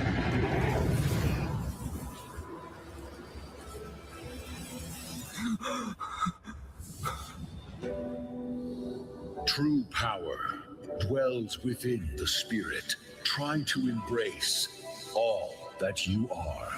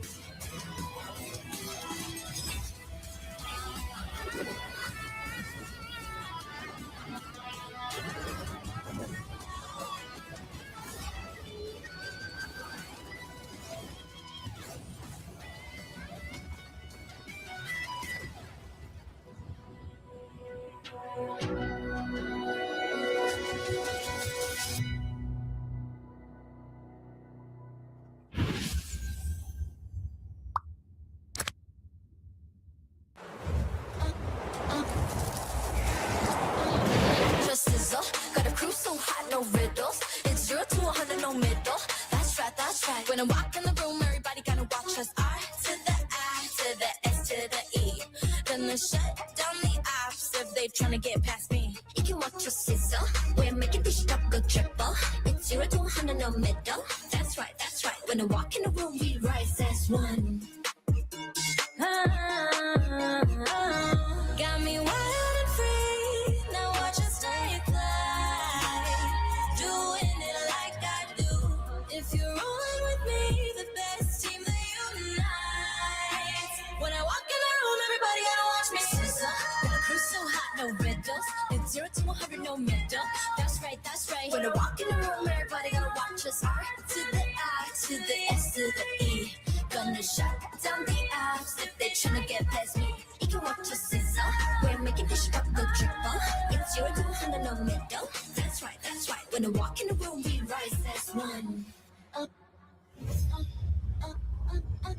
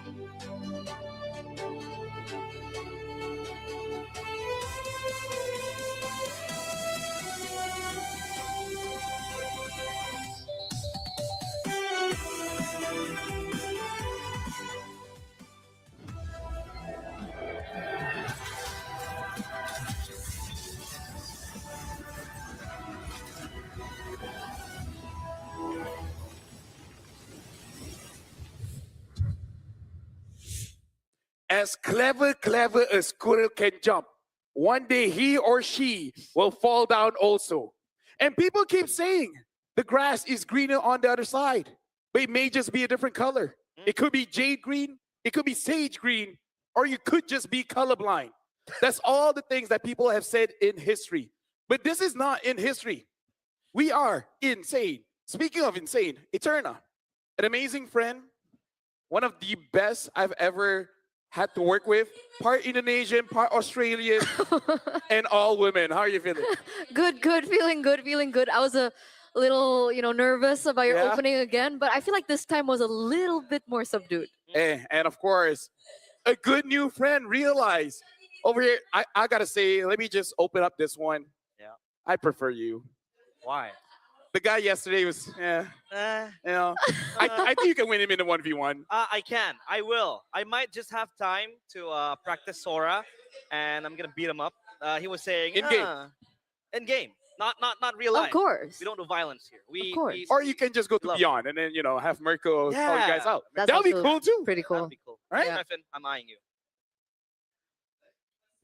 Am I in you? I don't know. Anyways, right now we have two more best of threes for today. And now it's rise to the top of Group A here because Bootsgate going up against Zone. If Bootsgate wins, if I'm not mistaken, Yep. this kind of solidifies Group A at that point. Either way, right? Very competitive right now in Group A. Very different story to Group B, but we're looking at two different teams who have made some mistakes, of course, in their Yeah. opening games yesterday. But the idea is there. We can see that they both really have a good idea of the meta. Yeah. It just depends on how they're gonna execute it a little bit more cleaner today. Actually, yeah, let's talk about Bootsgate here because they already like to play early aggression. Yeah. But then with Coach Tezet there, he's just like, yeah, do that, but more, right? He just added the sambal onto them. The sambal The garnish. turkey sambal. Well, I mean, Tezet is kind of like an Indo rep as well here in Wild I think he is, not kind of. Yeah, he is. He's Bit Indonesian. modified. He is Indonesian. Ex Aura. He used to play as well, and I think he adds the structure. Indonesian teams, we are notorious for being called the brawl server. Yes, we very fight a notorious. lot, but I think Tezet has a lot of experience from the teams he's coached, the teams he's played in, and he instills structure into a chaotic Boostgate esports team because these Turkish teams, man, they like to fight a lot. And we got to talk about this story as well. Turkey going up against Mongolia. Both regions have made it out of wildcards, M5, M6. This time there will be two teams, Yeah. but I don't know. I feel like this game will really set it up to see like who will. And I don't know, based on the games we saw yesterday, I kind of feel like Boostgate might win this one. Who knows? Maybe they both don't. make it to wild card. Oh, Okay, bold claim. that's a hot take That's considering what we how call a crazy stretch. Virtus Pro has been Stretch. performing, but nobody knows, right? Because as we get into the later stages of the wild cards, it's not going to be a best of 3 anymore, but it's going to be a best of 5. So I think that could really change the landscape of things and how these teams would have to go about each game compared to 3 and 5. It does make sense. I Makes mean, sense. you guys are Yes, makes sense. blowing things up for Boostgate, but I think for me, I have a strong case for Team Zone Oh, yeah? because yesterday they did quite commit a few mistakes. We talked about their rookies being maybe a bit jittery on stage, and they were quite boiling with their own blood, but they were impeccable, to be honest. In the second game, it was much more cleaner. Well, we're going back to Boostgate here because we got to talk about XA, Kazooie, Identity, Wactor, as well as RX, where XA yesterday basically keeps on saying, I'm the better EXP. A lot of playmaking capabilities from this guy, basically playing Sora twice. Yeah, technically, right? He picked up the Sora and then he also picked up the Valentina, who could technically copy the Sora, and people are arguing that the Valentina is the quote unquote better Sora. So it's a little bit of like the similar story with the Lucas. But here's the next team. Yep, it's Team Zone, obviously, head to head with XC. Yep. It's going to be Bankai, and he played quite a shaky game. We discussed this yesterday. I casted them, and it seems like he kind of is the loophole beneath the Team Zone. And again, XA performed amazingly. We got Bankai, Zexora, Kenny, Bright, as well as K. Zexora, of course, I would say is the face of Team Zone, performing very well. But we got to look at K and Kenny as well. Yeah. The double K combo here, mid laner, goat laner, you're going to have to carry. And it's also important to note that they're the youngest right Yeah. now who's ever made it to an M series. I believe that Kay is only 15 years old. Uh-huh. So he's even younger than Zaur, who unfortunately at MSC was unable to attend because of like the regional differences of restrictions, right? He's 16, I think. So This team is founded on just dreams of these young kids who have that same goal, which is to make it to the M7 final stage. Yeah. Shout out to all the 15-year-olds out there. Respect your parents. So now we got a quote here coming in from Kazuya. On confidence and focus, we believe we're stronger than Team Zone. We have better micro and macro. If we stay focused and fix our mistakes, we can beat anyone in the wild card, even Pepe. I like it. Virtus Pro, one of the stronger teams here in the wild cards, expected to qualify and make I'm it to scared the of Swiss Virtus Pro. Virtus Pro. You're what? I'm scared of them. Oh, you're scared of Because them. they're Yeah, bears. see. They have claws and all that. Let's go with that. But now let's talk about Zexora here. Zexora targets the top spot. He said, I don't know how Boostgate will perform, but we're confident. We can finish as a top team in Group A. We're ready to win in wildcard and advance. Oh, I mean, that is possible because yesterday's Zexora showcased that even at such a young age, he's not that mature that much, but he's still able to kind of dictate the tempo that Team Zone wants to play. Here we go. Yep. Oh, we gotta okay. go. What- Can you what- explain, what? LaFell, what that is? Okay, so LaFell? you guys are going for zone, and me, I'm just chilling The because you guys Okay. have lost the purpose of life. Okay. While I understand, is it really all about winning? You know what's important? Tomorrow. tomorrow. Tomorrow is important. It's about the friends you make along the way. I mean, I don't have that many friends, so I don't know about that. But the few that I have, I cherish. You know, like Eternal's my friend, Realize you're my friend, and then Miracle, Chefin? your cat, Oh. your cat. friends though, it's kind of like a parasitic relationship. Ah, a Parasitic toxic one. relationship. I give them food, they give me headache.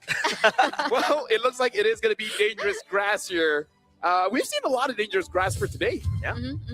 We But got the Hilda come through because that's of the true. dangerous grass. Yeah. We haven't seen the Khalid yet, though. Yeah, is Khalid just out of the meta right Wait, I now? think we saw one just now. Yes, I think it was yesterday too. Yeah, earlier Yeah, today as early well. today. Yeah. Remember Khalid. the one with the chastised pauldron? The chastity pauldron. No, Wait, yo. chastise. Chastise, sorry. Chastise. Yeah, Chastise, that's what I said. chastise. I like your Thesaurus ability, but yeah, Boostgate here banning out the Kalia as well as the Yuzong. Zone banning out the Sora as well as the Grok. I like that they just don't want to risk it. So I wonder what is going to be the next ban here because Boostgate, when it comes to the first pick, we've seen Yuzong first picks. We've seen Jushin. I wonder if Jushin might be one of the bans here because I feel like it could be clutch for both teams. Yeah. Could be.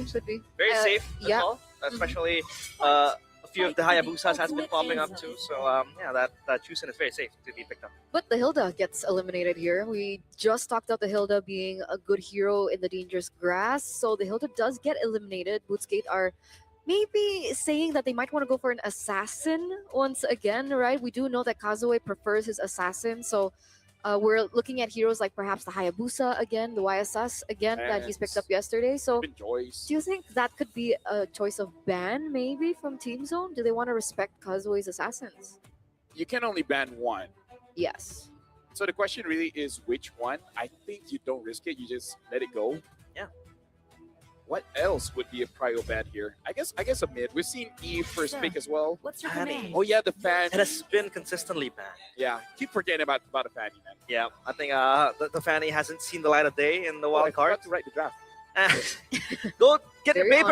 honest. Very honest. There you go. But yeah, I think it's wise to let go of the assassins. I mean, Zexora also plays the assassin, so they can have that assassin matchup. You know, Kazue and Zexora, he is very adept with that. But they go for the Chusen first pick. So expecting an assassin to be picked up means that the Chusen pick is very valuable in the first phase. Also, something that LaFell noted earlier on as well. I think that was yesterday in one of I the did. first matches. Yes, you're Oh. brilliant like that. Keep forgetting of The Jushin pick also allows the potential of an Arlet. Oh yeah, I did say You that. did. Yeah. That's Go how on. smart you are, right? I'm like a 5. But yeah, go on. With the Arlet being picked up here, it's a potential, especially now that the Yuzong has been banned away. It turns out Team Zone don't want to take it away. They have their own plan. Gatot Kacha and YSS is their choice instead. Seems like a pretty safe opener here. just get one more mid, I'm thinking either a Farsa or an Eve, and that's a pretty good opening 3-man pick. And then later on, just keep on hiding what you want to have for the side lane, because especially you have maybe even the Kimi, right? Either or enables you to play double fighters if needed. That Kimi is a good shout as well. Yisun Shin Kimi would be very strong if you want to pick up a fighter. The Oh, gold lane, but that's gonna be the Guinevere and the Uranus. So sustain, escape, whatever you name it. I think for Boostgate, it's gonna be very good. Sheffen's favorite. Dude, Stefan, every single time he sees the Guinevere, he loses some hair. He crashes out, man. Yeah. It was uncomfortable to watch, but It's like what it is. What is it, right? yeah, exactly. It is what is it, and then for what it is to be will sometimes be tomorrow. So now with the Jushin again, Zone 1, very stable pickup here. I wonder if Boostgate they will entertain maybe a double fighter, so maybe ban out something like a Ruby. Yeah, Ruby ban.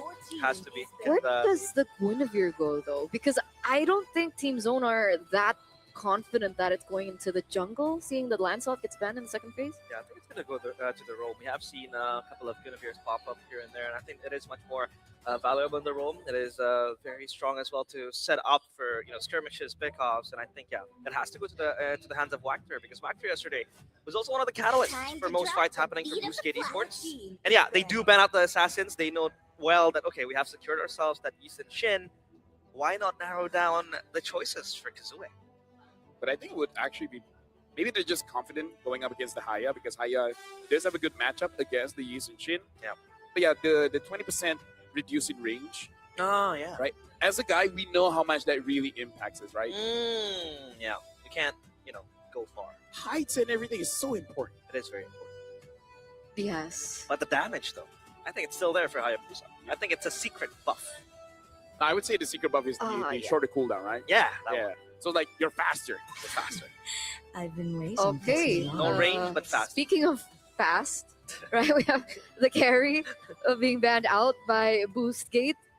Considering now that if they still want to go for a double fighter, I think Esmeralda is still an option for Z1.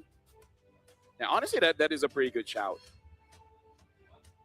Other than that, is there anything you want to go for here? Because for Boostgate, Or they could go Claude so they don't allow BGT to get the Claude. true. I think they might save. Never mind. I was about to say they might save the Esmeralda for the last pick because a potential Harith might pop up from Boostgate. But yeah, they go for the CC. As stated, double range means you can have that fighter in the gold. I wonder if Boostgate, because of the bands of Joy and Lance, are they forced to use this Gwyn in the jungle? Which I hope not. I think the Haya is okay, but it's definitely not optimal, right? You would prefer. Is a Ling usable here? Not really. Ooh. I don't think Ling is usable, So scary. but they will get my respect. But They would, pick it up. if they pick up the Ling, wouldn't they need to have mid prio? They do. But they just win. Yeah, they can get it as well with the Juicing too. No? But just Jushin, right now that we're looking at. Oh, so it is going to be a Guinevere jungle, it seems like. Ranger and Cho. Which I feel like is still okay. It does seem like a very pick-off-ish kind of build, and the SB does come true. Yeah. So looks like personally for me, Z1 has a pretty easier to execute draft. Everything makes sense. You have a clear ABC what you're gonna do. Whenever there's a Guinevere, there's always that question mark. Can you actually hit your target? And the thing that I don't like playing Guinevere Roam is that compared to other heroes, jungle, whatever, right? The second skill, the cooldown is actually quite long. Yeah. It's double digits, over 10 seconds. I really don't like it. I agree. I'm nervous about the Gwyn pick. I don't know if it will work out. Do they want to go for more pickoffs? If that's the case, that's not something that we have seen for the past few days. Well, it was with RLG, but I don't know. Can they do something different this time around? We'll have to see. Oh, it's my turn? Okay. Ladies and gentlemen, welcome to the first best of 3 for us 3 here. It's going to be Boostgate going up against Zone 1. we gotta see whether this Guinevere jungle can actually work out or not. Because so far, Quinn has not been having a good time here in wildcards. Definitely. This is the rise to the top as well in Group A. Will it be Zone 1 to be able to make it forward, have a little bit of a step in the right direction? Or will Boostgate be the ones to pick up that first point up first? We'll see how this all unravels. Yeah, looking at the movements around the map, it does seem like Boostgate, they want to potentially stop Team Zone from moving around. Because I think they want to keep it an honest 1v1, which I'm not so sure which team actually has a better honest 1v1. Yep. Lantern Blast, one towards Kazue. That Lantern Flare is so good. Kicking off Bright, he is very low, but he has that passive that's going to save him too. So yeah, a bit of a quarrel in the river, but it's all fine. It's just very 50-50, right, in terms of that mid trio. Yeah, towards Kit. That's going to be Wactor. Absorbing all the damage, the Void Crystal. It's so good on zoning out the players of Boostgate. Yeah. Right now, looking at the builds here, Rupture for the Jushin, and looking at the build for Kazue, are we going to see a damage Gwyn? You know, something with concentrated energy into full defense. Maybe Genius 1 has been buffed up. Yep. It's possible. Maybe they're relying on that early game, right? They want to utilize that early game pressure. Unfortunately, it feels like the trades aren't as in favor of Boostgate Esports as intended. Team Zone seems to be being able to clear a lot quicker, perhaps because of the Eve as well, but we do see some rotations coming through. That's Bright and Exy in some action. That's okay. Just wait around a turtle, man. Turtle, you jump, get 3 people, boom, you win. I'm going to wait for the timing too, because the Gwyn hits level 4. Spatial migration into the Violent Requiem is a one shot, one chance type of deal, and just like that, the first blood on towards Bright, secured by Wactor. They have Prio on the turtle now. Well, there it is, right? That damage coming through, they finally are able to get a little bit of a foothold in the early game, despite the trades in the mid that we saw earlier on. It looks like they want a little bit more. Bankai. It's taken down so low. I think it's going to be fine. That's just a zoning type of deal to deal with the turtle and not have Bankai disrupt their process of getting that objective. Yeah, I feel like it's more about emotional damage, you know, just making sure Emotional.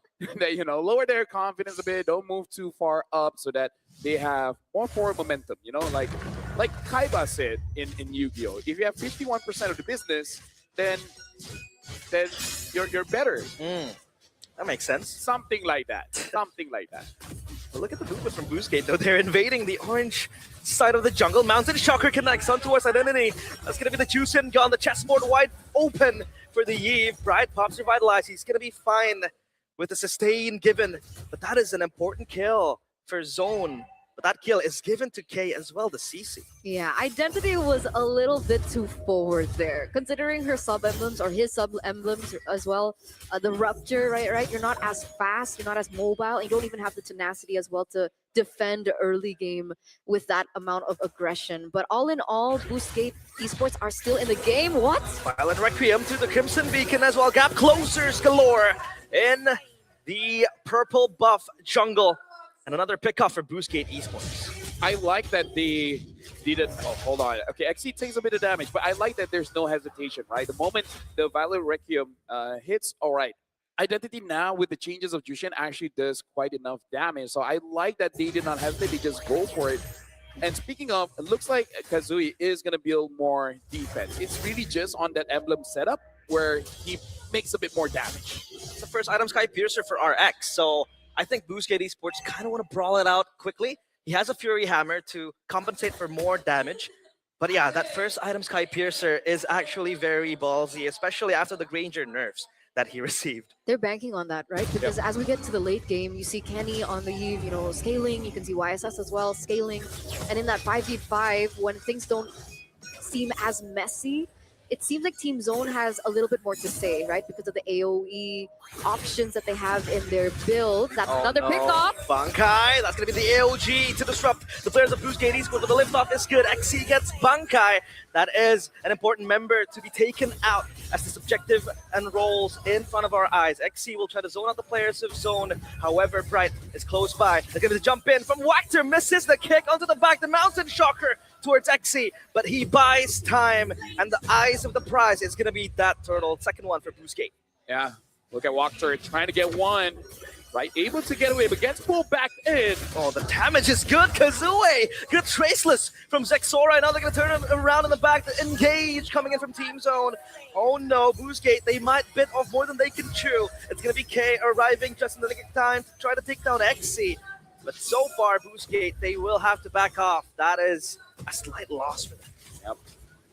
Having the Malaysian playstyle after getting a major objective, you go for a fight. A little greedy. Just a little, just a little bit. But we can definitely see the idea from Boostgate here, which is basically to constant pressure everywhere. It doesn't matter, even down here. Yep, that mounted shocker will not quite be enough to take down XC. Yeah, so right now I really want to talk back here because RX does have the most amount of damage at this point, right? And I feel like even with the nerfs onto Granger, as long as Granger gets 40 stacks on that Sky Piercer, it's gonna be good. Boostgate at this point really does seem like they just want to create as much space as they can, allowing Identity as well as RX to get those items.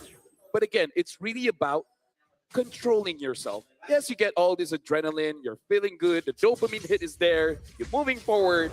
But sometimes, like a good friend of mine once said, pull it back in. You don't want to get fired. No, I agree.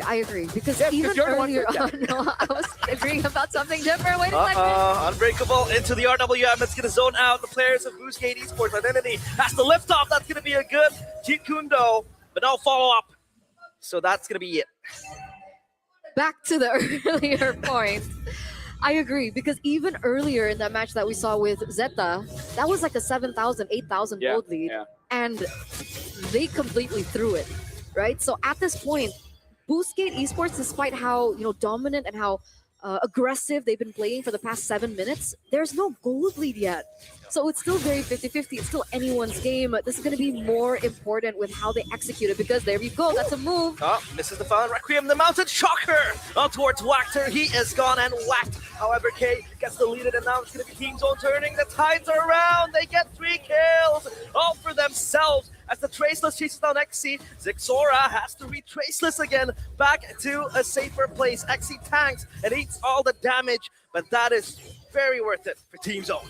And I think this just shows how simple of a draft Team Zone really had. They have it's very hard for them to make a mistake. We saw Joe Walker there basically botching the kick, not having a good angle. So, and then going back old school, right? The combo between Gato Kacha as well as the CC, the Gato CC, the CC Kacha, I pull you in and then my guy jumps on you. It's a good and easy combo. So Boostgate at this point, having this 5v5 team fight is really not working out for them. They need some kind of pickoff. Forcing the Lord as well. This is just going to be an invitation for Team Zone to crawl out, shrouded in secrecy. The Mountain Shocker again on towards XE. He has a consecration to reposition. The RWM zones out. Team Zone as well. The left off is good. On towards Bankai. He's going to run around with Purify as well, repositioning. Revitalize Pop. They're going to resustain to prepare themselves for a second round, but everyone backs off. So to talk on that note that Lafel just mentioned, I agree. It's either they don't go for a full 5v5 or they find a way to utilize the team's resources to bait the resources from Team Zone first, right? Maybe that's something similar as to what we saw earlier on, just right now happening. But if Wactor goes in and commits, it will be very difficult for them to look for anything, but it seems like they still want to go for it. Yeah, Wactor is just taken down solo. The kick connects, but that's going to be Zexora connecting onto the Lord, but they go even deeper to the purple buff jungle. Xe repositions, Violent Requiem not committed. Bankai has to run away. That's a win for Team Zone, a slight one at that, but Identity gets Bankai as well. 2-0. And my, oh my, Team Zone walks away with the Lord. That's a 2-for-1 trade though, right? I don't think it's worth it. You want to know why? The kill didn't go with the Granger. Oh. Right? If you gave him that Sky Piercer stack, 100% worth it. The fact that you went over to Identity, it's kind of nothing. What you did was delay the game. If they were able to give the kill over to RX, that's a win condition. So it's one of those situations where it's like, yes, it's good.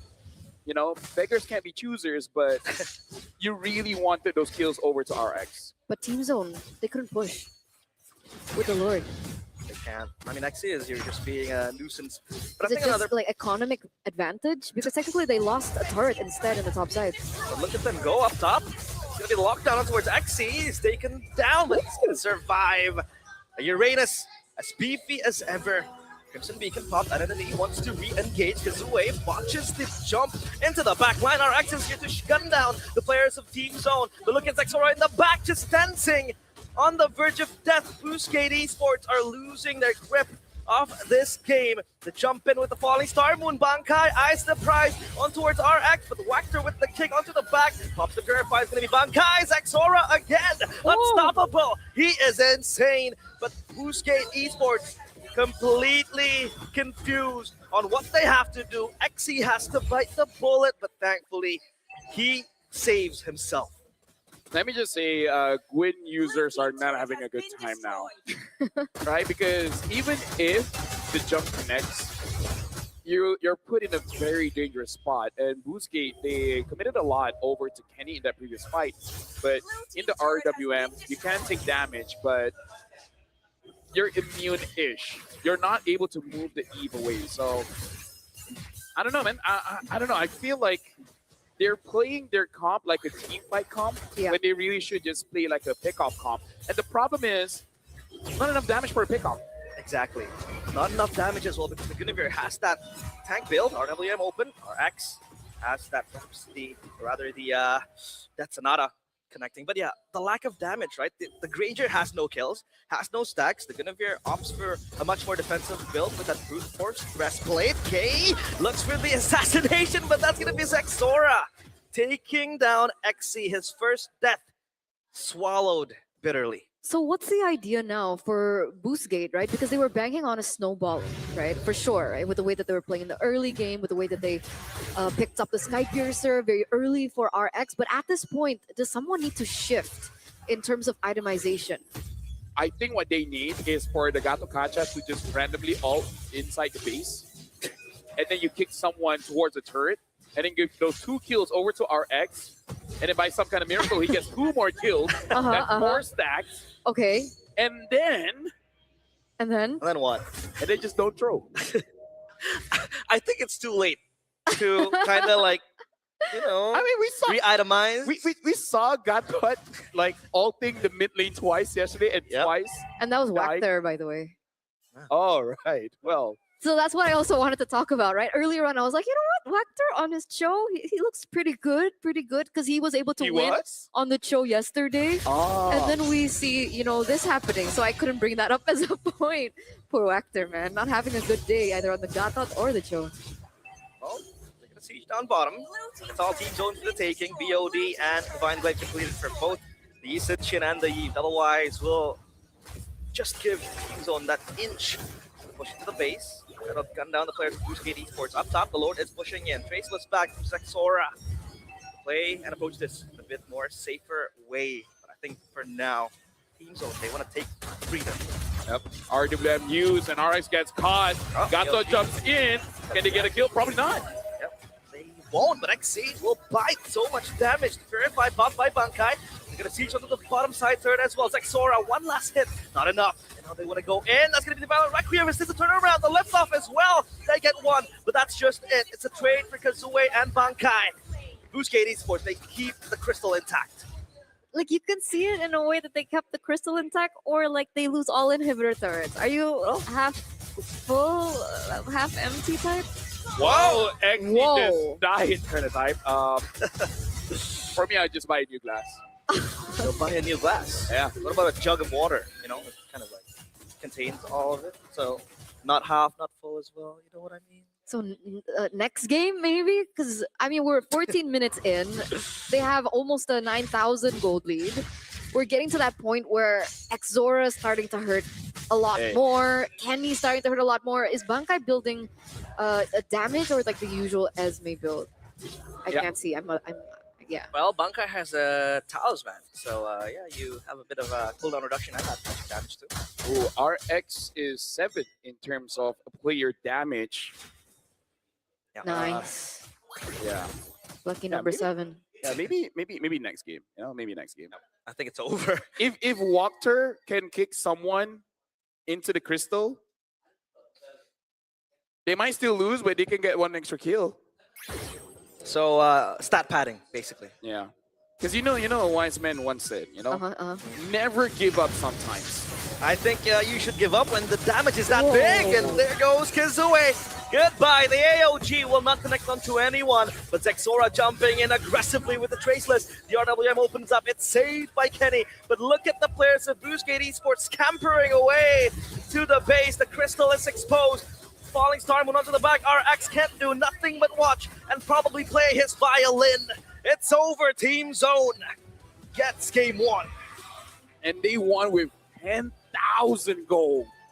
That was a dominating win. Not something we expected coming in from, honestly, Boostgate, because yesterday they looked amazing, but this time they look pretty shaky. And personally, it's draft. It's hard to apply the draft. Not saying it's bad just yet, because this is still a developing meta here in M7. Usually, we always have this pocket meta, but I don't know, man. I'm a guy that loves damage. And that one doesn't tickle my appetite. Oh. I feel like the draft maybe could have worked. Like there was an idea with the draft. The problem was that the window of execution was so slim, and if you miss like even just a millisecond, it's like GG towards mid, towards late game. Especially we were hitting what, like the 15th mark. Yeah. I think that's how long that game actually went. Because earlier on we saw in the execution in the early game, like we had the idea they were trying to get lots of pickoffs early, and it was working. They were pressuring the mid lane as well as the bottom side of the map. But after that, it was like, okay, we get a few pickoffs on the board. Now what?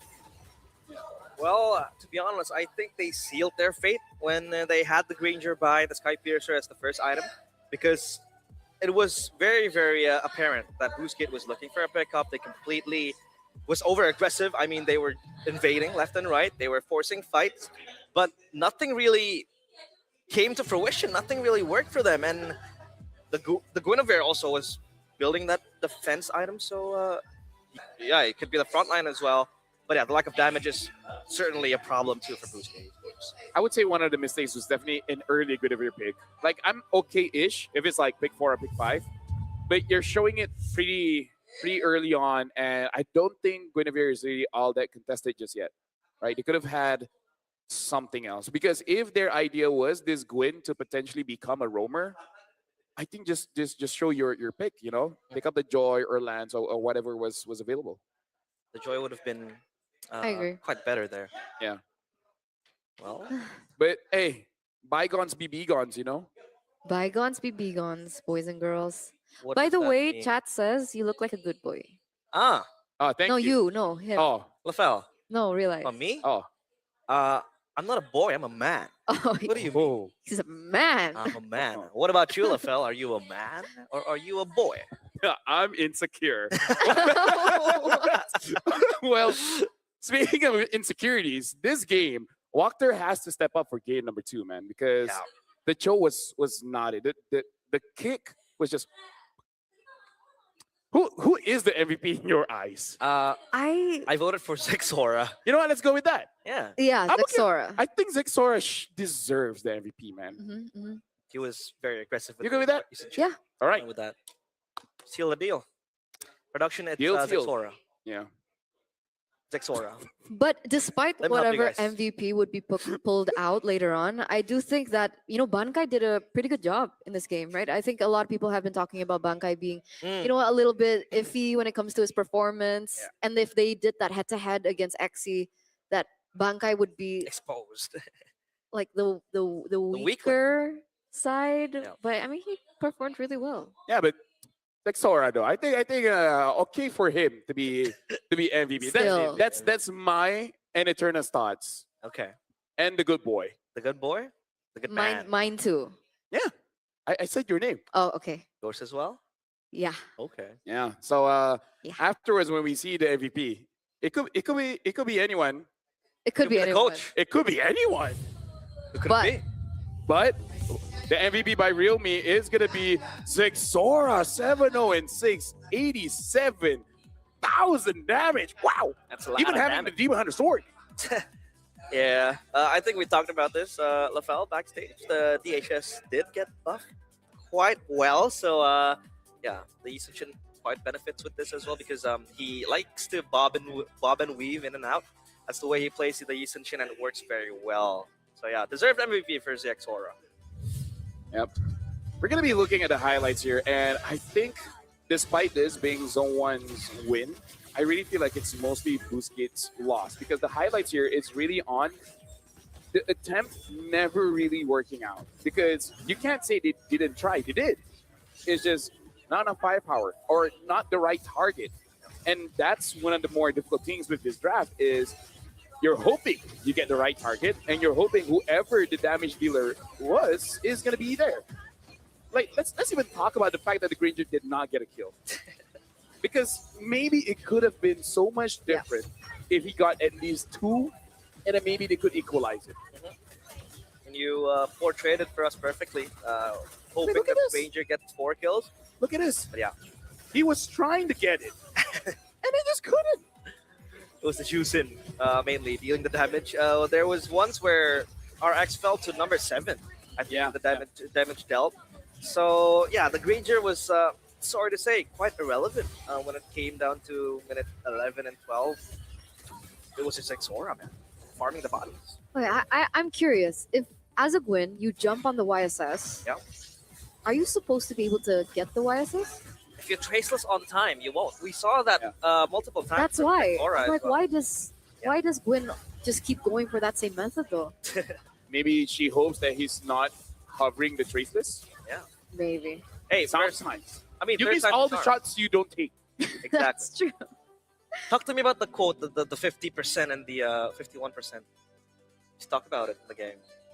That was an amazing anime before with cards and monsters. Yeah, and then Yu-Gi-Oh. this guy, rich guy, blue eyes white dragon guy. Yeah, I know. Yeah, he said if you have 51% of the company, then you're the rich one, or something like that. Yeah. That Eterna. I wasn't listening, honestly. I heard Blue Eyes White Dragon zoned out. Zoned out. Like Team Zone.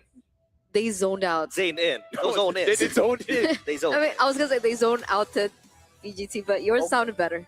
Yeah, so they zoned in, and I feel like this is just honestly a drafting because at the end of the game, the DHS might be a new Hisun Shin thing because with the buff towards the Devour, really does quite a lot of damage, and I feel like with what was it 8% of HP, even squishies will eventually feel that. And yeah, would this game look different if Kazooie just like, you know what, I'm just gonna go Genius 1 first item? I actually think it could be different. Yeah. You mentioned it as well in the draft. Is this Guinevere going to go damage? Is it going to go Genius 1 first? But he went for the Brute Force Breastplate as one of the core items. So yeah, lacking damage is indeed a problem for Boostgate Esports. Maybe don't pick Gwyn again. Maybe. Maybe. don't. Well, Just a suggestion. we'll see if we can see like if the Gwyn gets picked again, we'll quickly look at the win rate and see how she has been performing here in wildcards. Maybe later on in the Swiss stage, she could be better. I don't know though, but let's say they didn't pick up the Gwyn. Yeah. What would be a better jungler in your opinion? Akai, Fredrin, Akai. Alliance, Joy. I think Like even into real world manipulation? Better than the Gwyn. it's better. Okay. Because yeah, I think Taken. Lafel mentioned it. If you jump in with a spatial Right? Am I- Point taken. Am I right? Like, like- could you go higher in that position? well, Haya, I think it's better compared to the Gwyn in this scenario. Every time you ask me a question, I'll just answer, why not? Why not? Because I don't know. Yeah. Never say never. I might even take this Uranus jungle and just put like a Arla in EXP or something.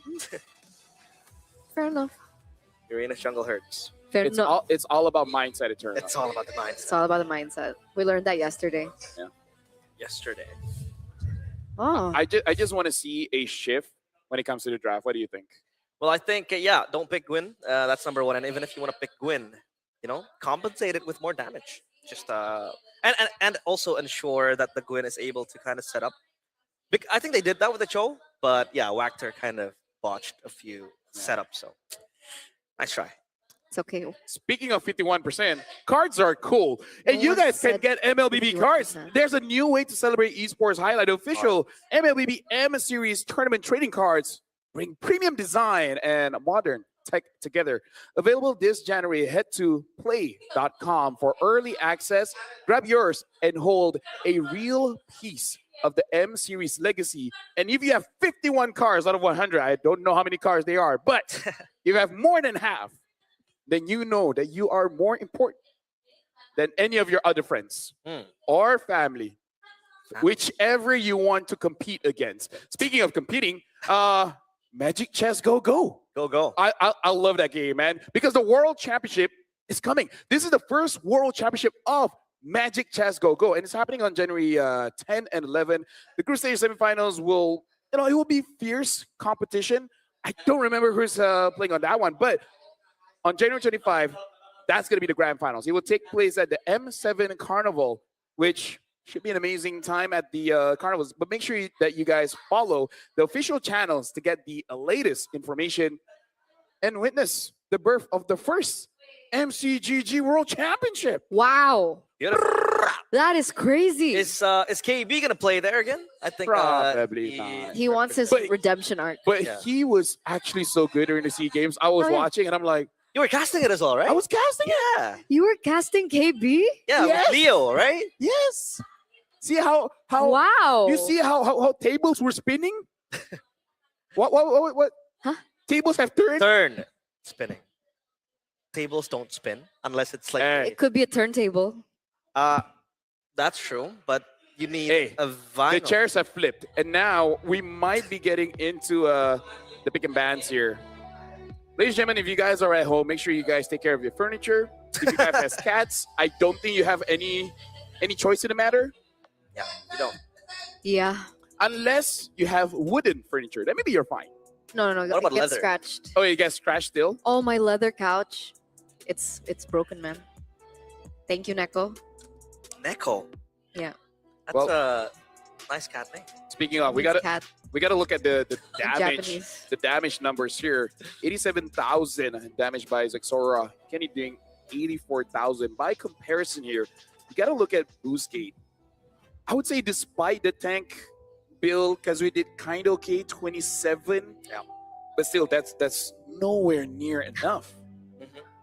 Zexora had 87k, and even What? the Uranus earned more damage compared to the Granger. The Granger was stuck at like 48k something. So yeah, not the best. What do you think, Eterna? Or are you That not was thinking? that was a big difference in damage. Sorry, good I'm damage. reading the chat as well. Good insight. Bro, W chat right now. Okay. They're pretty cool. W chat. Oh, what- What's your analysis? A big difference of big damage. difference, all right? Big difference. There you go, LaFell. So M7 Meta Watcher, Gwyn fever. 0-3 so far. Should teams avoid the Gwyn Fava? Quinn. Wow. It's Fava. French. It's French. You guys don't get it. It's a malad. Maladin? Do you know what a malad is? What a Malard? A Malard. Malad. Yeah. What is that? No, I don't know. It's called a sickness. It's called a sick. It's sickness in French. Oh, is that like a rock song or something? Malad. It literally means sickness. Ah, très bien. Très bien. Très bien. Très bien. Hey, I know my Okay. arigatos, okay? Come on now. So Arigato. let's 0-3 so far. 0-3 so far. Is it still gonna be dangerous grass? Ding ding ding ding ding ding. Nope. No. Expanding rivers. All right. Do you love your rivers?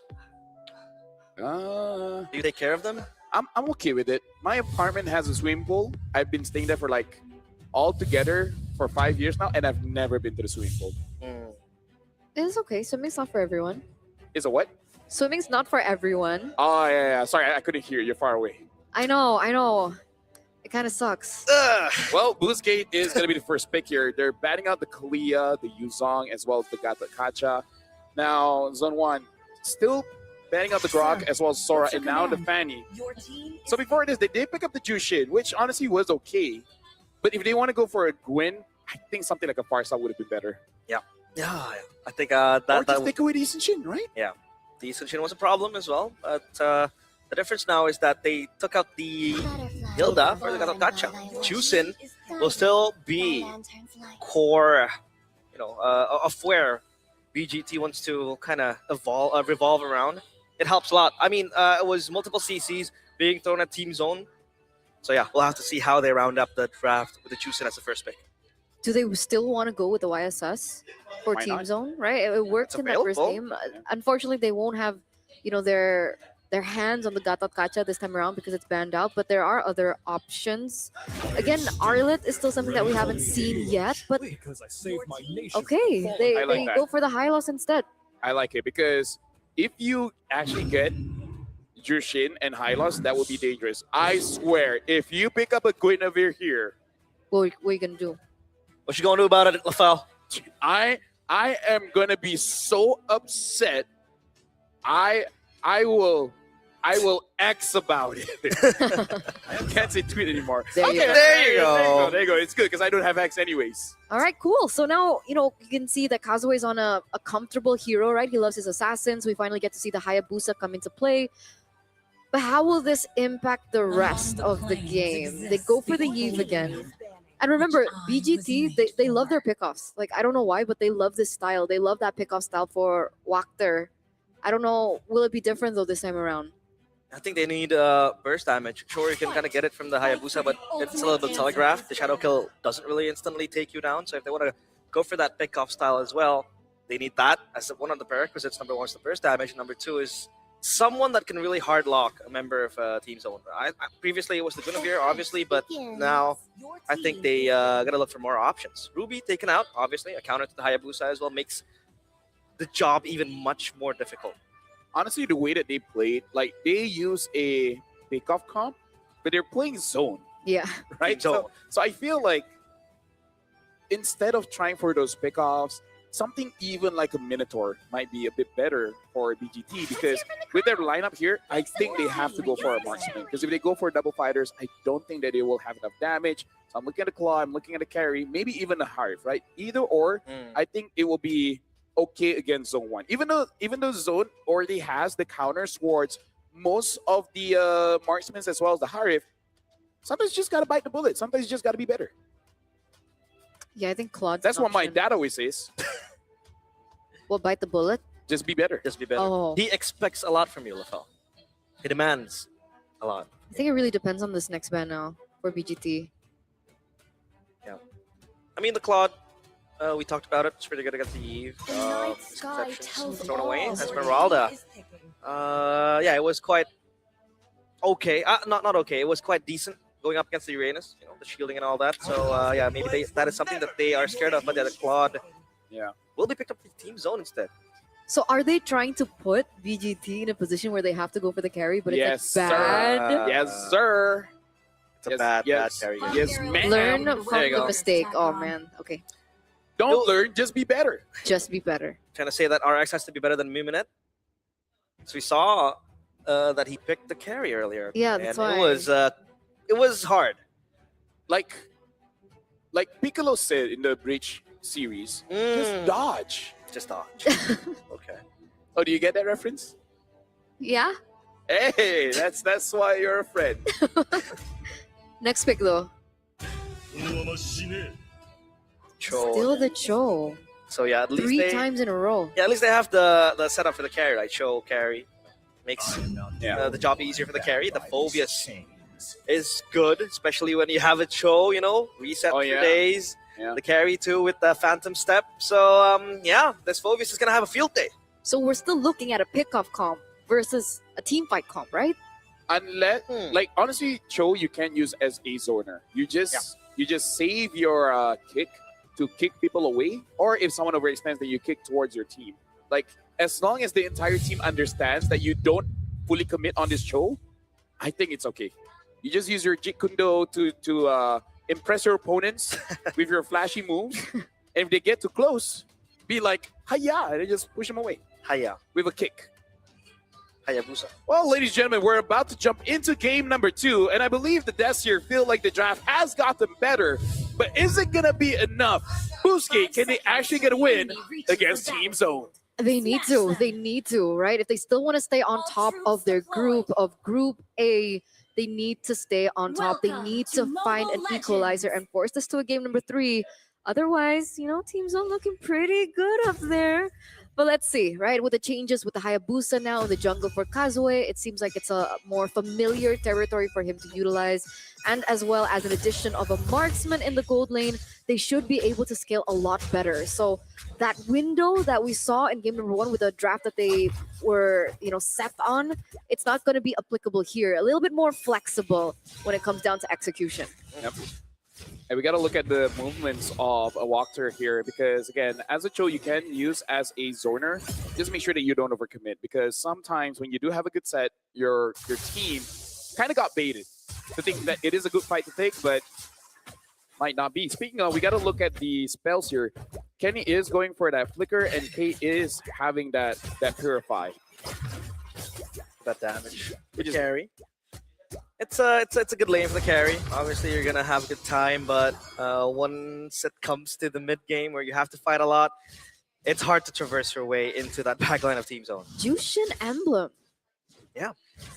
Oh, with the pull yourself together, thinking that you might get ganked quite a few times, so making sure that the flicker is up more often. But there's one small thing that we do have to discuss here, which is the roam boots, where with the changes, especially for Conceal, we just saw that Walker had to go for the Encourage. And Encourage, you kind of have to be with your team to get the full benefits. Uh-oh, Shadow Kale on towards K.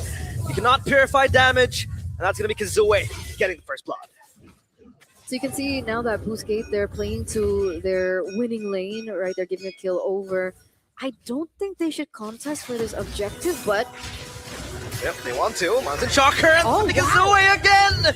A thief from Boostgate Esports. That's going to be the lift off, but Identity has to move back. Here comes Exy, but in the back, that's going to be Bankai getting whacked there. Bankai will look for more of the hammer.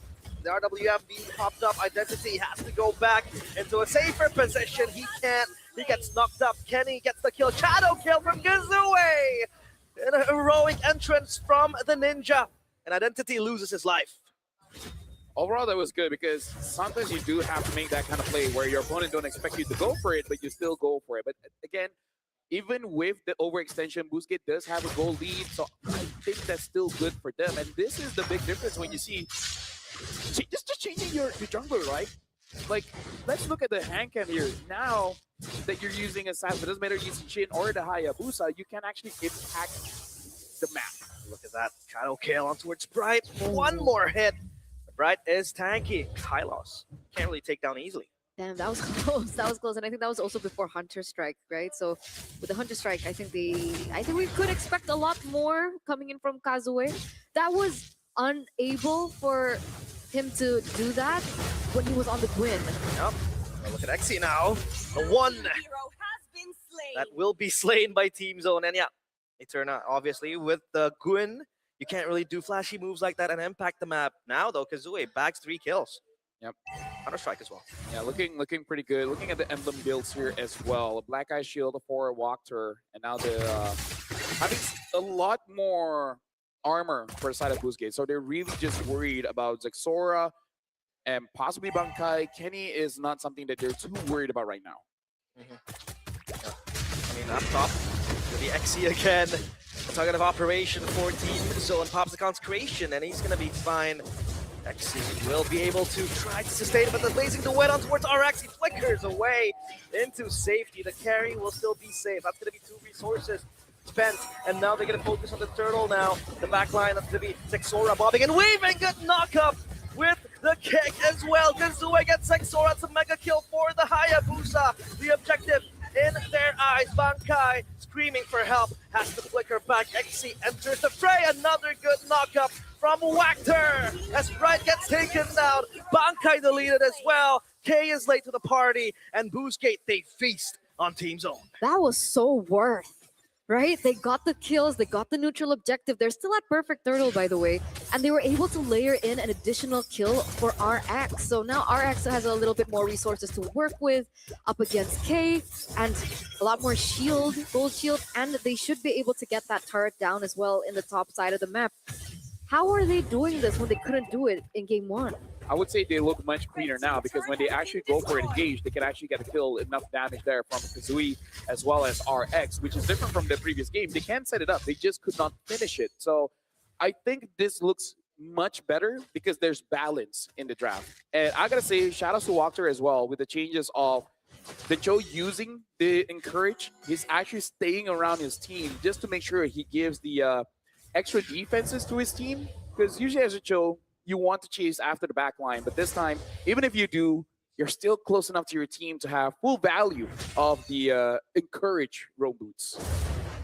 So yeah, that's why they're playing in close proximity, especially for Wagner. All of the staff completed for RX. That's going to be a swift Trinity, I believe. Not yet. One more. Lacking the DHS, excuse me. Well, still, it is very quick. And Kazooie picks up this guy, Piercer. He is warranted to get that item. He really justified because he has 4 kills to his name. Now the kick. Onwards right. Pops revitalized. Goes to the back. XC trying to go out right. Opens up the ultimate to run away, but that's going to be the Sky Piercer. Again, cutting down the high-lows. Check. 1 check, 2 check, 3 check. Like, even if Kazooie gets killed out and he loses the stacks on the Sky Piercer, they still have RX to fall onto. Like you mentioned, only a little bit more away from that Swift Trinity. That's a flicker already burnt out there by Kenny. They're feeling the pressure, and I think Boostgate, they're gonna be on the way to that perfect turtle. Team Zone can't contest. Yeah, they're maximizing all that they have, the resources, and yeah, obviously Team Zone, they have to concede. This turtle will be 3. I think that's 2. That's 3 even. Perfect turtle for Kazooie and for Boostgate. Right now for Team Zone, they just got to play around K. And play around doesn't mean that he goes for the skills, but actually making sure that he gets the farm. That's the biggest problem. As long as his squad gets farm, and I feel like he needs... I'm hesitant to say Wind of Nature because, yes, you can deal with the Haya, but true damage, man. True damage from the carry makes it quite difficult to itemize against. Yeah. That Wind of Nature will quite possibly be in vain, especially with the passive that the carry look at that goal difference. 2,000. Yeah. The goal difference is insane. Oh, Exi again? Should be able to get out though. But yeah. Who's back in? No. Okay, it's fine. It's fine. Oh, Kazooie goes in. Okay. Buckter. He's taunting. He's taunting the players of Team Zone. Revitalized Pop as well. The lift off towards Bankai. That's just going to be it. Look at Boostgate Esports. Able to get all the resources from Team Zone in a very, very confident way. Zexora sent up top again to just clear the way. Yep. And this is one of those situations where you just gotta talk to each other and say, Sheila, don't be extra, right? Because they're in a very good position here, Boostgate. They should not be forcing fights and possibly getting throws. So just do like this. Take easy, clean objectives. RX now with the Demon of the Sword. They should be very confident and just play at their own pace. Don't force things out. Jangan maksa. Jangan maksa. Nice. Jangan paksa? Yes, paksa, maksa, okay. It's the same. It's the same. It's the same. But with an A. I know my Malaysian. Oh, cool. I know my Indonesians. Beautiful. Uh-oh. Kazooie. Obviously with the shadow, quad shadow, excuse me. Very, very agile, very mobile. People Texora wants to lock into identity. Has the Crimson Beacon popped in the back. Blazing duet, but where's the damage? XC will eat up from the inside. That's a kick on towards Bankai. One less to worry about. Shadow kill finally gets Bright only. I thought it was going to jump into the back too, but yeah, that's going to be it. Boostgate, 2 kills and possibly the Lourdes. Well, I guess that's the timing that you're talking about, right? Because they're not forcing anything out. They're waiting for Team Zone to make their move, and then they completely harass them for making that move. 8,000 gold lead. They get a turret in the bottom side, another one. And I think, well, there you go. They're very quick to get that first Lord down. Wow. That's a stretch. That's going to be a 1v1. Good now to Chalker to bob and weave away from that shadow kill. But yeah, with the carry, your jungler doesn't even need to go and do the Lord. Yeah. Sure, Kazooie really appreciates that. And XC just being a front line, providing vision, providing information, even letting Team Zone know, like, hey, I'm here. Yeah. He is there. Picked up the Chastis. Maldred. Chastise or Chastis? I don't know. If you're Australian, it could be Chastis. Chastis. Anyway. Really depends on which hemisphere you're from. Southern. Speaking. Mountain Shocker to reveals vision. The lift off on towards Bankai, kicked in the back. That is going to be a very good kill, but the flicker away from him. K gets taken down so low. And look at the damage from Boostgate Esports. This carry is online, so is Kazue. 6-0-2. The Lord will try to march in. Yeah, and look at Kazui, RX, and I did it now with the Wishing Lantern. This is going to be so annoying for Team Zone because your backliners want to stay away, but might get zoned out or actually get targeted by Kazui. And then your front line's like, dude, I don't want to deal with the Jushin or the carry. It's a problem for sure. It's a problem. And like the issues that we thought would surface with the carry pick is definitely not evident here. The spacing, the timing has been crazy. Oh, they're targeting Kazue. Kazue, oh, he's going in! Oh my god! That's gonna be Kenny taken down from the realm of the shadows. Oh, he's still bobbing and weaving, just shadowing away. But RX gets Bankai. That is beautiful from Kazue, a cold-blooded killer. He does get taken down, but it is still very much worth it. And Boostgate, they want to go in for more. Sieging on the top side turret. Identity jumping in with the Crimson Beacon, shielding his team together. The left off will be cancelled. Pride will be safe. But RX still gunning down the members of Team Zone. Man, Kazue. That was one of those plays that deserves a instant replay here. But look at the damage that XE is taking. Not very much. Tickle my toes. Yeah. So I think at this point, K does have the Trinity. Maybe just needs any kind of penetration item, either the Malefic Roar or the Malefic Gun. Looking at the items here, might go for the Malefic Gun. I hope he goes for that because I feel like at this point, it doesn't matter if you build more defense, right? The other option, he might go for Sea Halberd, which honestly can as well. Either those three items, I think it would serve him very well. Let's have to see. I mean, the carry now has extra range from the Malefic Gun to complete it. So safety somehow to a certain extent for the carry. Lord spawns and Boostgate. They might want to get this, especially when they have a wave up top pushing. And yeah, they're playing their far lanes perfectly from Boostgate. At this point, it feels quite long drawn already, but man, Exora is still level 13. Yeah, it's only 12 minutes. You're right. He's level 13, so there's no opportunity for them to go for the contest either way. They need to figure out to find a proper defense, but even then, I don't think that Kenny was, placed in a way that he was too forward. He was just targeted. Yeah. So what does the Eve do? Because technically, they're banking on the Eve to properly defend and for the wave clear. Yeah, you kind of have to use your front line at this point and hope that Boostgate just use all. Oh, hold on, that's not shadow kill. That's gonna be Kenny gets taken down so low. He has the kick on toward Waxter, but that's gonna be the Blazing Duet. Is this the defense that Team Zone is looking for? Kazue and Waxter gone, and now Team Zone eyeing an opportunity to possibly equalize the conditions. Actually gets taken down quite a bit, up to half HP, but Team Zone will reset. Okay, let's discuss this. Was that intentional or not? I feel like it was. I feel like that was a bait. Yeah, putting yourself in a position where the Haya would go in with 5 members there, able to punish. Bankai not gonna get lifted up here. Hey, if that was on purpose, shout outs to Kenny or whoever made the call.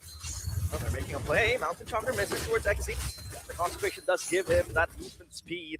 So yeah, Team Zone, they will back away. So what's Kazue's stack on, right? Because he got killed twice. Can't really see, but I wish we could see how many Skypiercer stacks that he lost because of those a lot. two I think a moments. lot. Ask and you shall receive. Later on. I have a feeling 28.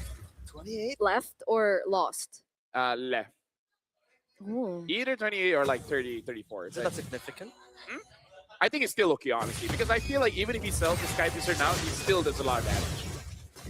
Well, Team Zone trying to zone out Boostgate, and this might be where they will show out their namesake in Team Zone. I mean, trying to push away the players of Boostgate Esports. And I think the only way that Boostgate Esports might want to commit is the fact that they will wait for the Lord and then re-engage, re-siege towards players of Team Zone, because now Team Zone slowly but surely getting their items, getting the gold, especially with the kills towards Kazue too. That's somehow quite a strong bounty as well. Now with the BOD, I feel like Kazue, it doesn't matter how much Skype stack he has. And at this point, Exora's caught up in levels, and now K Wind of Nature instead. So he didn't go for that penetration item that you were talking about. But would this mean that he's ready for a team fight? Like maybe they want to go for a contest on Lord? I would say he's safe against the Haya, but he still just has to be careful of RX. Carry. RX is the only problem. Other than that, I think he should be fine. I think Kazue, yeah, he can just jump in and jump out, and the shadow kill can be tanked by multiple members, right? But if it's gonna be RX consistently gunning down and taking the damage to Team Zone, then that's where the problem lies. But yeah, the Lord secured safely by the players of Boostgate Esports and also Kazue. Is this the moment? This may or may not matter, but Bankai does have that Winter Crown. So maybe he might go for a play, just bait someone in, and then Winter Crown, and then let something happen. Uh-oh, XC? So low, and they're not going to commit to it, but they open up the glorious pathway. Crimson Beacon for Identity, 2 resources, but I think it's much more worth it for Team Zone. Now, can they defend their base? The Crystal wide open, just a mid-tier turret separating them into a loss. The RWM and the kick, Bankai gets taken down, but K with the Blazing Duet, not enough to take down Kazue. Shadow kill, but that's going to be RX becoming the member that is much more scary for Boostgate Esports. If the Lord marches into the base, they will try to take it down. Zexora still alive, but is the damage enough? They still have the mid-tier turret to defend the base, and Team Zone, hold on. Is this the turnaround? Zexora going mad, but it seems like he has to back away. That was his only chance at redemption. I would say that one is brilliant coming in from Kenny as well as K, because K, you see that he goes in with the Blazing Duet. The KK combo. Yeah, the KK combo, Kenny K. Right before K gets caught by that carry, I think he only took like 2 basic attacks, and then he just jumped back, switched places with Dexter, making it so that he can clear the wave, right? It's nice to see, even at this crucial moment, 17 minutes of the game, is like, I know I need to deal damage, but it's not going to matter if I die. There's layers to it, right? There's layers to the defense now, and it's going to be even more difficult. XC? Look at the burst. XC still alive with the consecration. Good pick off, but that's going to be the shadow kill. Not enough to take down anyone. K gets whacked her, but look at RX go. He gets Bankai. It's a worth it trade for Boostgate Esports. Yeah, look at the minions as well. Bottom and top. Not going to be pushing in the same time as mid here, but they are stacking up. Yeah, Windtalker purchase as well for K. It's going to help him clear the wave even faster, especially with the splash damage and the Blazing Duet. So at least for now, Team Zone still gripping this game at 10 fingers, both hands, but it's slipping away slowly if Boostgate Esports can bob and weave and just come and bait out all the resources. We're knocking on 18 to 19 minutes, one of the longer games that we've seen in the wild cards, mostly averaging at around 15 minutes. We've seen a few games stretch to that 20th minute, but man, Boostgate Esports and Team Zone in the second game, they're really putting up a fight. We do see an item change for Kazue here, LaFell. No more Sky Piercer, Warax instead. And again, he can definitely do that. Oh, Zexora! Whoa, Zexora! The win of nature will save RX, and Zexora gets deleted. Identity will come in, but Bright so low. Shadow kill in the back. Wactor looks for the kick, and Bright gets deleted. K with the Blazing Duet, but is it enough? It is not, and Kazue will put him down. It's just Kenny and his broken base. His friends taken down as Boostgate Esports, they farm the bodies and prepare their graves. This is the end, right? It's gotta be. It has to be it, Kenny. I don't think you can. Hold on, brother. The crystal wide open, and Kenny bullied around in his own backyard. Boostgate Esports will not let slip of game 2. It looked quite close there after quite, I would say, like, what, 2-3 times? Amazing defenses coming in from Team Zone. But eventually, Boostgate, they were able to do it. And unfortunately for me, 19-minute game, 19-29. But I feel like there's one mistake that I just got to talk about, man. Zexora, that was that was quite an overextension. Like maybe you could get a kill. I don't know if it's worth it. I really don't know if it's worth I it. think it's the adrenaline rush, Yeah. especially as a youngster. You kind of want to be the game changer. But yeah, I do agree that that is a stretch. That's an overextension. That's what we call in the business overheating. Over investing. What else? What else? Bite more than you can chew. Bite more than you can chew. I was Were you drinking? no, I was so Yeah, that's the only highlight. I was so team zone, man. What happened? The winner nature saves RX. Don't cheer on anyone. That's why they lost. You're cursed, Eterna. No, I'm not. You are. But my predictions yesterday were right. So Well, I'm already wrong. I said I no. mean, yeah, that's true. Either way, I'm wrong. Right? But big shout outs to both teams because really, I feel like for Boostgate and Zone, doesn't matter who they're going up against, they know how to make it interesting. And I would say, yeah, I can understand why you're more for Team Zone in that one because it looked like it was over by 10 minutes. And yet they're able to add another 9. Exactly. Yeah. And honestly, if it wasn't for that one mistake, it could have been longer. I agree. They were so close for a comeback. Oh man. But yeah, it's good that we get to go to full best of 3. We love 3 games. 3 games is where it's at. What are you looking at, Lafel? I wouldn't mind going to Maghreb, but we'll see. It's okay. We'll see how it goes. We'll see how it goes. But yeah, going back to that game, do you guys feel like if Zexora didn't overextend there, that there would be a chance that Kenny gets a good RWM, K goes in, they could get a few kills, and maybe eventually win the game? Well, I think this is obviously not guaranteed, but if RX did not have the win the nature there, that would have been a True. very good play from Zexora, and that would probably orchestrate a comeback right there and then, right? And then they would just go for one final push, clear the waves. But I think if he did not overextend and they have to kind of like turn around and fight again, well, I think they could still hold the base. My only issue is that you know how to go in, but you know how to get out, right? Because I feel like he used every single thing in his kit just to make sure that he's able to get RX. But you're the jungler, you know? Comes to a point where you might be contesting for the Lord and maybe your team really needs you there. And you also provide vision, right? It so there's just a lot, you know. It feels a little naive that he would think that he didn't hold the Win of Nature. Was it like a miscall that they thought that the Win of Nature was down? Or honestly, maybe, yeah. But now we got to look at the MVP by Realme here. And it looks like it is going to be RX. 9-0-5, 103,000 damage. RX ever since yesterday, man. Doesn't matter if it's carry. We might even see an X-Borg later on.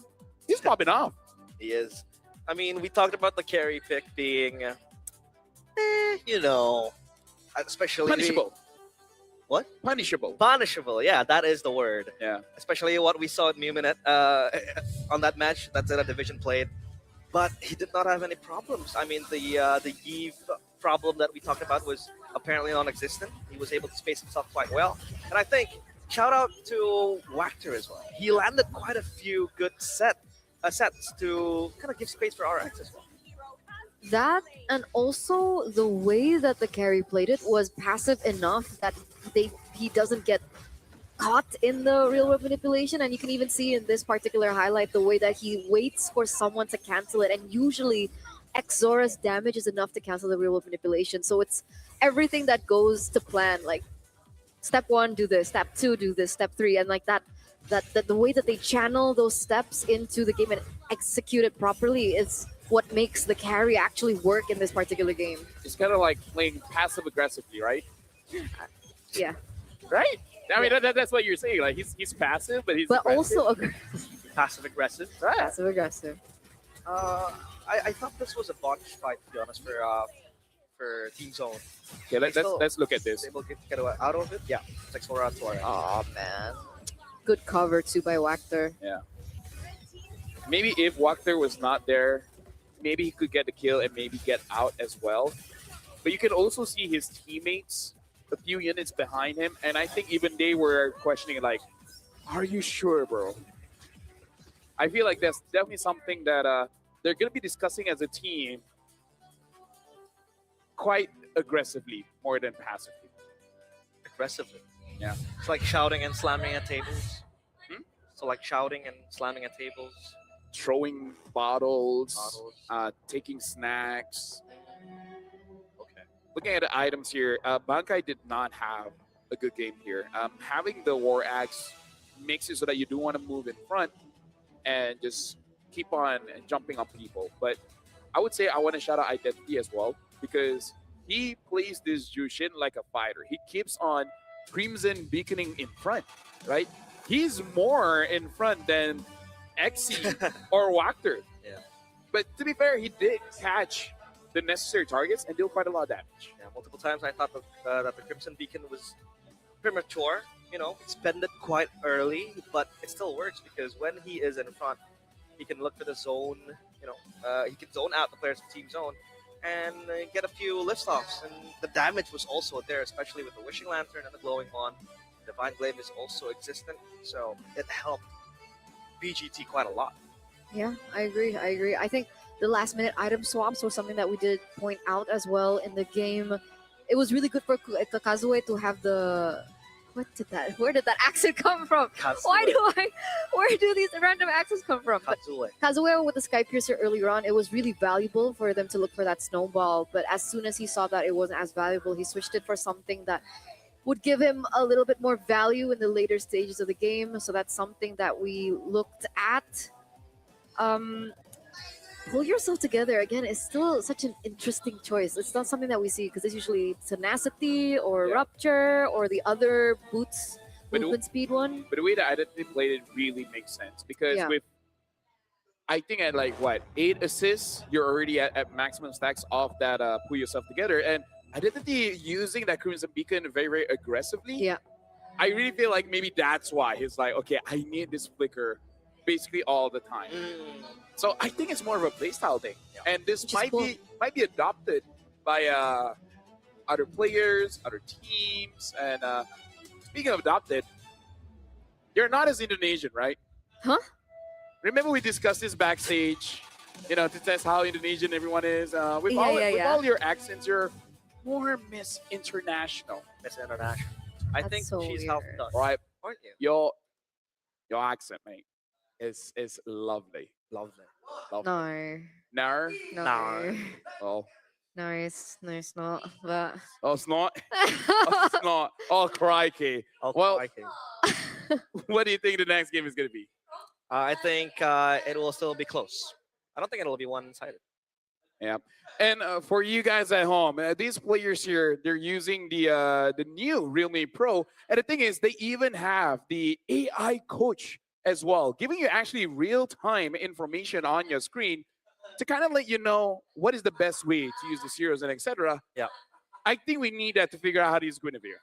absolutely. Shout outs to Realme Pro. Make sure you guys grab it for yourselves because, hey, the players are looking good, especially this best of 3. We're going all 3 games. Yeah. And if you know you have like skill issues, Still issues. apparently I don't have that. You can use that for your 1v1 later on. Ah, the one that I won. apparently I can't. the phone carries your game. It carries. You it does. play, they carry. Ah. Yep.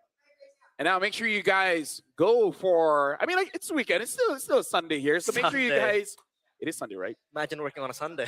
I think so. It is. It is Sunday. Yeah. Yeah. It is Sunday. Also. It's Sunday. So it's MLBB Rising Open Day. So make sure you guys grab your friends, preferably for other people. And if you don't have 4 other friends, you ask that one friend to find 2 friends. And then those 2 friends find other friends. And then eventually you have more than 5, but you only need 5. So you kick the rest that you don't want to play with, and you go with the best 4 and try to win. Good luck for the Rising Open. So a friend. Beautiful. My friend. Beautifully done. Thank you My very much. friend. Thank you very much. Of my friend. So a friend of my friend. That's a friend of my friend's friend. You might even That has eventually meet your cousin. Ah.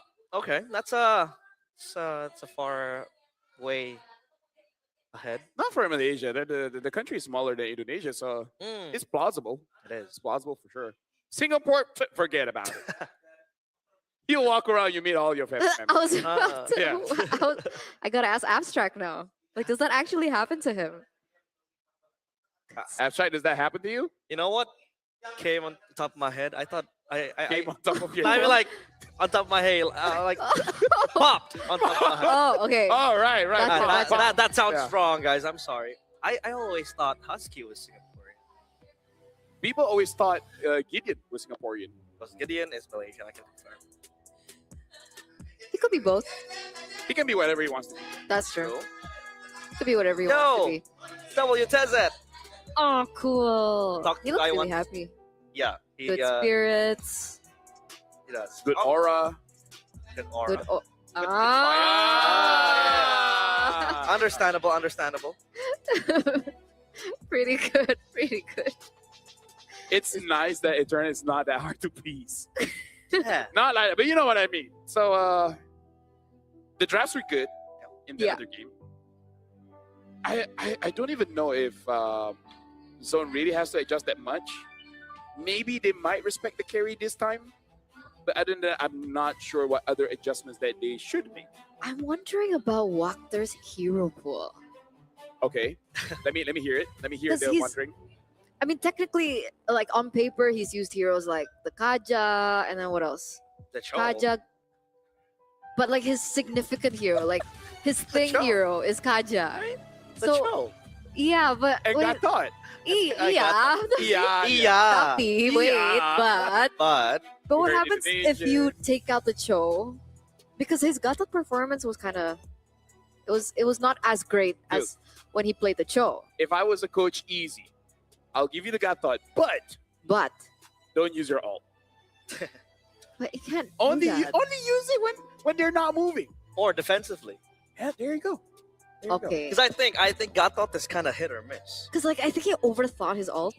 No, because legit, I play Gata and you really don't need to use your ult all the time. Like, of course, if you hit your unbreakable, especially with max range, so you're locking them down for like what 1.5 seconds, then yeah, you can use your ult. That's a continuous lockdown where you lay it by yourself. You don't need anyone else.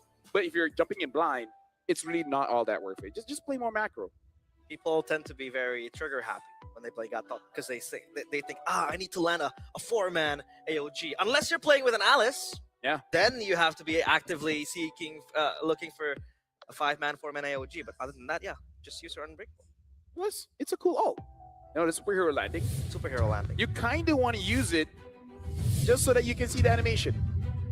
Makes sense. I use the Sentinel skill and I like it. I'm pretty sure it likes you back. That's it. I hope it does. If not, But- it would be an awkward relationship. Dangerous grass, by the way. Yeah, there you Hilda go. ban? How dangerous. Well, Kalia as well as Yuzong just get banned out here. So in terms of the ban, not much different. So is it going to be Gatot? Is it going to be Hilda? I would ban the Hilda unless I ban the Gatot and first pick Hilda. But they've been really liking this Jushin. Which I wonder if they want to take the risk of not banning the Fanny and banning the Jushin. I don't know if that's worth. Jusen did post a lot of troubles for Team Gold, so they take out the Uranus instead. Huh. Do they want to bait the Fanny pick? What if they want a Fanny? I think Jushin against Fanny isn't that bad, right? As a Jushin, I don't mind going up against Fanny. Right? Yeah. Compared to other mages, I'm okay with it. But do Bootscape want to take it first? Fanny is in Kazue's hero pool. Yeah, but I think it's too risky. They pick up the Yisun Shin here, more safe. And it does mean that for Zone 1, if they do want the Fanny, they can just pick it at red 3 at this point. And then ban the sidling fighters. I think you should pick up the Hilda. If they don't, then it's going to go over to Boostgate. Yeah. That Dota will be very, very scary to deal with. Invasion for days, right? For weeks. For months. Business days. Business day. Off days, you got to respect her time, you know? So Hilda pick? I would say it's something like, if you want to hide your draft, you can pick up a Hilda Haya, Hilda Lance. If you don't want to hide the draft, you can pick up the Eve again. Your shit. Yeah, All right. Forgot about your shit, by the way. By the way, whatever happened to Badang? Used to be very, very good, especially when up against the Fanny, right? Oh yeah, that is true. The reason for the decline. I don't remember what was. Oh, it wasn't really much of the nerf. It's just that now there's quite a few heroes that can get out of the wall because there's more dashing heroes now compared to the previous meta, Yeah. where once you get that lockdown in, it almost feels like you can't get out unless you have a flicker. Makes sense. Let's see. For Skate Esports, they go for the Cho again for Wagner and then the Esmeralda. Hey, Always the joke. It's not a problem. You still get it. I mean, he was know. landing a few stuns and kicks here and there. So, Yeah, yeah. A few. We've seen him also utilize it to like bait resources. So okay. They let go of the Fanny and they pick up Lancelot. Look, you know what they say, right? If it's not broken, don't pay fix for it. it. Oh, Okay. Right? Yeah. that's So- Pluto. That's what? It's Pluto. Where's Pluto? He just sat down. Pluto. In terms of the bans, banning out of Eve, good ban. Maybe they will ban out of Farsa as well. That'd be a good ban. Arsa. Or maybe. Oh, yeah. It was banned out already. My bad. The Eve, right? Yeah. The Chusin. It helps a lot. Or Kimi. I feel like Farsa or Kimi, either or would be a good ban. You don't want to ban Lunox here? I've been waiting for too Wait, long. Busquets is the one banning Terry. Oh, they Yeah, banned no, Ruby? They banned the Ruby. Very interesting. Ruby ban. Oh, Yeah, I think you don't have to pick up a Lunox if you're going to pick up a X-Borg. Because there's not a lot of bursts here, and our X did have an MVP game with the X-Borg yesterday. That's true. So Xborg is definitely a potential Yeah. pick for them to utilize. Come on, Dexter. Claude. And they eliminate Claude and the carry. I mean, What if Zone 1 they themselves pick up the... That's why I'm thinking. but they might go for a Granger instead, or a Harv. Maybe not Harv because of the SB. Yeah. Yeah. Oscar. What is he offering? They're still Ah, deciding see? too. They think about it. Oh, TC? I guess this is not bad. It is not. But, I mean, they do have... But loses to X-Borg. You're right. I feel like it's an X-Borg game, but they need a Kimi. Give me export. Kimi X-Borg is, I mean, they already have the YSS, right? you know, what if the Yushin is not good? Then you have a Kimi. They have a backup plan. Yeah. somehow. Okay. 2 range obviously will very much help the export, but we'll have to see if RX want to pull that out. Will be reporting for duty. Oh, It is nice. Export. Xborg and the Kimi. Kimmy. Damn. Good read, LaFell. Spot on. How are you so, So smart? smart. How are you so smart? I live in tomorrow.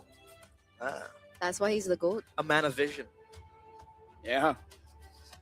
And I'm colorblind. And I actually have to wear glasses, but I want to look cool, you know? It's okay, LaFell. Best caster in the world. He is. Team Zone. Last pick. What's the pickup to deal with the Esmeralda? They can still go for the Granger. Probably not the best if they want to go for an other fighter here. Honestly, the Lapu is not bad. If they want to go double fight, I don't think they should, but that's an option. Relentless flow of time's Harlan. Harlan. So I CC am Gold. the constant that breaks I guess the it's fine time. because they do have the Jushin and the Hilda, so there are stacking of crowd control there. Mhm. And I would say it's a very forced fight kind of draft coming in from Team Zone Well, with the Hilda, with the Arle, with the Jushin. It's kind of like you can fight at any time. yeah. Does make sense. I mean, the Arlet, obviously good setup. We did see a few Arlet games in the wild cards where it was kind of like the main catalyst for most team fights happening. And on top of that, you have the Juice and the Hilda, like LaFell mentioned. So yeah, it does work. But man, the freedom that I think Boostgate has with this composition is quite scary, to be honest. Well, ladies and gentlemen, Boostgate as well as Zone has proven to us this wild card. This matchup is quite intense. But here's the thing. Who's going to come up with a W? Yeah, whoever goes down did not go down seamlessly, right? They had to lose a point there as we get into the wild cards, but only one will be up on top of Group A. Once again, that name, that question echoes for Group A as we get into the Land of Dawn, the final game here in this best of 3. So now looking at the movements here, it does look like, at least for Team Zone, they want to get that early pressure. Because I really feel like if they can get an early rotation, I would say preferably in the EXP, because the sooner you let Arlit out of his lane, the better your rotations is going to be. So I'm really looking at Team Zone at maybe 1 minute 20, start moving towards that EXP, help out Bankai, and then just get a sustainable movement going in. Well, RX loses Firaga armor just like that. Yeah, obviously it's still the early game, so he is going to be fine as of now. And if that goes according to what you mentioned there, Lafel, then we should be expecting Team Zone to have a little bit more control over the neutral objectives. Granted that they do have the Lancelot as well to aid in that venture. Because it looks like now Boostgate Esports, they're caught in their own jungle. You can see Bright being as aggressive as ever. Very, very difficult for Boostgate Esports to look for anything or any opportunity on the map like they were able to in game number 2. Yeah, I really feel like they should. And if I were them, punish Walker as many times as I can. Make sure that for a good 6 minutes of the game, he doesn't get his items. So there's no one to really open up the map unless Yusichin has his ult. Yeah. Well, we can talk about the Chusin as well. I think it'll be quite different, the playstyle compared to Identity last game, right? Because no players left together. It's a rupture, extra damage. And you also have to go for the Purified too, because yeah, the Choke Kick will always be available. So that is a threat for Kenny. They want to go for the turtle. Mountain Shocker opened. Division also expanded. However, Team Zone still dancing in the pit. Final Slash, I think, is committed quite early there. Yeah, I think this is just a mistake coming in from Team Zone because they did not help Bankai out at all.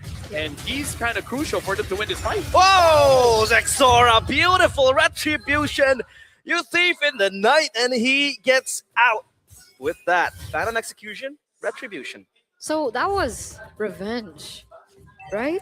It was? In game number 1, it was actually Kazue that was able to steal it, right? Mm-hmm. He did. He stole a turtle that was skirmished over, but that one was like, that looked free for Boostgate Esports. Beautiful, beautiful. The beauty of Lancelot in gorgeous neutral objectives. Gorgeous. Flamboyant. Exquisite. Exquisite. Yeah. Uh-oh. Wactor so low, good final slash, but it's just going to be onto Wactor. First blood for Bankai. XC still dancing around. And the traction pulse committed too, but they won't go any further. It's just Bankai with the vengeance. Ins and outs. I would say Team Zone right now, they're not getting punished at all because despite them not letting Bankai go out of that EXP lane, they still got a turtle. And then over there, we can see the prowess of when they're moving as 4. It is quite a deadly combo. It's the kind of team fight composition of when you go in, you really don't go out.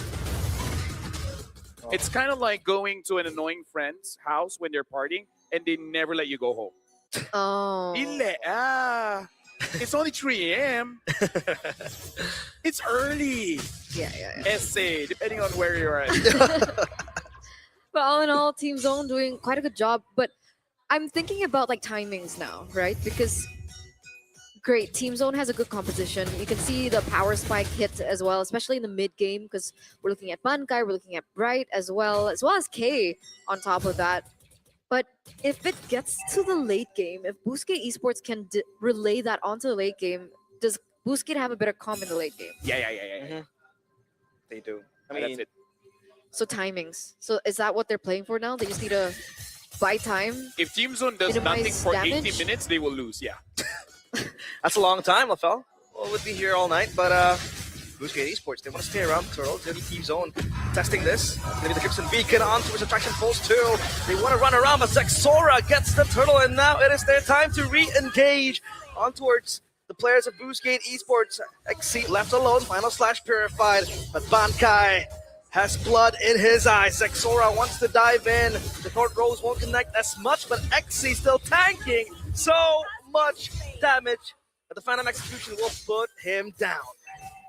This is the kind of aggression that Team Zone really needs to maintain. Because I feel like if they can keep this up for another 6 minutes, maintaining between 3,000 to 7,000 goal lead, then they're at a very good advantage where they can get at least one inhibitor. In case something goes wrong, you can go for a backdoor. Vengeance will not save K. That is the ultimate from the X-Borg. However, Wactor is able to get right. still won't be good enough. Oh, Zexora looking for an assassination, RX. Oh no! Zexora has to puncture away, and RX saves himself. He is still A-okay, but Identity will lose himself in the very hands of Bright. Okay, this got messy real quick. Very messy. Right, we're seeing skirmish in the top side, we're seeing skirmishes in the river, but all in all, Boostgate Esports, especially for RX, did a great job enough to not just save himself, but also the turret from falling. So keeping their anchors in this early game, making sure they don't lose too much, making sure that Team Zone doesn't snowball out of control. Now, the question is, what is the next step after that? Do they maintain this level? Oh, wait a second. Let's just jump in with a kick two towards Kenny, but he will be okay. Now, Bankai Vengeance to the back. Identity still relatively untouched. Wachter is low, though. This fight is split into two. Here comes Exora. Here comes the monster. The cold-blooded killer won't be able to feast on anyone just yet, but Xe gets lifted up. I don't think they have enough damage, but K is hitting like a truck, so Xe has to reposition himself far away. Right now, Boostgate, they're doing what they really need to do. So step number one, stop the bleeding, right? You stop the bleeding, wait for Identity, Kazue, as well as RX. RX, after he gets 2 items, he can really start to influence the game a little bit. But before that, it really is all about staying safe. I would say especially Identity. As long as Identity survives, it's okay. They're gonna go in. That's gonna be right in the back. Final slash kind of misses, but the traction pulse and the mountain shocker combo gets Bright. Here comes Exora with the Phantom Execution, the puncture away.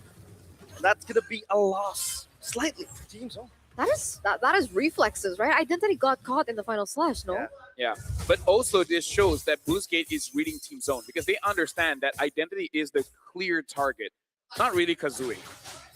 And that's why we see Walker just hovering around Identity, knowing that someone will commit, and then he can use the way to drag it to punish. Yeah, Purify, Crimson Beacon, safe passage for Kenny as he gets taken down slightly. Low HP, but he's going to recall back to the base. So now it's going to be resets for Team Zone. Looking to clear out the lanes up top and down bottom. Because Kazuo is also doing a very good job at catching up, right? Despite the 4,000 gold difference, Kazuo is only 1 level below of Zesara. So if it gets to that point, there it is. Oh, nice. Wow. Beautiful. He knew he was spotted. Final slash, dashes towards the final minion, and then flickers away. Beautiful. Yep, but RX though in the mid lane, he might beat his demise. However, he has the Firaga armor. What? Bankai, after a beautiful play, gets himself killed in that process, and now it's going to be evacuation for the players of Boostgate Esports. Identity gets spotted out. He recalls just in time. Bright loses vision of him. So close. If only he didn't hesitate. If only he just went in. I think it was face checking the bush. You know, Identity was holding his breath there. Yeah, he was. I mean, we were too, a little. I was clenching a bit. Yeah. I was holding my breath as well.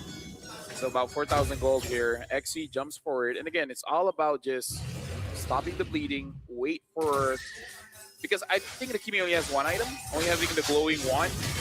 So definitely not enough damage at this point. Yep. Well, let's just see.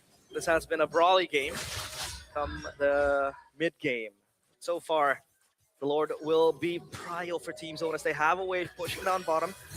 However, up top, Boostgate kind of have that opportunity. Action Pulse misses. Won't land on anyone. It's going to be Zexora in the pit. As Xe hides for him. Torn Rose rather finishes itself, and that's going to be Zexora securing the Lord. Scot-free for Team Zone, and now they want to get this mid-side turret. The Sky Piercer purchase for Kenny. What item is that? Second. Yeah, second item. Yeah. Glowing one, Elegant Gem, glowing one, and then the Sky Piercer. All right, they're thinking that, okay, maybe we might not be able to close this out in the late game, right? So they need a plan B. They don't have necessarily a scaling hero towards the late game, so they're banking that if it gets to that point, Kenny will have enough Sky Piercer stacks to be able to be that finisher for Team Zone. Actually, Team Zone, they just figured out that we got to go all in, because even if you look at K went from a War Axe to a Hunter Strike, not going for a brute force. So it looks like from all sides, maybe with Bright eventually just go full damage. Kenny locked down, has the Crimson Beacon, pops the Purify too.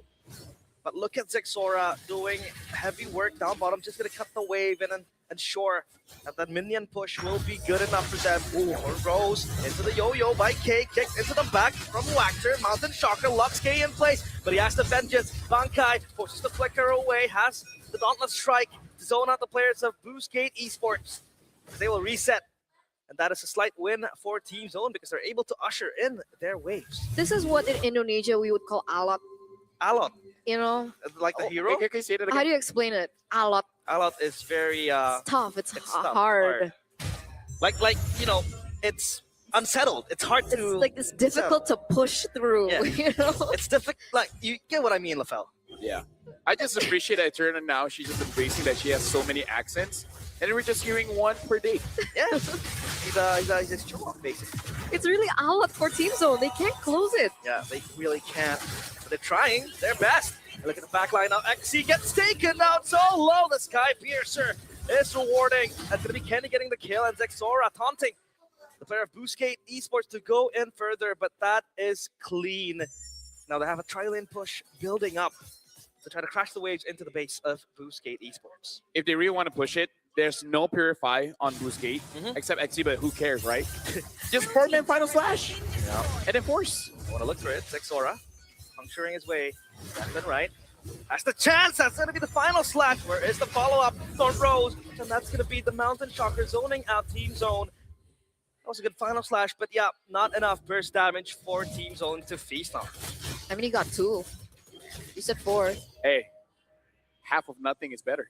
Wait, Yeah, wait, it's no. half of 4, 2, so, you know. Half is better than mathematically- nothing. Yeah, there you go. Well, Lord Timer, 10 seconds. Seems like they want to contest this. Sprite is sent on far lane duty. As a slow wave, or slow push rather, builds up for Team Zone. So now let's see. Boostgate Esports. I think they need to contest this, Lord.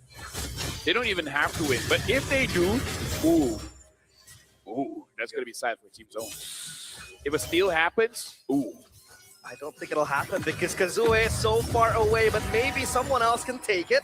Someone else might want it, but Zexora, clean as daylight, and now RX gets final slash onto the back. Last Insanity will give him that anti-CC. RX will move away, still has the immortality too. So it's all fine and dandy for Boostgate Esports, but they lose that Lord. Yeah, at that point, I think it was a little too risky. If we're talking about firepower, essentially the Kimmy has only 2 items, glowing 1, as well as the Blood Wings. I Yeah. believe just defense. There's no damage in it, only from the glowing 1. Yeah, not enough. Yeah, I enough. think they need a bit more time here. Yeah. Despite her having space guns, if it doesn't hurt, it doesn't hurt. Space guns. Like balloons come out. Yeah. Bubbles even. Oh, Ah. but bubbles can like get into your eye and like irritate. Close your eyes. I mean, That's you shower every day. It gets into your eyes anyway. I guess I'd be showering wrongly. Or you be showering wrongly. Maybe, but the traction pulls right inside, and now they have the Lord together into the mid lane. I don't think they will commit this. This is quite questionable from Team Zone because they don't have a wave. Yeah. Up top and down bottom, it's all... They don't set it up. They try to force it. Yeah, they were forcing it. Easy clear for Boostgate. This is their fault. Did you see the final slash? By Bankai? Oh, you called it. Am I Oh! Bankai! Oh. Come on, man. That was pretty crazy. Hey, turn out we're both leaving in tomorrow. Yeah. I need that moment for myself. Hey, I need a premonition. dude. Just say something that's so crazy it won't happen, and it will. Trust. Team Zone is gonna lose. No, that's too like abstract. Ah, okay. Say something like Zexora is gonna overcommit by dashing through all the minions and then get caught and die. Something like that, you know? Like Sora is gonna kill all 5 and get a Savage. Maybe. Maybe. Guess we'll see. Well, item build. Oh, concealed play. Wactor looks for a kick. Beautiful. As K gets locked down, but there goes the traction pulls as well. Zexora bobbing and weaving inside. Kenny with the Crimson Beacon will save his team with the shielding. And Zexora battling it out with Kazue. 1v1 up top. But the immortality from RX will pop as he will get taken down. Not quite yet. Yay! It's going to be Kenny. taking down RX. It's Exikazue and Identity as the three last players to defend this base. A singular minion, or rather a wave behind it too, will force a way into the crystal, but they can end it right here, right now. Bankai misses the final smash. Exora gets taken down. Has the immortality. Crystal is exposed, but they're still fighting for their lives. It's gonna be Team Zone cleaning house, but the minions are spawning.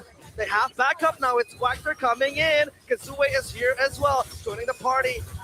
As Kenny gets the kill, there's gonna be Zexora with the Phantom Execution. It's not gonna be enough. The crystal will be taken down as Zexora and Co gets the 2-1.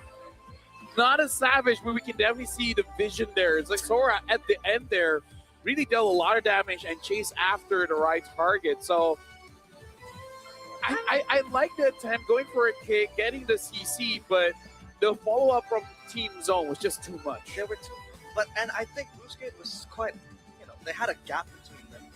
So not really an instant follow-up you can rely on after that kick. But congratulations to Team Zone. Number 1 in Group A. Nomor satu. Nomor satu. Yes. Boleh? Number 1, man. So wait, who's in Group A? Let's double check. Well, Bluesgate, Zone 1, Zeta, and Leon, right? Ah, yeah, you're right. So they should be a shoo-in for like the next stage of the wildcard. Yep. Well, there's still quite a few matches for them to go through to eventually be top 2, because as good as the time that you have in group stage, that's the first step, right? And you know that there's a lot of steps. In fact, some say that you need 10,000 steps a day. I don't know about that. Maybe half is good enough. But first step is important. Getting this win is important. There were a few mistakes, but over time, they're just going to get better. Baby steps.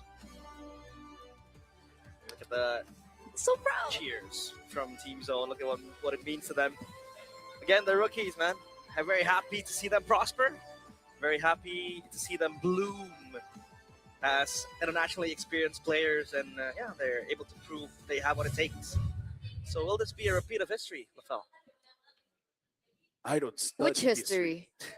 No, I mean like a team from Mongolia makes it out of wildcard. And to be fair, they have more chances because we got 2 teams this time. Ultra wildcard is just 1 team.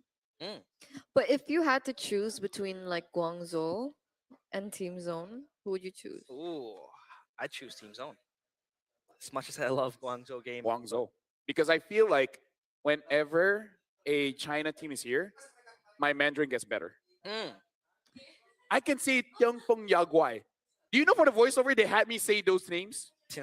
Oh, like with the correct pronunciation too. Because out of all you guys, I say the best Mandarin. That's true No, though. I have a better one. What the hell, Peng Yo? Yeah, toy. Toy? Toy. It's supposed to be toy, no? No. It's toy. 我不知道。 Toy. 我不知道. What the hell, Peng Yo? 太浅. Show off. Well, we got to talk about this game Polyglot. because I would say Zone 1 going for this very heavy skirmish kind of lineup. It works well because they know that Boostgate, they want to fight as well. So fight fire with fire, and then whoever has fiery fire wins. Speaking of the MVP, we're going to be checking out the MVP by Real Me here, which is going to be one of the players. Yeah. I think I'm it's saying Zora. Kenny. It has to. Oh, Yeah, I think it's Kenny too. was Kenny? Sheen. That was useful. I think this time around, we mentioned it as well in the game. Different I play think style. POTG, yes, but POTM, Do we also the have Zara. PMs here? I don't know. I think it's only the MVP for each. So it's just per game, not per match. Yeah, it's per game. I'll push it out. 我不知道 too. 谢谢. But yeah, so do we then agree for Kenny? Yeah, I think Kenny. Well, we'll see. Do we really have a choice? Bankai for that final slash flicker. No. Just for the memes. No. Can someone clip that, please? By the way, that was so weird. You guys know those TikToks where they do this thing over and over, and then at the end you get the payoff. Like for for Oh, the yeah. SEA Games. They did, Yeah. and then eventually, right? So he's just like, and then grand finals. You did it. He's setting up the TikTok clip. Ah, yeah. You got to think in 2026. It's For the plot.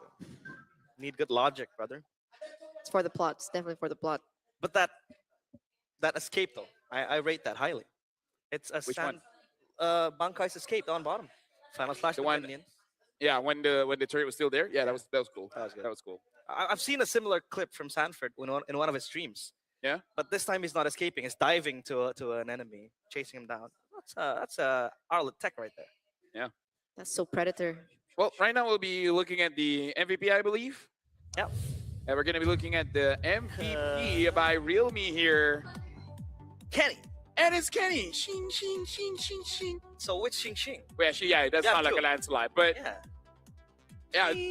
I really feel like despite people looking at the patch note and thinking it's over for Jushin, Jushin persists, saying like, hey, if I don't do utility, I just do damage. This is what it means to be a true gamer. You don't care what happens. Nope. You adapt. You evolve. You overcome. You just play the game and you win. Now that's a gamer. Gamer.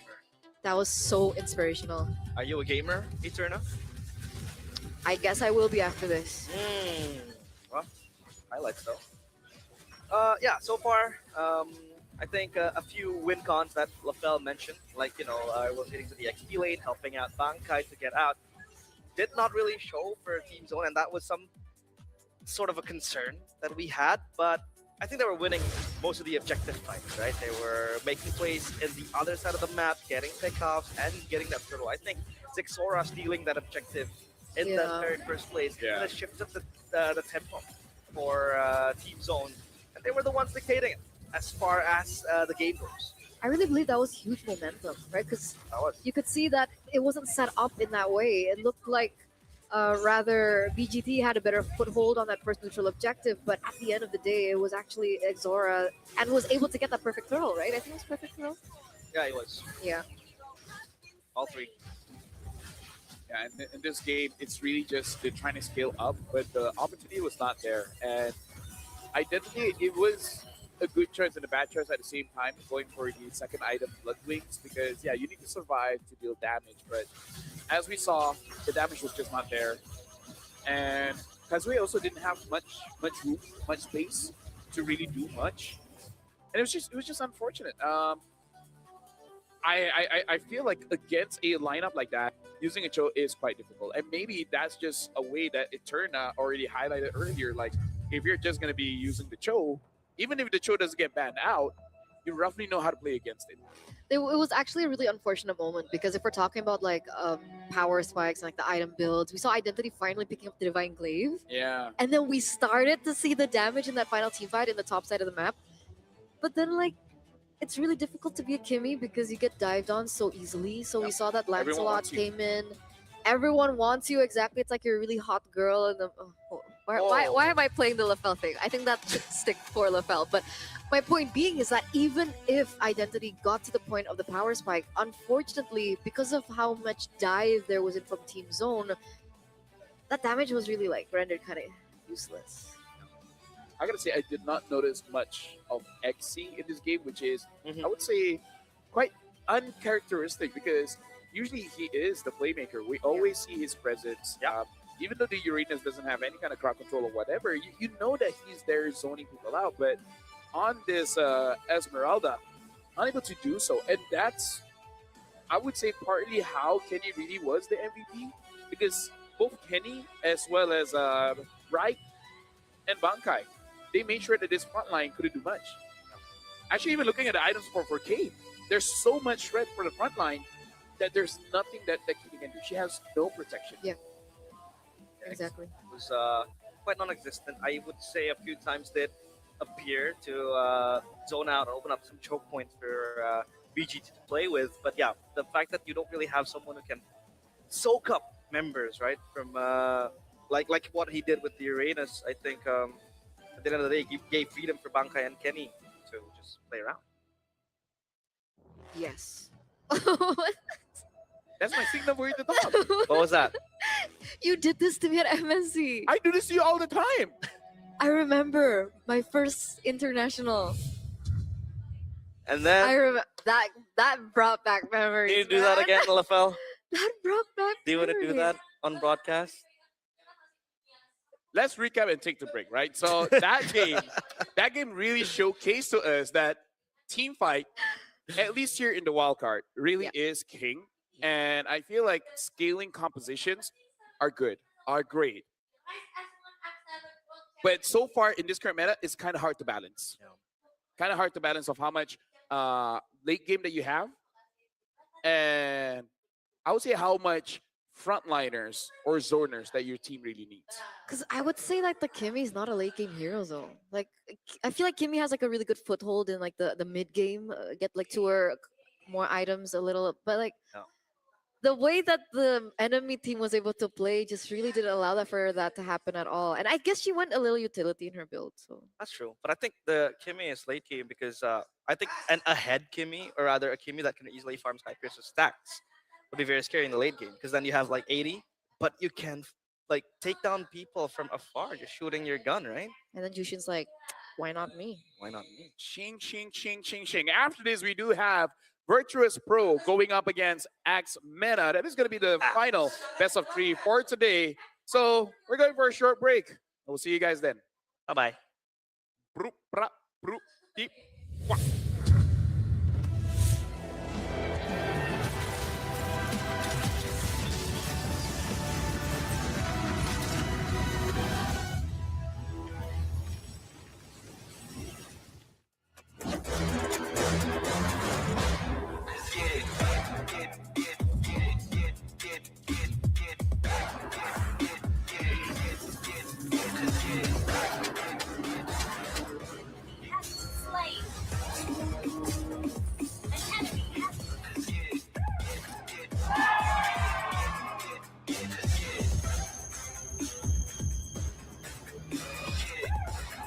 15 Pro M7 official gaming phone.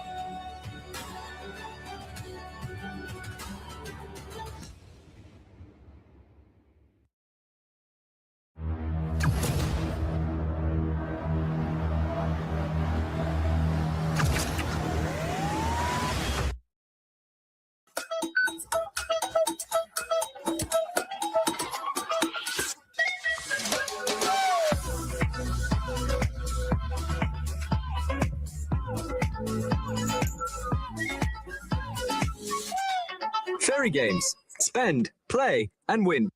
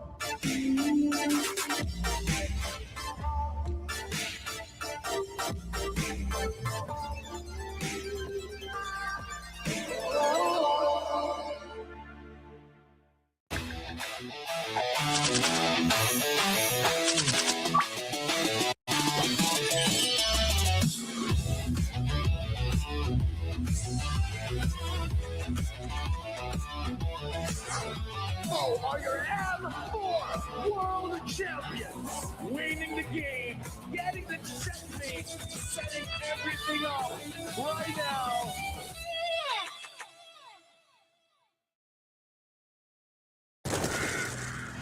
Nothing can withstand the withering.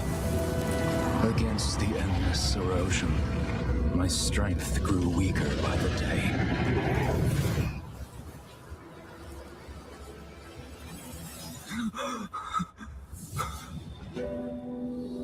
True power dwells within the spirit. Try to embrace all that you are.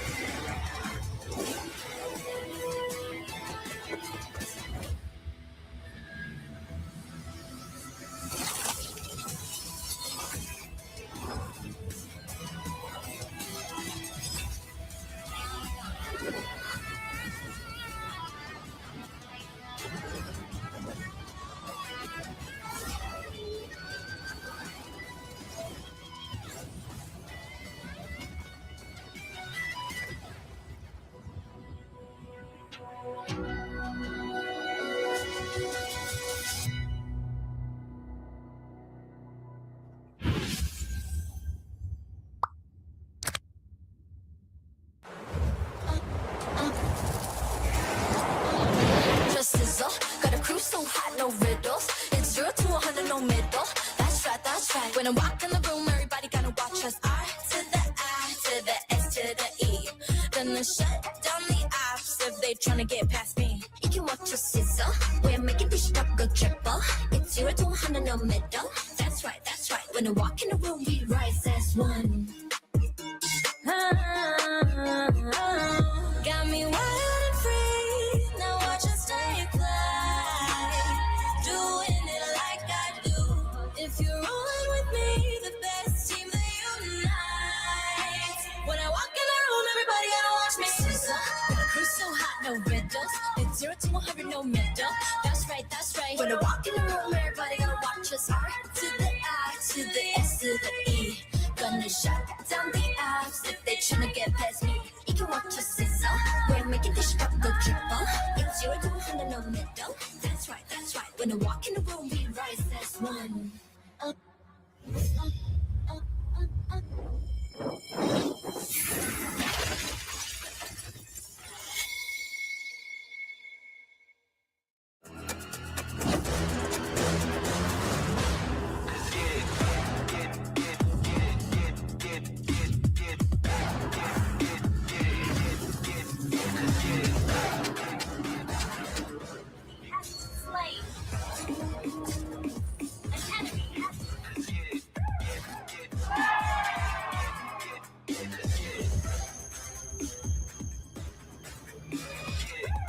Ruby 15 Pro M7 official gaming foam.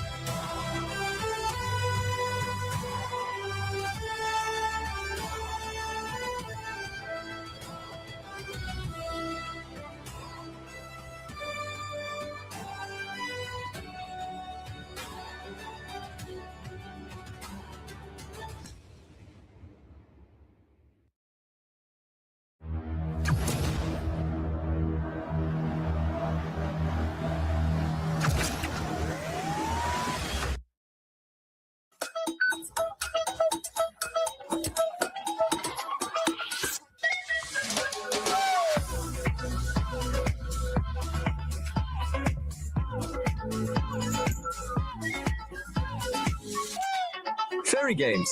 Spend, play, and win.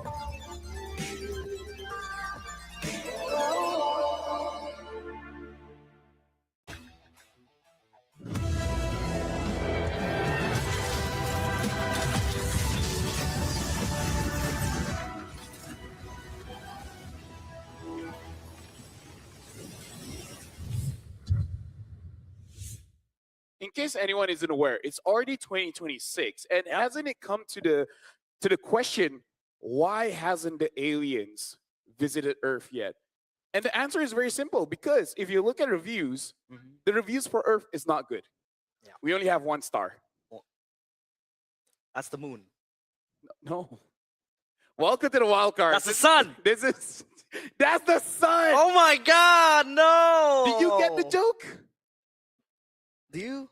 Honestly, no. Like, the Earth has a star, right? 1 singular star is the sun. That's Get the it? sun. That's where we review 1 star. Welcome I to the wild card. understood, Right now, it is but, going to like, be we have a lot of BP stars, going up against you know? X Mena. Weird. No. Do you know how those stars get so small? But they're still stars. Because Olivia. it's so far away. So are you Yeah. saying that if In- someone is small, you can't consider them human? I'm talking about stars or humans. Stars, but I'm saying. This is getting out of Orbiting hand. around Earth is just the sun. Mhm. The stars are light years away. Do you know how far a light year is? Yeah, a light year. Like Buzz. Gotta ask Buzz. Let's look at the lineups just to see Okay. what's going on. Oh, but Okay. before that, Rising Bears versus the Avenging Axe. Axe. I think the Bears is gonna win. Avenjaxers. What? Ben Jackson? Put it on. They can't hear you, lapel. Wait, they can still hear me? No. I don't think they can. Well, that's the point. Apan, see? Scolded. But see? So yeah, what do you guys what do you guys think? VP, Well, VP is looking like the team to make it out of wild cards, the strongest. Rising Bears, roar. Because, like, to put into perspective of how strong they are, right? Virtus Pro beat Team Spirit in the upper brackets. That's crazy, right? The Team Spirit that won top 4 in almost every single, I think every single international that they've come into, right? I don't care about history, so I'm not gonna check. Right. He doesn't I'm like ju- its I'm- history. I'm- But that's how strong they are, guys. Just to put that into perspective. So when it comes down to VP against these wildcard teams that maybe don't have as much competition in their region, or they don't even have an MPL in their certain region, it puts them a step ahead. But the problem now for Axe is this is their last chance. Yep. And scarier still, the mindset, guys. The mindset. You interviewed Pluto, and he said in the previous MNCs, like, I just like that I finally get to fight against strong opponents. You're fighting against a guy that's thinking that I want someone to make it hard. Not like a pause, but you know what I mean. You want a tough competition. Yeah. To make it difficult. Sounds weird. That's why I say Difficult. pause. If you say pause, it's okay. Ah, yes, sir. So will Axe be able to actually take down VP? Probably the, not. the favorites here. Because if they go 0-2, and considering that GZG won earlier, that means that if that happens, unfortunately, this will be the end of the Well, Avenjax, I mean, the wild cards. you don't like history. I like history, and if it's talking about history, the Vikings uses axes to hunt down bears. So Yeah, know. but bears, they're so good because they can eat sushi all the time. Right? They basically eat raw fish, right? Yeah, sashimi. Sashimi. Yeah, Why are we talking about fish? because bears eat salmon. Yeah. But what's that got to do with Axe? X can also cut salmon. That's true. Let's look at the lineups here. Let's look at the lineups. There it is. Okay. Thank you. Bad Cot, Zara Egoist, Bobber, Pluto, and Super Gorka. And let me just let you know, realize, right? Yeah. If Zara Egoist, game number 1, he doesn't do much, don't question it. Okay. He might get upset. In game number 2, he's gonna, what we say in this industry, put out a slobber knocker. Slobber knocker. Yeah. Don't Gonna do go a all out. Don't do a chef in today. Okay. Okay. I like that. Slobber knocker. Yep. And we have X Mana here with Alpha, Troll Boy, Quanok, Rice Cream, and Speedy. And honestly, their games is honestly okay. It's honestly respectable. But again, going up against VP, man, it's a bit of a too high of a hill to climb. But hey, if they can do it, that's impressive. Habibi. I mean, yesterday against Guangzhou Gaming, it went the extra mile. We had a long game too. They were controlling 19 the minutes. game. Yeah, 19 minutes. They were controlling the game up until minute 14, where a single final slash from a behind Guangzhou Gaming took them down and just swayed their momentum. They were holding on to a lead. I think it was a 10k gold lead or something, and then they blew it all out. So I think it's about closing down your leads, right? That's going to be the name of the game for Axe Mena. But I think that was because Guangzhou Gaming was also giving it to them. But up against VP, a structured team that knows how to punish her mistakes, I don't think that'll be that easy for Axe Mena to get that lead. By the way, Redmar just confirmed there is just 1 star. There you go. He's on my side. I think it's distant planets that she's seeing. Okay, you know what? Eterna. What do you mean? Eterna. Listen, You look up into the Eterna, sky. Do you see Eterna. 1 star? guys? Eterna. Dude, you live at your card. Do you really see a lot of stars? No. Do Light invest. pollution. Okay, so All right. okay, Eterna, let's set this. Okay, after M7, Okay. we're gonna grab a ticket, go Okay. outer space just to double confirm, Okay. and then come back. You're paying for that, right? Hey, M7 money, baby. But yeah, top 5 pick heroes so far. Yi Sun-Chi with 13 picks, 13 bans with a 46% winner, which honestly is still okay. We gotta look at the 50-50s here. Yuzong, Joe, Hayabusa, despite new patch, honestly roughly the same heroes. I mean, the win rate isn't really that good, to be honest. I mean, 46% for Yi Sun-Chi and Chusin as well, slowly rising back to the top. The Yuzong, we haven't seen that much in the previous match, so I hopefully mean, at least if anything, this shows us that there's not that one dominant hero. Yeah. Because sometimes it's annoying. Whoever gets that one hero always wins. It's not the case so far for wildcards. No.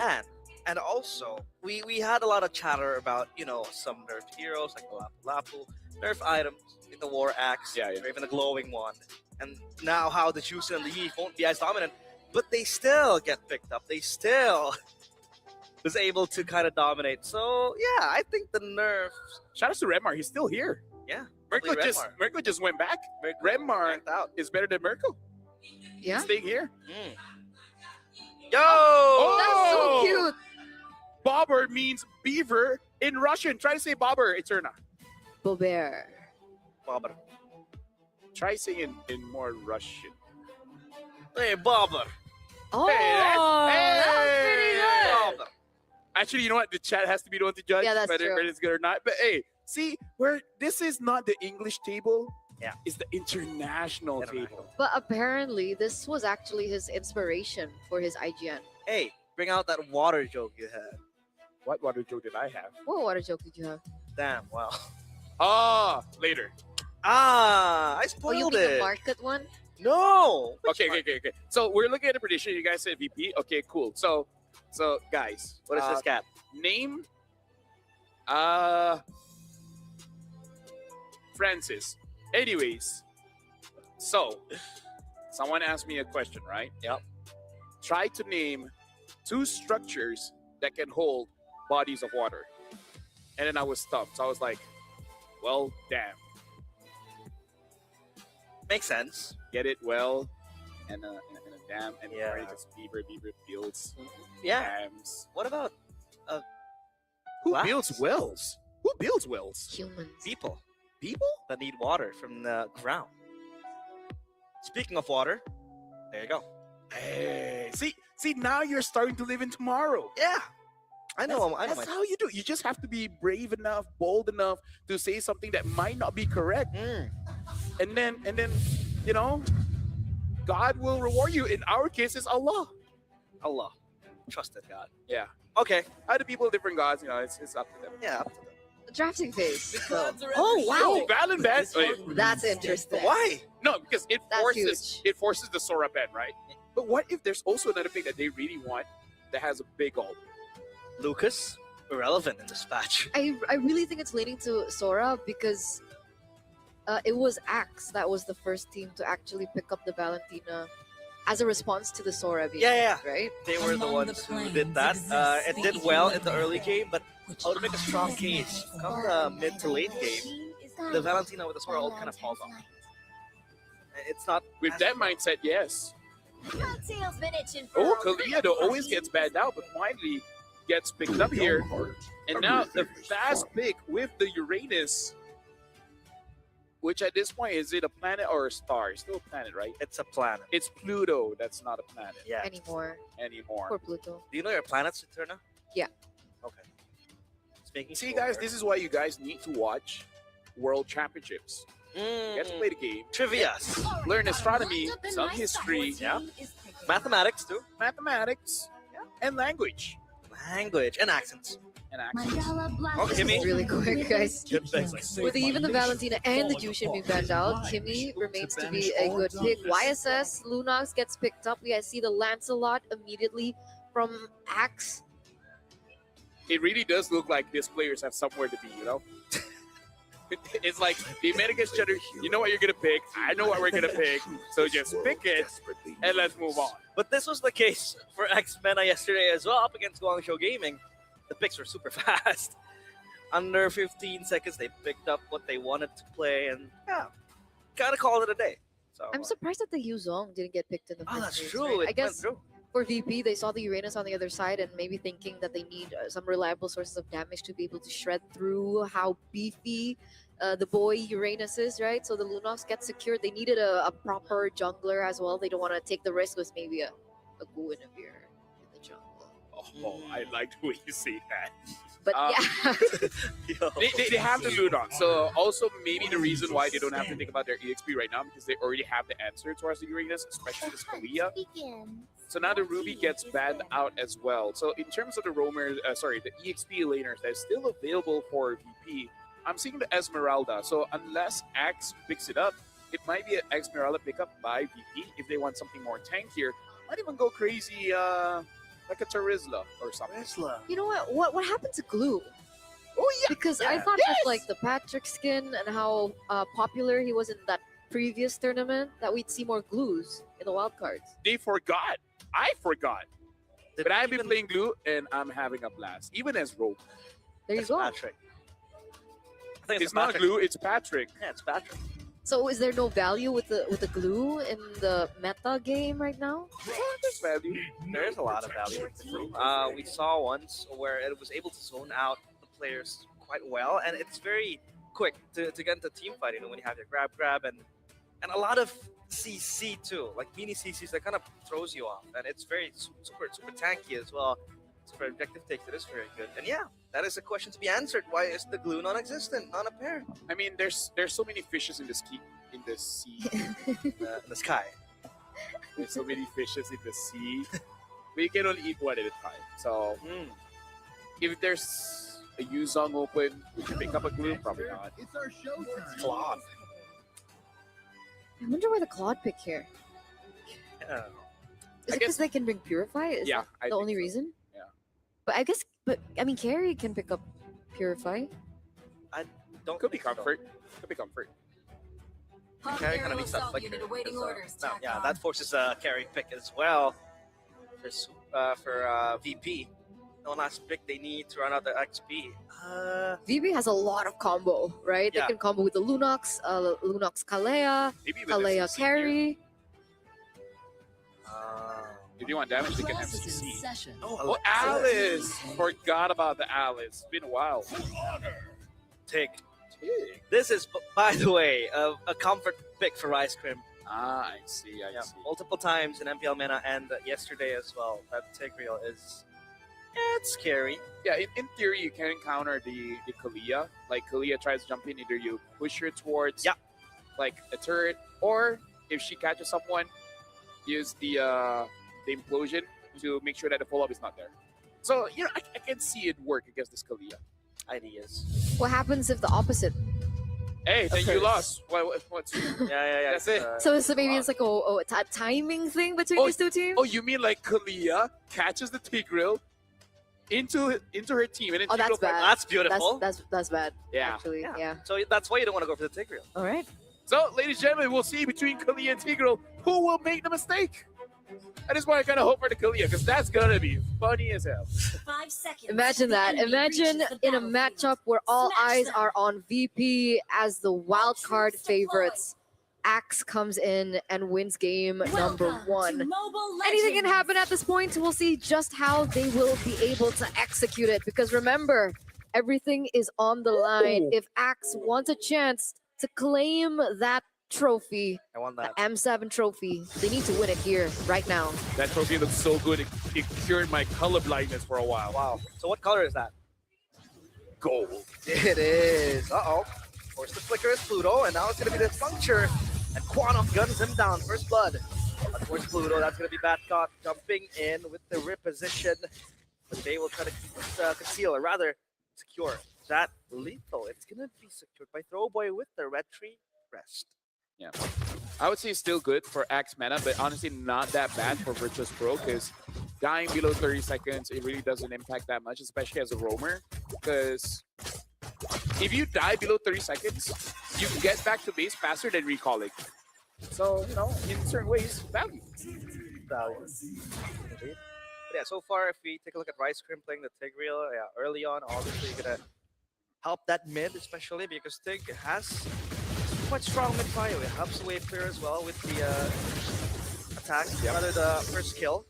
Something that I do have to say though, because if we look at the emblem setup, this Claude might be a Claude that can do this forever, right? Having the fighter emblem with the Festival of Blood, if it gets to a point where he has full items and Pluto does not lock him down and able to play around Super Gorka on this carry, hey, maybe this Claude could potentially 1v5. It's going to be difficult because it is against the carry, but the amount of sustain, it could be enough. That's a problem, right?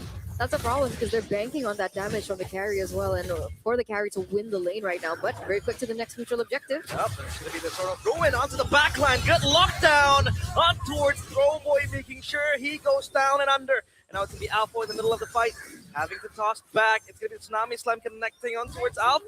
Zorigois gets the kill too, and Bobber will get another kill. It's going to be Quadok.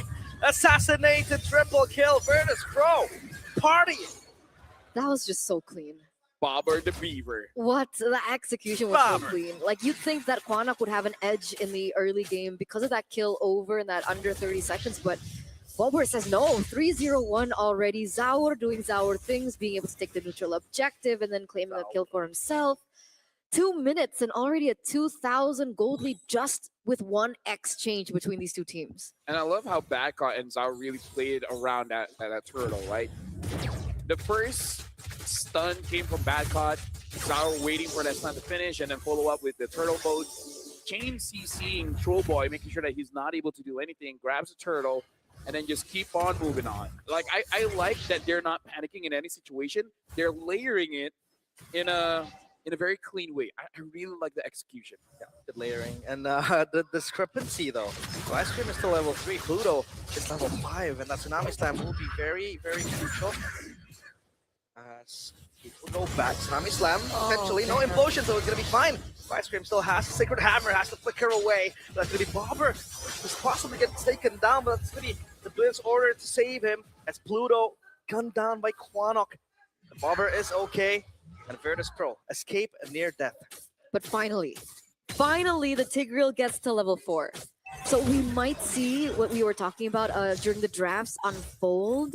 But as it stands, Virtus Pro still have that much stronger combo coming for them, right? So if they still commit to another 5v5 around this next neutral objective that will spawn in under 2 seconds, I still think that Virtus Pro have a larger edge over Axmena.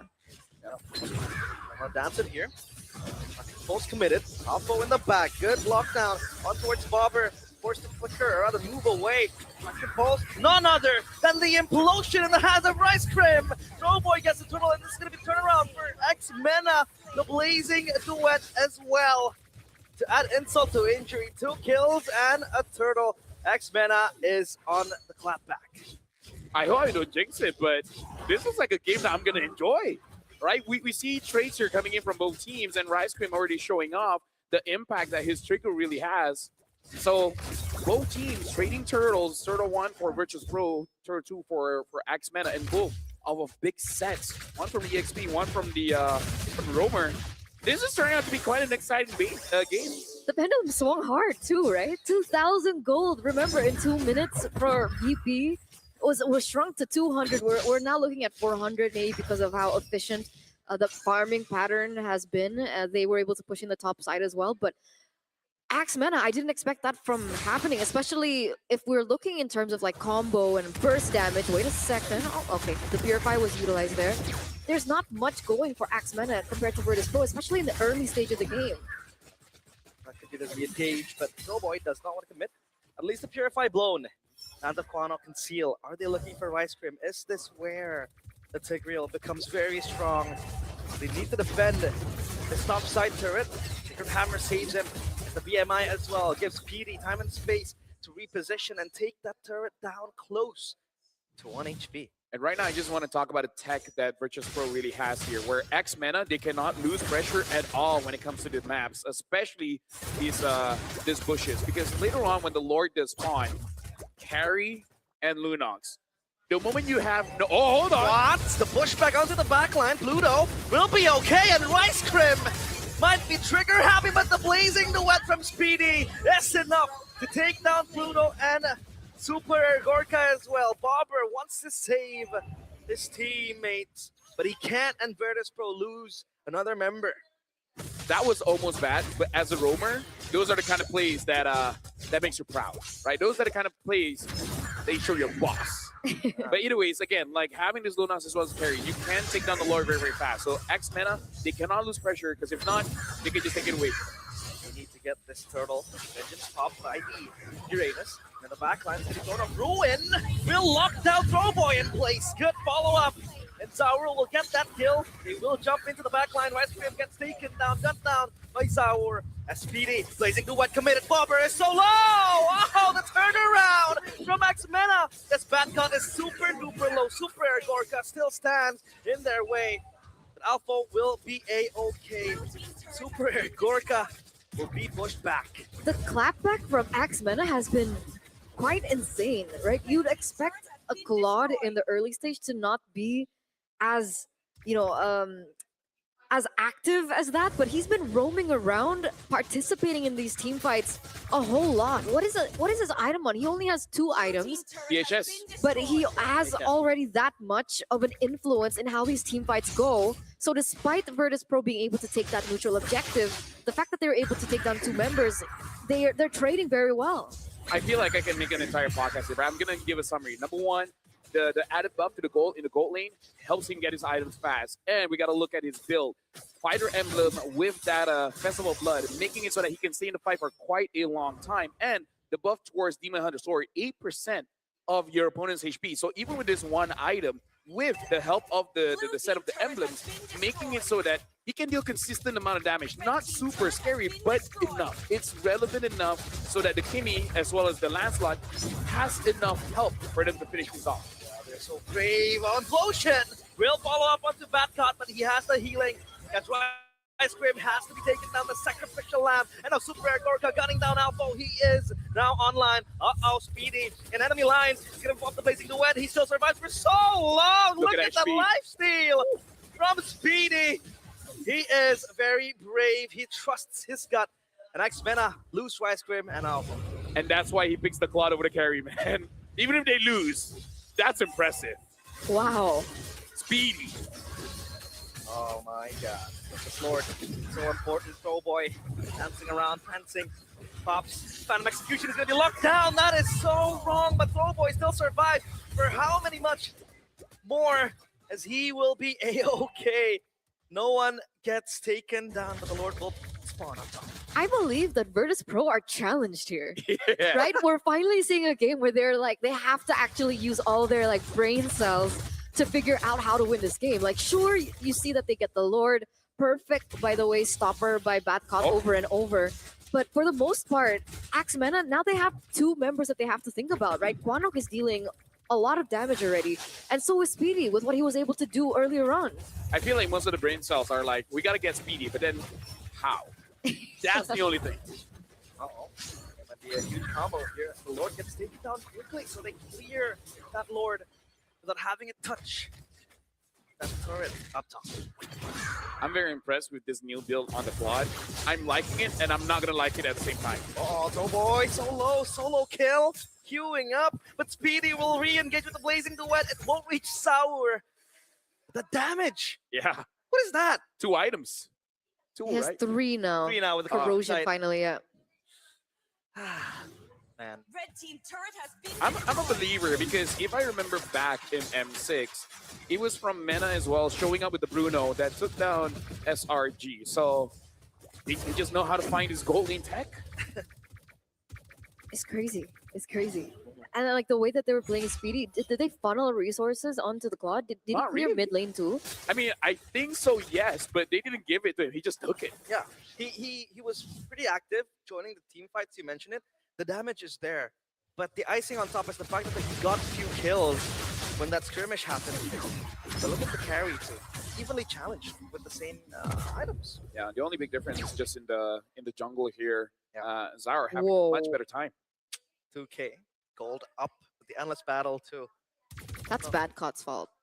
Badcott. Wait, back out. I didn't catch it. Badcott's just so aggressive onto Throwboy. It's making it very difficult for him to look for things on the map. Multiple times he did lock down Throwboy.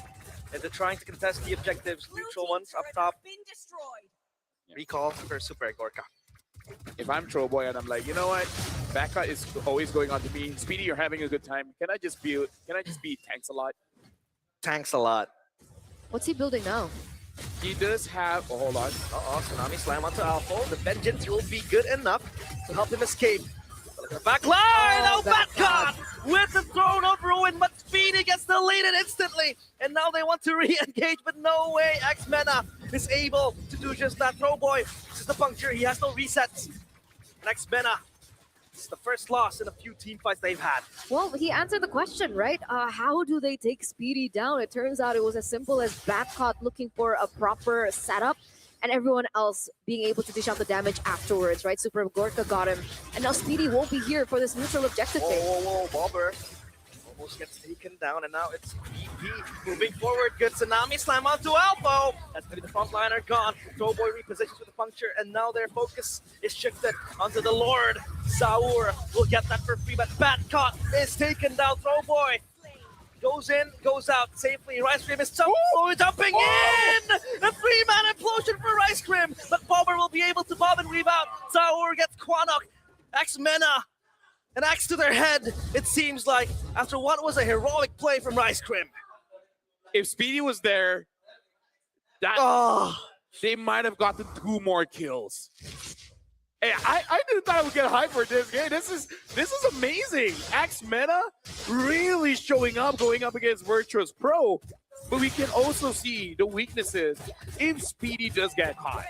Because you can imagine in that Lord fight, if Speedy was there, even if Virtus Pro does get the Lord, they might have gotten way more than that. Yep. Dower also wouldn't have stood a chance there. And we can see how comfortable Rice Cream is on the Tigreal. You were the one to mention it, right? In the drafts, it popped up. It's not something that we see too often, a Tigreal as a roamer, but the moment that he was able to get that 3-man implosion, now that was huge. Luckily, Bober still had ult, still able to get out of that, but if they were able to follow up properly, no resources, that would have been disaster for VP. Yeah, he was also the one to make the plays in the previous game and the match they had up against Guangzhou Gaming.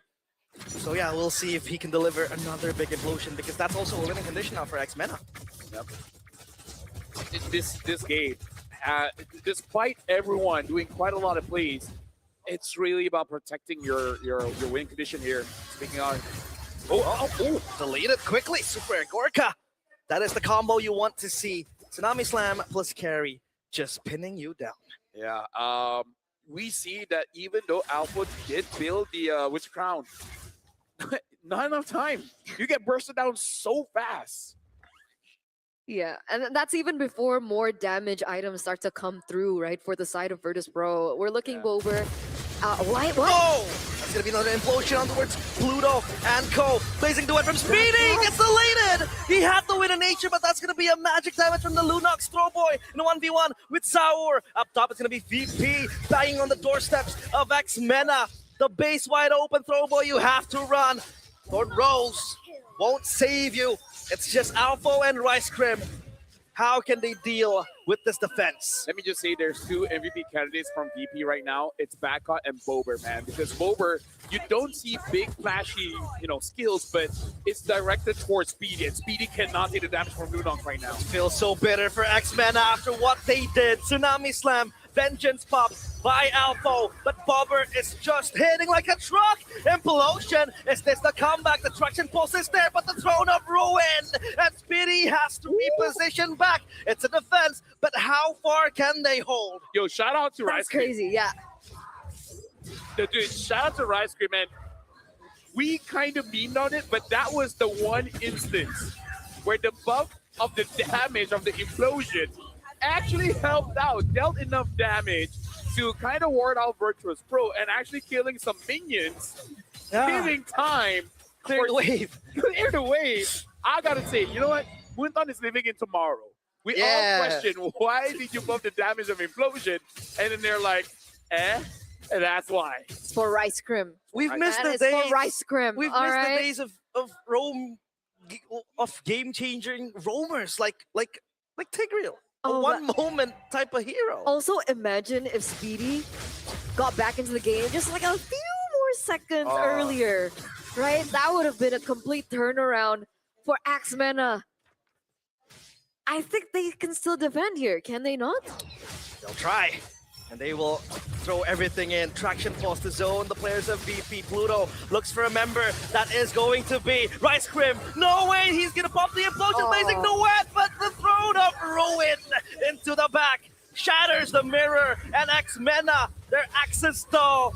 The guillotine right in front of their heads. Super Gorka guns down the members of Axmena, but again, it's stalling. Can they hold on for round 2? Another cycle ensues. Throwboy pops in the Thorn Rose. Batcot dives into the back. Throwboy looking left and right. He's going to get taken down by Super Gorka. They hold on for dear life, but how long? Not much longer.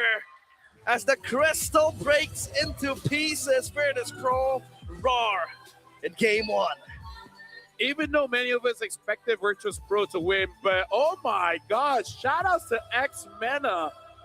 That was, first for me, one of the best games we've seen here in the wild card, because both teams really showing up. Both teams made multiple plays from Badcott, Rice Cream, Speedy, Bober. That was an excellent game. That was good enough.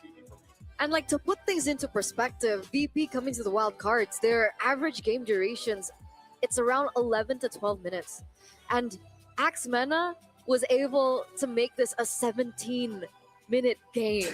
Yeah. All right, finally, we see that VP gets put in a position, put into a corner where they really have to think about it, especially in these particular team fights. They have to focus. They need to keep their eyes on the prize. Otherwise, that could have been a completely different story. This was the one moment where Tsunami slamming the Tigreal is good. Yeah. Because we talked about, having the Tig into the backline will cause problems because of the implosion window that opens. But the fact that they were able to chain CC the Tigreal before he pops the implosion means that there is no implosion for the rest of the team fight. And he just died, right? He just died straight away. So, yeah, no combos and no nothing for Axmena. Here's the thing. If I have one word to describe Axmena, it's fearless. Fearless. Because the way that they played, they really don't think they're going up against VP. They're just going up against another team. And they made plays, right? The thing that I don't like when teams going up against a strong team like VP, they're like, we're not going to make mistakes, so we're not going to do anything. Yeah. Axmena did the opposite. They keep trying, and sometimes it did work, right? Sometimes it did work, but unlucky here and there, your teammates is not there and etc. It didn't work out, but still good composure coming in from VP. Despite some good plays coming in from Axmena, they didn't lose composure. They set themselves up for victory, and then everyone just basically did their job. I agree. What a game. Again, props to Speedy. Yeah. Oh man, props to Rice Crim. I completely forgot Axmena really loves Tigreal. And every time there's a Tigreal, it's a game bound to be enjoyable, no? Especially when, I think a few times in the early game, Rice Cream kind of missed a few implosions, especially up top, but he made up for it. And yeah, it was, I think, a stroke of unlucky moments where Speedy wasn't there, and yeah. Yeah. And now we're looking at the MVP by Realme, man. Bad caught on this Alice. Yep. We haven't seen a lot of Alice here in the wild cards, but it's a good reminder to us on what Alice can do. And annoying, big AOECC, kind of unkillable. And even if she does die, you got to do a lot. And like the thing about having like an Alice is that sometimes you don't expect the ult to come. Because of like the orb is so small, and then you don't really like think about it, and then suddenly you're just like, wait, why am I? What? I'm dead. I'm dead. And unfortunately, Throwboy had to feel the bad end of that stick there, unable to get any neutral objectives, even though they were able to set up a lot quicker. We saw it even from first turtle up until the very end. Just poor Throwboy, man. Yeah. Again, it's bad. I would say if it's not for Bober, actually, there might be a chance for Axmena. Yeah. If this was a Farsa, if this was an E, I actually think X-Mena had a better chance. The fact that it was a Lunox, making it so that even if they do get a catch, Like able this to moment. get out of it, right? Yeah. And then doing enough damage to the Claude. That really was the crazy pick. Caster Cam. Caster Cam. There you go. Multiple good implosions. Speedy. He had to win a nature. But again, Bobber was so damaging, I'd say. The magic damage. Yeah. Pierces through it. They tried to buy some time, and this is, I think, the defining moment. They knew they had to go for the take reel right here. Chain CC him with the Tsunami Slam, and then the Mountain Shocker, and the rest is just done. Because it feels bad to be Speedy, right? Because you have to defend yourself against 3 different types of damage. Yeah. Physical, Magic, magic, and True damage. So like, what do you build? You just build rose gold at that point? 5 like, immortalities. Yeah. 5 immortalities. That seems like the correct plan. I would say, of all the changes that could have been done, personally for me, I feel like Alpha could have not built the NTQRS and instead go for Chastas Pauldron so that you can deal a little bit against the carry. Because looking at the items here, there's no Chastas Pauldron at all coming in from X-Mena. So if any changes I would do, it's probably that one.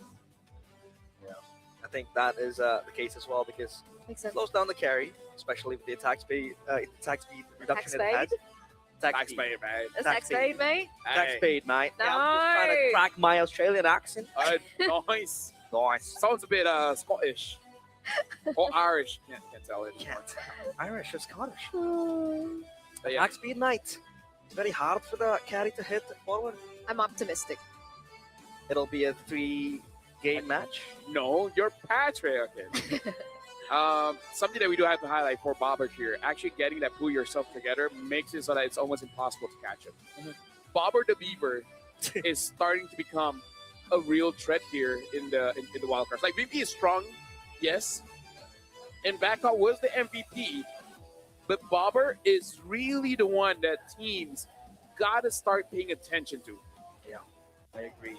It's not even Bobber the Beaver anymore. It's Bobber the Eel, because he's so elusive. He I feel like Bobber the Beaver sounds cooler, but yes, go ahead. Bobber the Eel. Bobber the Eel. Because he's able to move around freely, like his name, Bob and Weave. He's Bob. I'm just gonna call him Bob right now. It's a very good name. Bob the Eel. Bobber. So it's turn out. Let's take a vote. Bobber the Beaver. Or Bobber the Eel. You got to break the tie. Okay. Is it Bobber the Eel or Bobber the I Beaver? think You know what? everyone, Hey, you guys decide. you know what? All right. Naisu, Remar, Gideon, if you guys are watching, we got a WhatsApp group.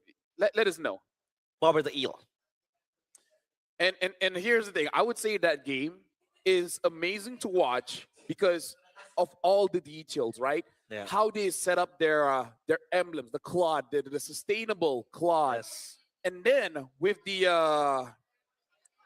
pull yourself together from Bobber, all these small details really leads up for them to get a lot of profit. And that's what Visa can really do for you, because Visa also pays attention to those details and really helps us out a lot, especially me as a Malaysian coming into Indonesia. I'm able to spend my money happily.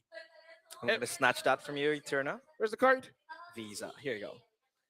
Oh, he has a number behind. What is this? Security code? Oh, no. Read it out, maybe? Read it out. I'm not supposed to say this one, right? I don't know. Well, anyways, we just have to say all of this is brought to you by the official payment partner of the M7 World Championship, Visa. Visa. They pay attention to the details, just like how our players pay attention to all the details when it comes to items, the emblem setup, and it can really help you guys out. Again, official payment partner. And we got to talk about Acecraft. Hold on. Gotta make sure that the lighting is all good. Check out Acecraft. I just showed Eterna how to play, and it was cool, right? Yeah. Are you going to demonstrate it to us? I can't because it's on the other side. Check Is it out. safe for me to let's try it out. You can try. Yeah, you can try. Whack it. Oh! It flew. Acecraft. There you go. Random skills, bullet deflection mechanics, retro cartoon style, amazing game. Jumping to Acecraft now for some nostalgic fun. Hey, I love the is it the graphic? Yeah. Yeah, you can Like say the art style. Yeah, the art style exactly. Very It's, cool. I like just showed Eterna my Tom. Tom. It's a pretty strong Tom. She asked me to use the ult. I didn't have time to use the ult. The boss just died. It's too overpowered. Acecraft. It was 15 waves, and I try to show you as much as I can, but Could have Tom's used it too on the big boss, but he's like, save it until I die, and then he never died. Mhm. By the way, people are saying Bobber the Eel is crazy. What do you mean crazy? Like crazy, like bad crazy, I think. Bobber the eel. Bobber the Eel is crazy. Remar said beaver, so Bob the beaver. Bobber the beaver. Bob the beaver. Bobber the eel. I'm Bob the team beaver. Bob the Builder. What? Hey, beaver builds dam. Exactly. Makes sense. Bob the Bob the builder. Will we have IP issues? I think we I will think have. we're not supposed to say that, but like We'll check with our lawyers. we But will. We will. I don't have money. hey, shout out to chat. You guys can say whatever you want. Yeah. Here for us, we're gonna talk about what changes do they really have to make. I almost feel like not really, because I feel like that Lunox, there's nothing they can do because it is third pick, right? The only other change, maybe ban out that carry if you're second pick and then you can pick up that quad. Other than that, I think for both teams, they drafted well. Yeah, they did. And I think what I like as well from Max Mena is the fact that they are not afraid to give comfort picks, right, to their players. And it worked out well. The Tigreal in the hands of Ice Cream. Do you see something good in chat? What are you laughing at, Eterna? Apparently, we're zesty. Zesty? I mean, yes, we are. Zesty casters. It's like That's the comment. like lemon zest? Like, we'll explain it later. But I know is what Like- zesty means. I know. Guys, it's the zesty combos, man. the zesty Zesty combos. combos. Yeah. But no, I So agree. yesterday we were Muslim bros, and today we're zesty. We're going all around the spectrum here, Eterna. 180 degrees. Hey, Eterna, later on we'll be sharing a desk with Mirko. Oh, that is. that's wild. That is. Now that's just a desk that's meant to be challenged. It is. Wait, what? Oh, okay. I thought you said. No, it is what you think I said. Yeah, okay. Meant to be challenged. Yep. All right. Well, Bad Cod here had an amazing game. Oh, so annoying. Why? No, like in a good way, but Ah. like, for Yeah. Axe, it's like, stop. I thought you were rooting for Axe Mena, and you're like, oh, Bad Code, you're annoying. Yeah, but it's like that's the biggest compliment you can give an EXP. You're annoying. Yes. It's like Sanford. Yeah. So annoying. So annoying. Yeah. Erg. With the eye roll. Ugh. What is the biggest compliment of a jungler? What? Like So fast? No? I think in that realm, just something else. Because annoying is for EXP. But now we're gonna look at the game recap here, and Speedy did a respectable 70,000 damage, a and lot. Quanog actually did more, 82,000 damage. And despite Trollboy having a difficult time because of Bad God, dealt 47,000 damage. So overall, looking at the damage numbers, I really feel like everyone, despite all the intrusions that they had, they did well. He did. I mean, still not quite enough to pull them into the finish line, but yeah, the gold, especially, Zaur was quite farmed. He was filled with gold. So I thought they were funneling Speedy, but if we take a look at the total gold, Not really. yeah. And I'm quite surprised too, because Throwboy was constantly bullied Yeah. by VP. And still having 11,000. Yeah, that's impressive. But he was like a few levels below at Yeah. some point, right? Yeah. That as well. So honestly, shout outs to Trollboy. He had a difficult game, but he made it work. They did. But the Alice, I think, was also the recipe to kind of lock down the Yeah. Flop. Yeah. Multiple times in the pit, you would see the Throne of Ruin just landing before he can really pop the Phantom Execution, or by the way, a few misses as well from Throw Boys. I've seen him miss his punctures, Yeah, and that kind of costed him his life as well. But yeah, hopefully he shakes it off, and second game will be better. Do you think that Throw Boy is more comfortable on a different jungler? Nah, I think he is comfortable in on Assassins. The Lancelot is one of them as well. But I think that's just, the pressure maybe. Yeah. Because again, if it wasn't for the Alice, I think he would have had a better time. Yes, sir. Right. But now we're jumping into broken walls. We haven't seen that all day. See? Flying clouds. And we still won't see it. Yeah, we won't. We don't like broken things inside of here. We don't like broken things inside of here. Inside of where? Inside the game. That's where you're wrong. I almost broke the Acecraft thingy. Did you? But it's safe, right? Nothing's broken. It's a little bent, but it'll survive.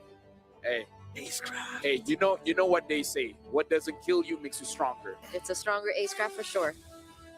Are you saying that planes are meant to be crashing? No. Like, you threw it away. Although I do have to say, for the guy that said that what doesn't kill you makes you stronger, there's quite a lot of things that doesn't really kill you. Like Malaysia, Indonesia, we eat a lot of spicy stuff. That's true. And we get stronger. Yeah. Guys, Lancelot's banned. Spice tolerance. Oh, they respect the Lancelot, it seems like. Or might be the case of them not wanting to pick up the Alice. I don't know. That might be a bit too far-fetched, but yeah, we'll have to see. The Lancelot was pretty good in the hands of Throwboy in terms of that farming speed. Yeah, but this leaves a lot of heroes open, right? Yuzong, Jushin's open. Fanny. Fan- Fanny is banned. Fanny's sorry. banned. Grok. Grok too, yeah. The stars conspire Juicing. to bring you to me. Will be picked up. Still a trusty and handy mid laner to a mage rather, to picked up on the mid lane. So yeah, Axe will be. So what? one. Like Grok Yuzong? Grok Yuzong. What Yuzong Yusun Shin? Yeah, I was thinking Yuzong YSS too. Yeah. Honestly, Grok YS is also okay. Yeah, Like, that is also- either iteration would honestly be okay. There's a lot of good options here. Yeah. The only way that you can really mess this up if you pick up a Guinevere. That's the only way. Are we gonna go back to that game Not again? the Guinevere. Any other pick, we can say good things about it. Yeah, Yuzong. They want a quick counter to the Chusin, and by them picking They up the didn't Yuzong. have to go for Eve yet, though. Like, they can't. Well, I mean, yeah, that's true. They can pick it up in red 3, but just You know what be that safe. means? It means that they really want to hide something. Mm. If you pick up a hero that's not contested, that means that you have something up your sleeve. And looking at Fly Solo, he's got sleeves. Okay. He has sleeves. Do you think did they want to see the enemy jungle first? What was up the sleeve? Any feeling? Well, we will see up his sleeve very, very soon. I mean, the Yasuchi is still there. Yeah, the YSS is still available. The Grok too. Oh yeah, They want to pick it up here. I think they the Joy. the Joy as well. Yeah, but they Save my nation from falling Well, it's pretty apart. safe because you have the Yuzong anyway, so that's why I think they were pretty brave to pick up the Eve and the Yuzong. That's the first two picks. To pick up the Yuzong, I don't really think Axe want to pick up the Yuzong Shin. I wonder if we will see a Claude and Carry ban. Because I feel like for VP, they don't want to fight against a Claude. Yeah. And I think Axe doesn't want to fight against a Carry. Wait, is the Claude and Carry in the wild cards in M7 the equivalent to what a Bruno was in M6? Or Not there yet. not is this there just a wild card thing? We'll have to see. yet. No, I feel like it's an Axe VP thing. Because I feel like Super Gorka and Speedy, they had carry potential, Mhm. right? It's just that Speedy Fight. could not deal with Fight for the Bobber on ultimate that answer. on that Lunox. Yeah, yeah. Man, still the Hildebrand though. The Super hunt respect over to begins. Pluto. Your team is Ruby there. again. And I guess oh no, not Pluto, sorry. Rice Crim then. Rice Crim. Yeah. Or it could be Alphos Hilda, right? Putting on the EXP, yeah. I wonder if Arlet is a band that they're potentially considering for VP. Good call. Good call. Good comp, especially when you have the Abakacha as well, who is prevalent Yeah. on just jumping on towards the Eve. Gatot, Arlet, Ah, Zushin. beautiful. The Eve will have a hard time to play. And then you add a Claude in there. Oh my god. Or they just take the Claude. Yeah, that could be the case.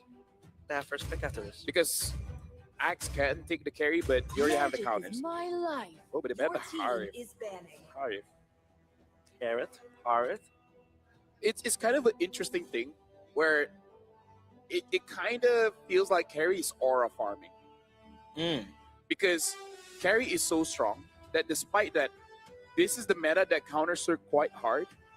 She's still playable and she can still carry the game. Yeah, You know? exactly. Like that's aura farming when all your predators are there and then you're like, I can do something with this. It's fine. The Rock Band does come through. And yeah, VP. What would they look for here? Does Pluto play Cho? Is that something that they could consider if they want Prio in the mid lane? I feel like if they take Claude here, it will be pretty solid. So Claude first, yeah. Personally, for Oh yeah, for sure, because Yeah. Eve. and Speedy was kind of good with it. Yeah, I don't want to have Speedy play with the Claude again. Playing with the Claude again, excuse me.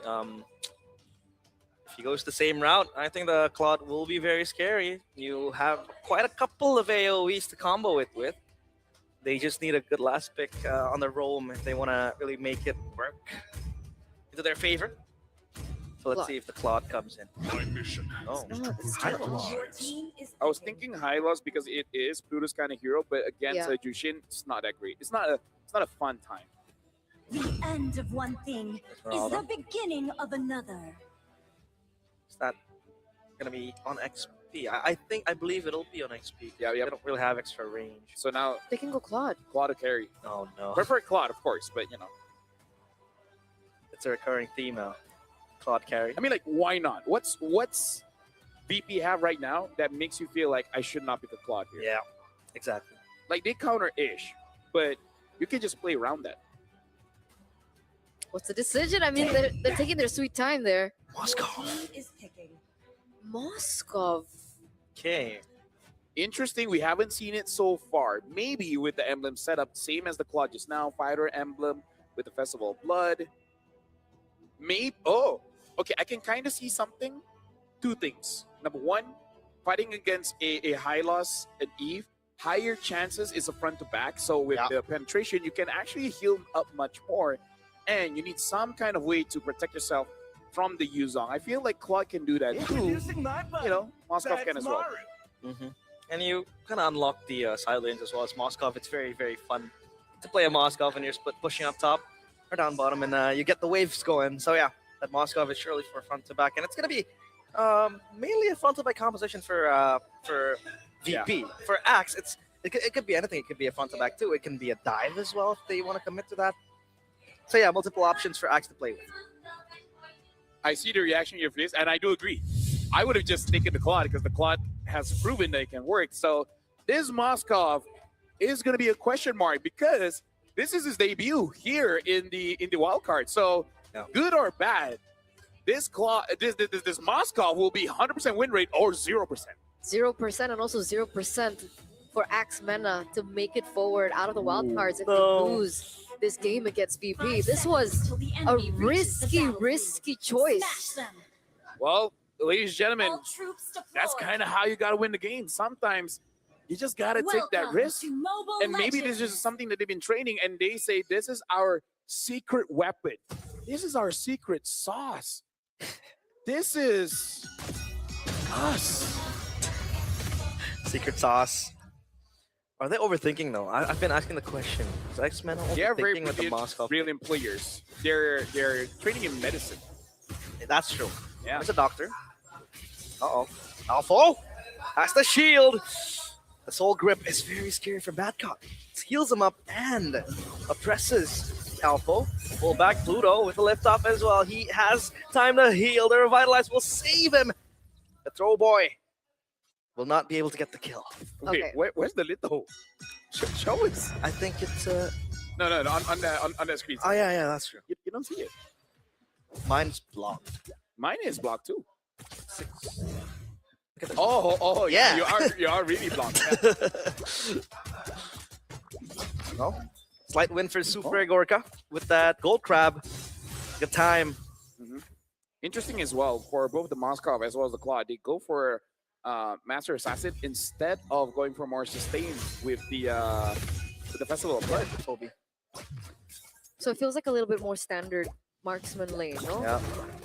Speedy flickers away with the step away as well. TP. So that Moskov is going to be fine, but still susceptible to ganks. Okay. I'm going full reset. I really do hope to be proven wrong here by Axmena. So far, it looks okay. And the fact that, again, like you mentioned, oh, there we go. Kwanak is on the Jushin. It is making Pluto's life a little bit harder. You can see him setting up a lot more difficult. Pluto's not level 4 yet here as we get to the neutral objective. Black Dragon form just to zone out the players of Axe. Rather, the RWM as well. Zaur, good pick off. The Petrify connects to Quanok. He is so low. The Crimson Beacon won't save him as Alpha will run back to his turret. Ricecrim in the neighborhood trying to save his XP laner. But VP with a win. Another one in their pockets. Batcot wants to jump in. Why are they overextending?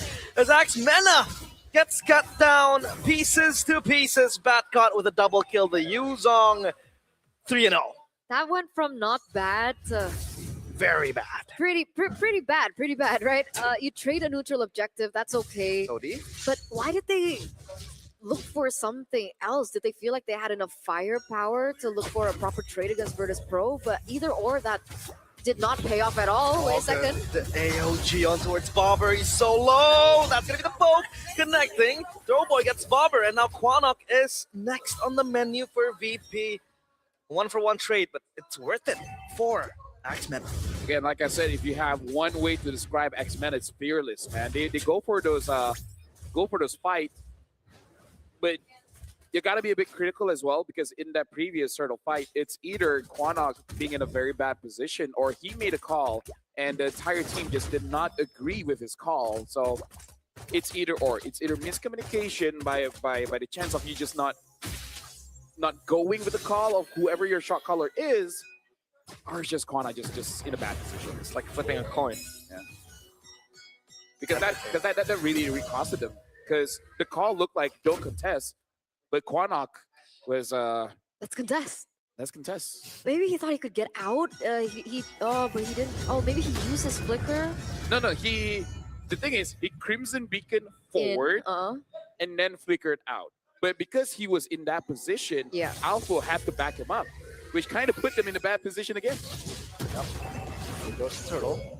Zaur's close by as well. The lift off on towards Pluto. Hunter strike for Zaur. So that's going to be extra damage. Look at the rotations coming from the XP lane. Batcot has to petrify. First pathway all popped up as well. RWM and Quanok evaporates in the middle of the team fight. Ricecrim goes in with the unbreakable, but in the backline, Alpha gunned down, pinned down. Zaur with the double kill. The SOD lands, but Ricecrim also gets sent to Purgatory. Turtle will be secured by VP. 2,000 gold lead, 2 neutral objectives taken. Throwboy going back in. Okay, he's just going for the clear, not wanting to overcommit. And this time it feels a little bit different. See, I don't know if it's because of the difference in the hero or not, but the Moscow's been quite, individualistic, right? Sticking to the lane. That's normally what we do see the Moscow do, right? He sticks to the far lane, jumps in when he has his items or when he's able to get that ult down. But because of that difference maker, can Axe come back in this mid game? No, I'm actually 100% with you here because Blazing Duet and Throwboy deleted quickly. Good layer of CC. Pluto, Glorious Pathway. He's not gonna kill the Esmeralda. I think they overthought it. Like, it's one thing with the Moscow, but you look at the entire composition, it's much different. There's no Tigreal, there's no Kimi. I guess Jushin and Kimi can be interchangeable. The Gatot kind of interchangeable as well, but even though the hero kind of works the same, it does the same job. But you were talking about comfort. Yeah. This does not look comfortable for them. Yeah, exactly. It's really look very much comfortable with the Claude and as well as Quanok here with the Chusin. Heavy questions to be thrown at the players of Axmena. Throwboy, I don't like that. He's gonna try to run away with the quad shadow. He gets stuck in the Mountain Shocker, and now the AOG on top. RWM as well as the second layer of damage for VP. Alpha looking for a Hail Mary play, but it won't happen as Batcot jumps in, looks for the Soul Grip and the Dragon's Tail. But VP, they run rampant. This is absolute plunder by the Bears. Okay, so at this point, and I hate to say it because it's technically still early game, right? We're 6 minutes, almost 7 minutes in, and now we're in a position where Axmena needs to look for either more stacks on Jushin for Kwanok to look for a comeback, or they buy enough time for Speedy to come back into the game. Now, we were talking about the item builds for the Claude in that previous game, where the DHS was a big item for him. Is that the same case for a Moscow now that he has that corrosion size? I feel like if it was a Demon Hunter, maybe it would be okay, but I doubt it because the big difference between a Moskov as well as a Claude is that it's easier to deal damage as a Claude. Yep. First pathway on the backline. RWM stuck in a rock and a hard place. Axmena as the Black Dragon form flies into the base. Oh boy! What? What was that? He TPs back to the shadow. Looks for something, finds his own death, the maker of his own doom. As Kwanok with the Crimson Beacon gets the lead, it got like is Zaur. Axmena, I don't understand. Was that panic? Did he think he could shadow kill? I don't think he could shadow kill anyone. I think he misclicked. Oh man. Flat fingers. Like, let me just say, I believe that names kind of shape your future. And hey! No, I've been saying this for a long time. I really want him to change his name. Throwboy. Throwboy. It's a cool name in rank, but in tournaments, man, when casters keep saying throw, it's just bound to happen. All right, I'll say it. Throwboy throwed. The last fight. First pathway again. Look at the chain CC. The RWM purified away by Alpha. 1v1. Shadow kill onto Zaur, but that's going to be food for him. And that's going to be Axmena again losing Throwboy. At this point, I think Axmena is completely tilted. Eterna, you want to know how bad this is? Your team has a Jushin, and the Hylos has never died. That's how bad this is right now. Yeah. Yeah, I feel it. I feel it. I mean, Zaur was also waiting in that bush for a long time. He wanted to go for that V1, and he was able to win that V1. Look at this Dragon. King 2 zone out the players of Axmena. Throwboy again. Look for an angle, but the Blazing Duet into the backline. Throwboy under the fountain still survives. And Super Gorka has to BMI his way back to safety. Golden Staff completed. Rice Crim will be gunned down. It's a mega kill for Batcot. It is so depressing as Virtus Pro confidently gets the win, and Axmena will have to stumble. That's officially the fastest game we've seen in the wildcards, I believe. I think the previous one was around 10 minutes and 11 seconds. 9 minutes and 29 seconds, ladies and gentlemen. Not the best way to end the series, and also not the best way to the wildcards. Yeah, unfortunately, the journey basically ends there.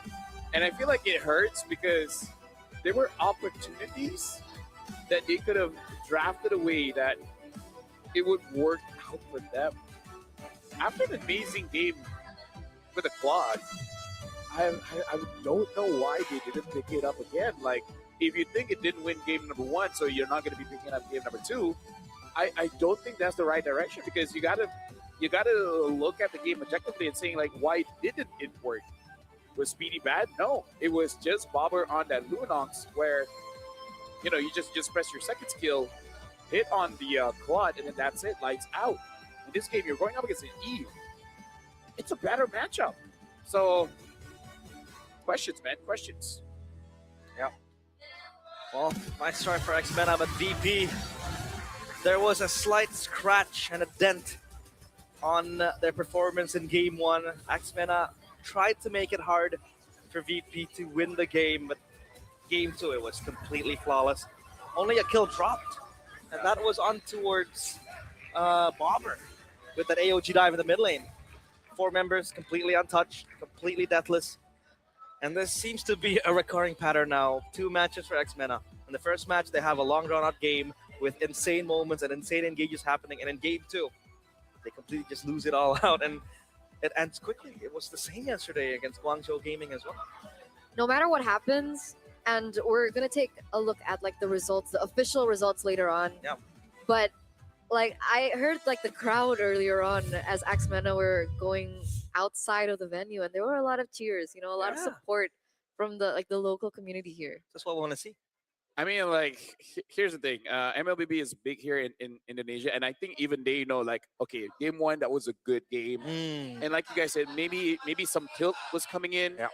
So just cheer them on. But with the win from VP, I believe X Meta as well as RLG basically cannot move on to the next stage of the wild card. But again, we'll talk about that later on. For now, we're going to be looking at the MVP for Real Mia very soon. And it could really just go on to anyone because everyone from VP did so well. But Zar 8-0-7. Honestly, everyone from VP played flawlessly. But can I just say it was more on X Meta losing? Yeah, I would agree onto that to an extent. I mean, Yeah, for that second game. in the second game, yeah, completely outclassed. I mean, you couldn't say much because they were only able to get one kill. And that was a setup on towards Bobber. But for Zaur, he completely dominated the jungle. He was able to farm up quick. Objectives were all taken relatively safe. Thanks to, I think, Bad Caught as well over the Yuzong. Very good spacing and zoning against the players of X-Mena. Makes Zaur's job easier. I feel like the difficult thing to fight against VP moving forward is, in a way, the star players that they have right now. Bobber the Beaver, as well as Bad Cod. They really showed up here in the wild cards. And it's not like they're carrying Super Gorka because he's an amazing goat leader. And Zaur as well. Ludo on this high loss fighting against the Jushin and did not die. This is looking superstar potential here coming in from Team VP, but out of all of them, Bobber and Badcott really stands out for me. Yeah. I think it was contested, right? Would have been the MVP. It was either Badcott or Zara. Excuse me. This one out right there. But let's take a look at this. This was Throwboy. Oh no. The thing is, you Come on. no, because as I was like, wait, is that live? Same. Or live? Because it's going in my head. It's like I see him standing, and I'm looking next to me, and he's sitting down, and I'm like, am I living in two different realities? I think we also had chatter about this. That was a Mountain Shocker, right? Waiting for him at the end. It's like, how do you want to die? Yeah, how do you want to die? Do you want to die, accept your fate, or 22. want to fight? Yeah. By the way, does the Moscow win in lane against a Claude? Well, it's relatively safe, I think. It's Do you think it's 50-50? Do you think it's more favorable for the Claude? earlier on the Moscow kind of gets the upper hand because you have mobility number one and the poke as well from the passive. But then the Claude can just all in at you with the Blazing Duet. I think it definitely is kind of a skill matchup E, but I think it's easier for the quad. But there are opportunities in case the quad BMIs try to attack you, you just stun him towards the wall, and then you can get a kill. But between the two, I'm still thinking it's quad favorite. Personally, for me. Wait, does the Spear of Misery stun onto the wall cancel out the? Nope, the Blazing Duet still goes through. Still goes through. Because if the Claude wins that matchup, which winning lane was Axe's winning lane? Because if we're talking about drafts, right? Esme versus Yuzong. Yuzong beats Esme, right? Supposedly in the lane. And then if the Claude is better than the Moskov, so they kind of drafted them into a position where It's a how losing do you matchup even for both. win the laning phase? Because like the mid prio was also a little favored to VP, with the Yves, the Hylos. Honestly, that's a very smart question, and that's why you have a lot of degrees, right? Because you can definitely analyze this game. You just need more confidence in yourself. But yeah, every single lane was a losing phase, but I feel like with all the degrees, it's definitely hard to explain the change of direction. Yeah, I think they just accepted their fate for X-Men. I wasn't quite sure as well why they forced this Moskov pick. I think it was pretty hard to play. I mean, I understand when they saw like Yuzong, the Yusochin, the mobility might help Speedy, especially now he's deathless, right? 0-0-0, and he might activate the far lanes. But in a long drawn out team fight, I did not see an SOT really land to turn, say, a 3v2 into a 3v3 or a 4v1 into a 4v2, which he can kind of help out. But yeah, I think a lot of questions to be answered here from X-Mena. I'm so sad for Axemen right now. Yeah, You're very emotionally invested in this wild card. she is. My bad. That's why being a reporter is like fun and not fun because you get to be more personal with the players. Wait, how do you have you? Yeah, you did a couple of exit interviews, right? Yeah. How do you hold yourself together? I'm trying just not to cry in front of people. Yeah. Usually we Like just really hard. we usually just Don't make her cry. laugh after, Ah, bring her out to eat, and then food somehow solves most of the problems. that is a great solution. You know what they say? The way to someone's heart is through their stomach. Ah, from never mind. But I guess all the matches are over for today. Yes, we're Silence just is we're deafening. just we're just waiting. We're just waiting for the standings later on, just to see where all the teams stand. But for now, attention to you guys. The MLBB Academy has been fully upgraded. Get personal weekly reports to understand the pacing, strengths, weaknesses, along with the complete match history. So every big moment is recorded, so you can check yourself out to see like what really happened. But more importantly, especially after games like this, right? Let's have a conversation, right? In the MLBB Academy. Join the conversation at mobilelegends.com/academy and be like, why didn't they pick up the quad? Mm, That's what we call a hit scratcher. hit scratcher. Bro. What? You What? We had scratch at this. yeah. You We did it scratched at the again! same time. Come on, man. Take it off. Shake it off. Like I mean, like. Well, No, it's okay. It's just me and Eterna. We've worked so long together. A lot of memories, especially during MSCs. That was the best time of my life. All MSCs. beautiful. I Swing. particularly liked the MSC 2 years ago, 2 years ago. Where was that? especially the Vietnam? opening. The opening. What did I do for the opening? Did I do anything for the opening? Or was it you doing the opening? You did the opening. Can't remember. With all the openings I've done. I cannot remember, but That was special. let me just say it's been fun casting with you. You have a very relaxed, beaverish energy. You're a good boy. You're Bobber an eel. Eel. You're Bobber an the eel. eel. Well, I mean, this is my first international, my first M series, so I'm very happy. Yeah, to you be travel all the way to Indonesia to have this experience. Here. I'm from Indonesia. They don't have to know. That's true. I'm not Indonesian. I'm Australian. Australia. Australia. They From just down under. Down under. well, we're gonna see who stands now. And who sits. Outstanding. Okay, Ah. so we're looking at Group A here, a bit more contested, I would say, for Leon Esports as well as Boostgate. 1-1, same. Team Zone looking pretty good with a 2-0 victory, but for Group B, it's kind of set and done. It's really just seeing between Guangzhou Gaming as well as Virtus Pro, which of the two is stronger. But all in all, for Group B, it's kind of settled. We just want to know who's number one, number two. For Yeah. Group A, we're still waiting for the second one. Well, X-Mena and Radiance Legend Gaming officially eliminated from M7 wildcard. So yeah, nice try.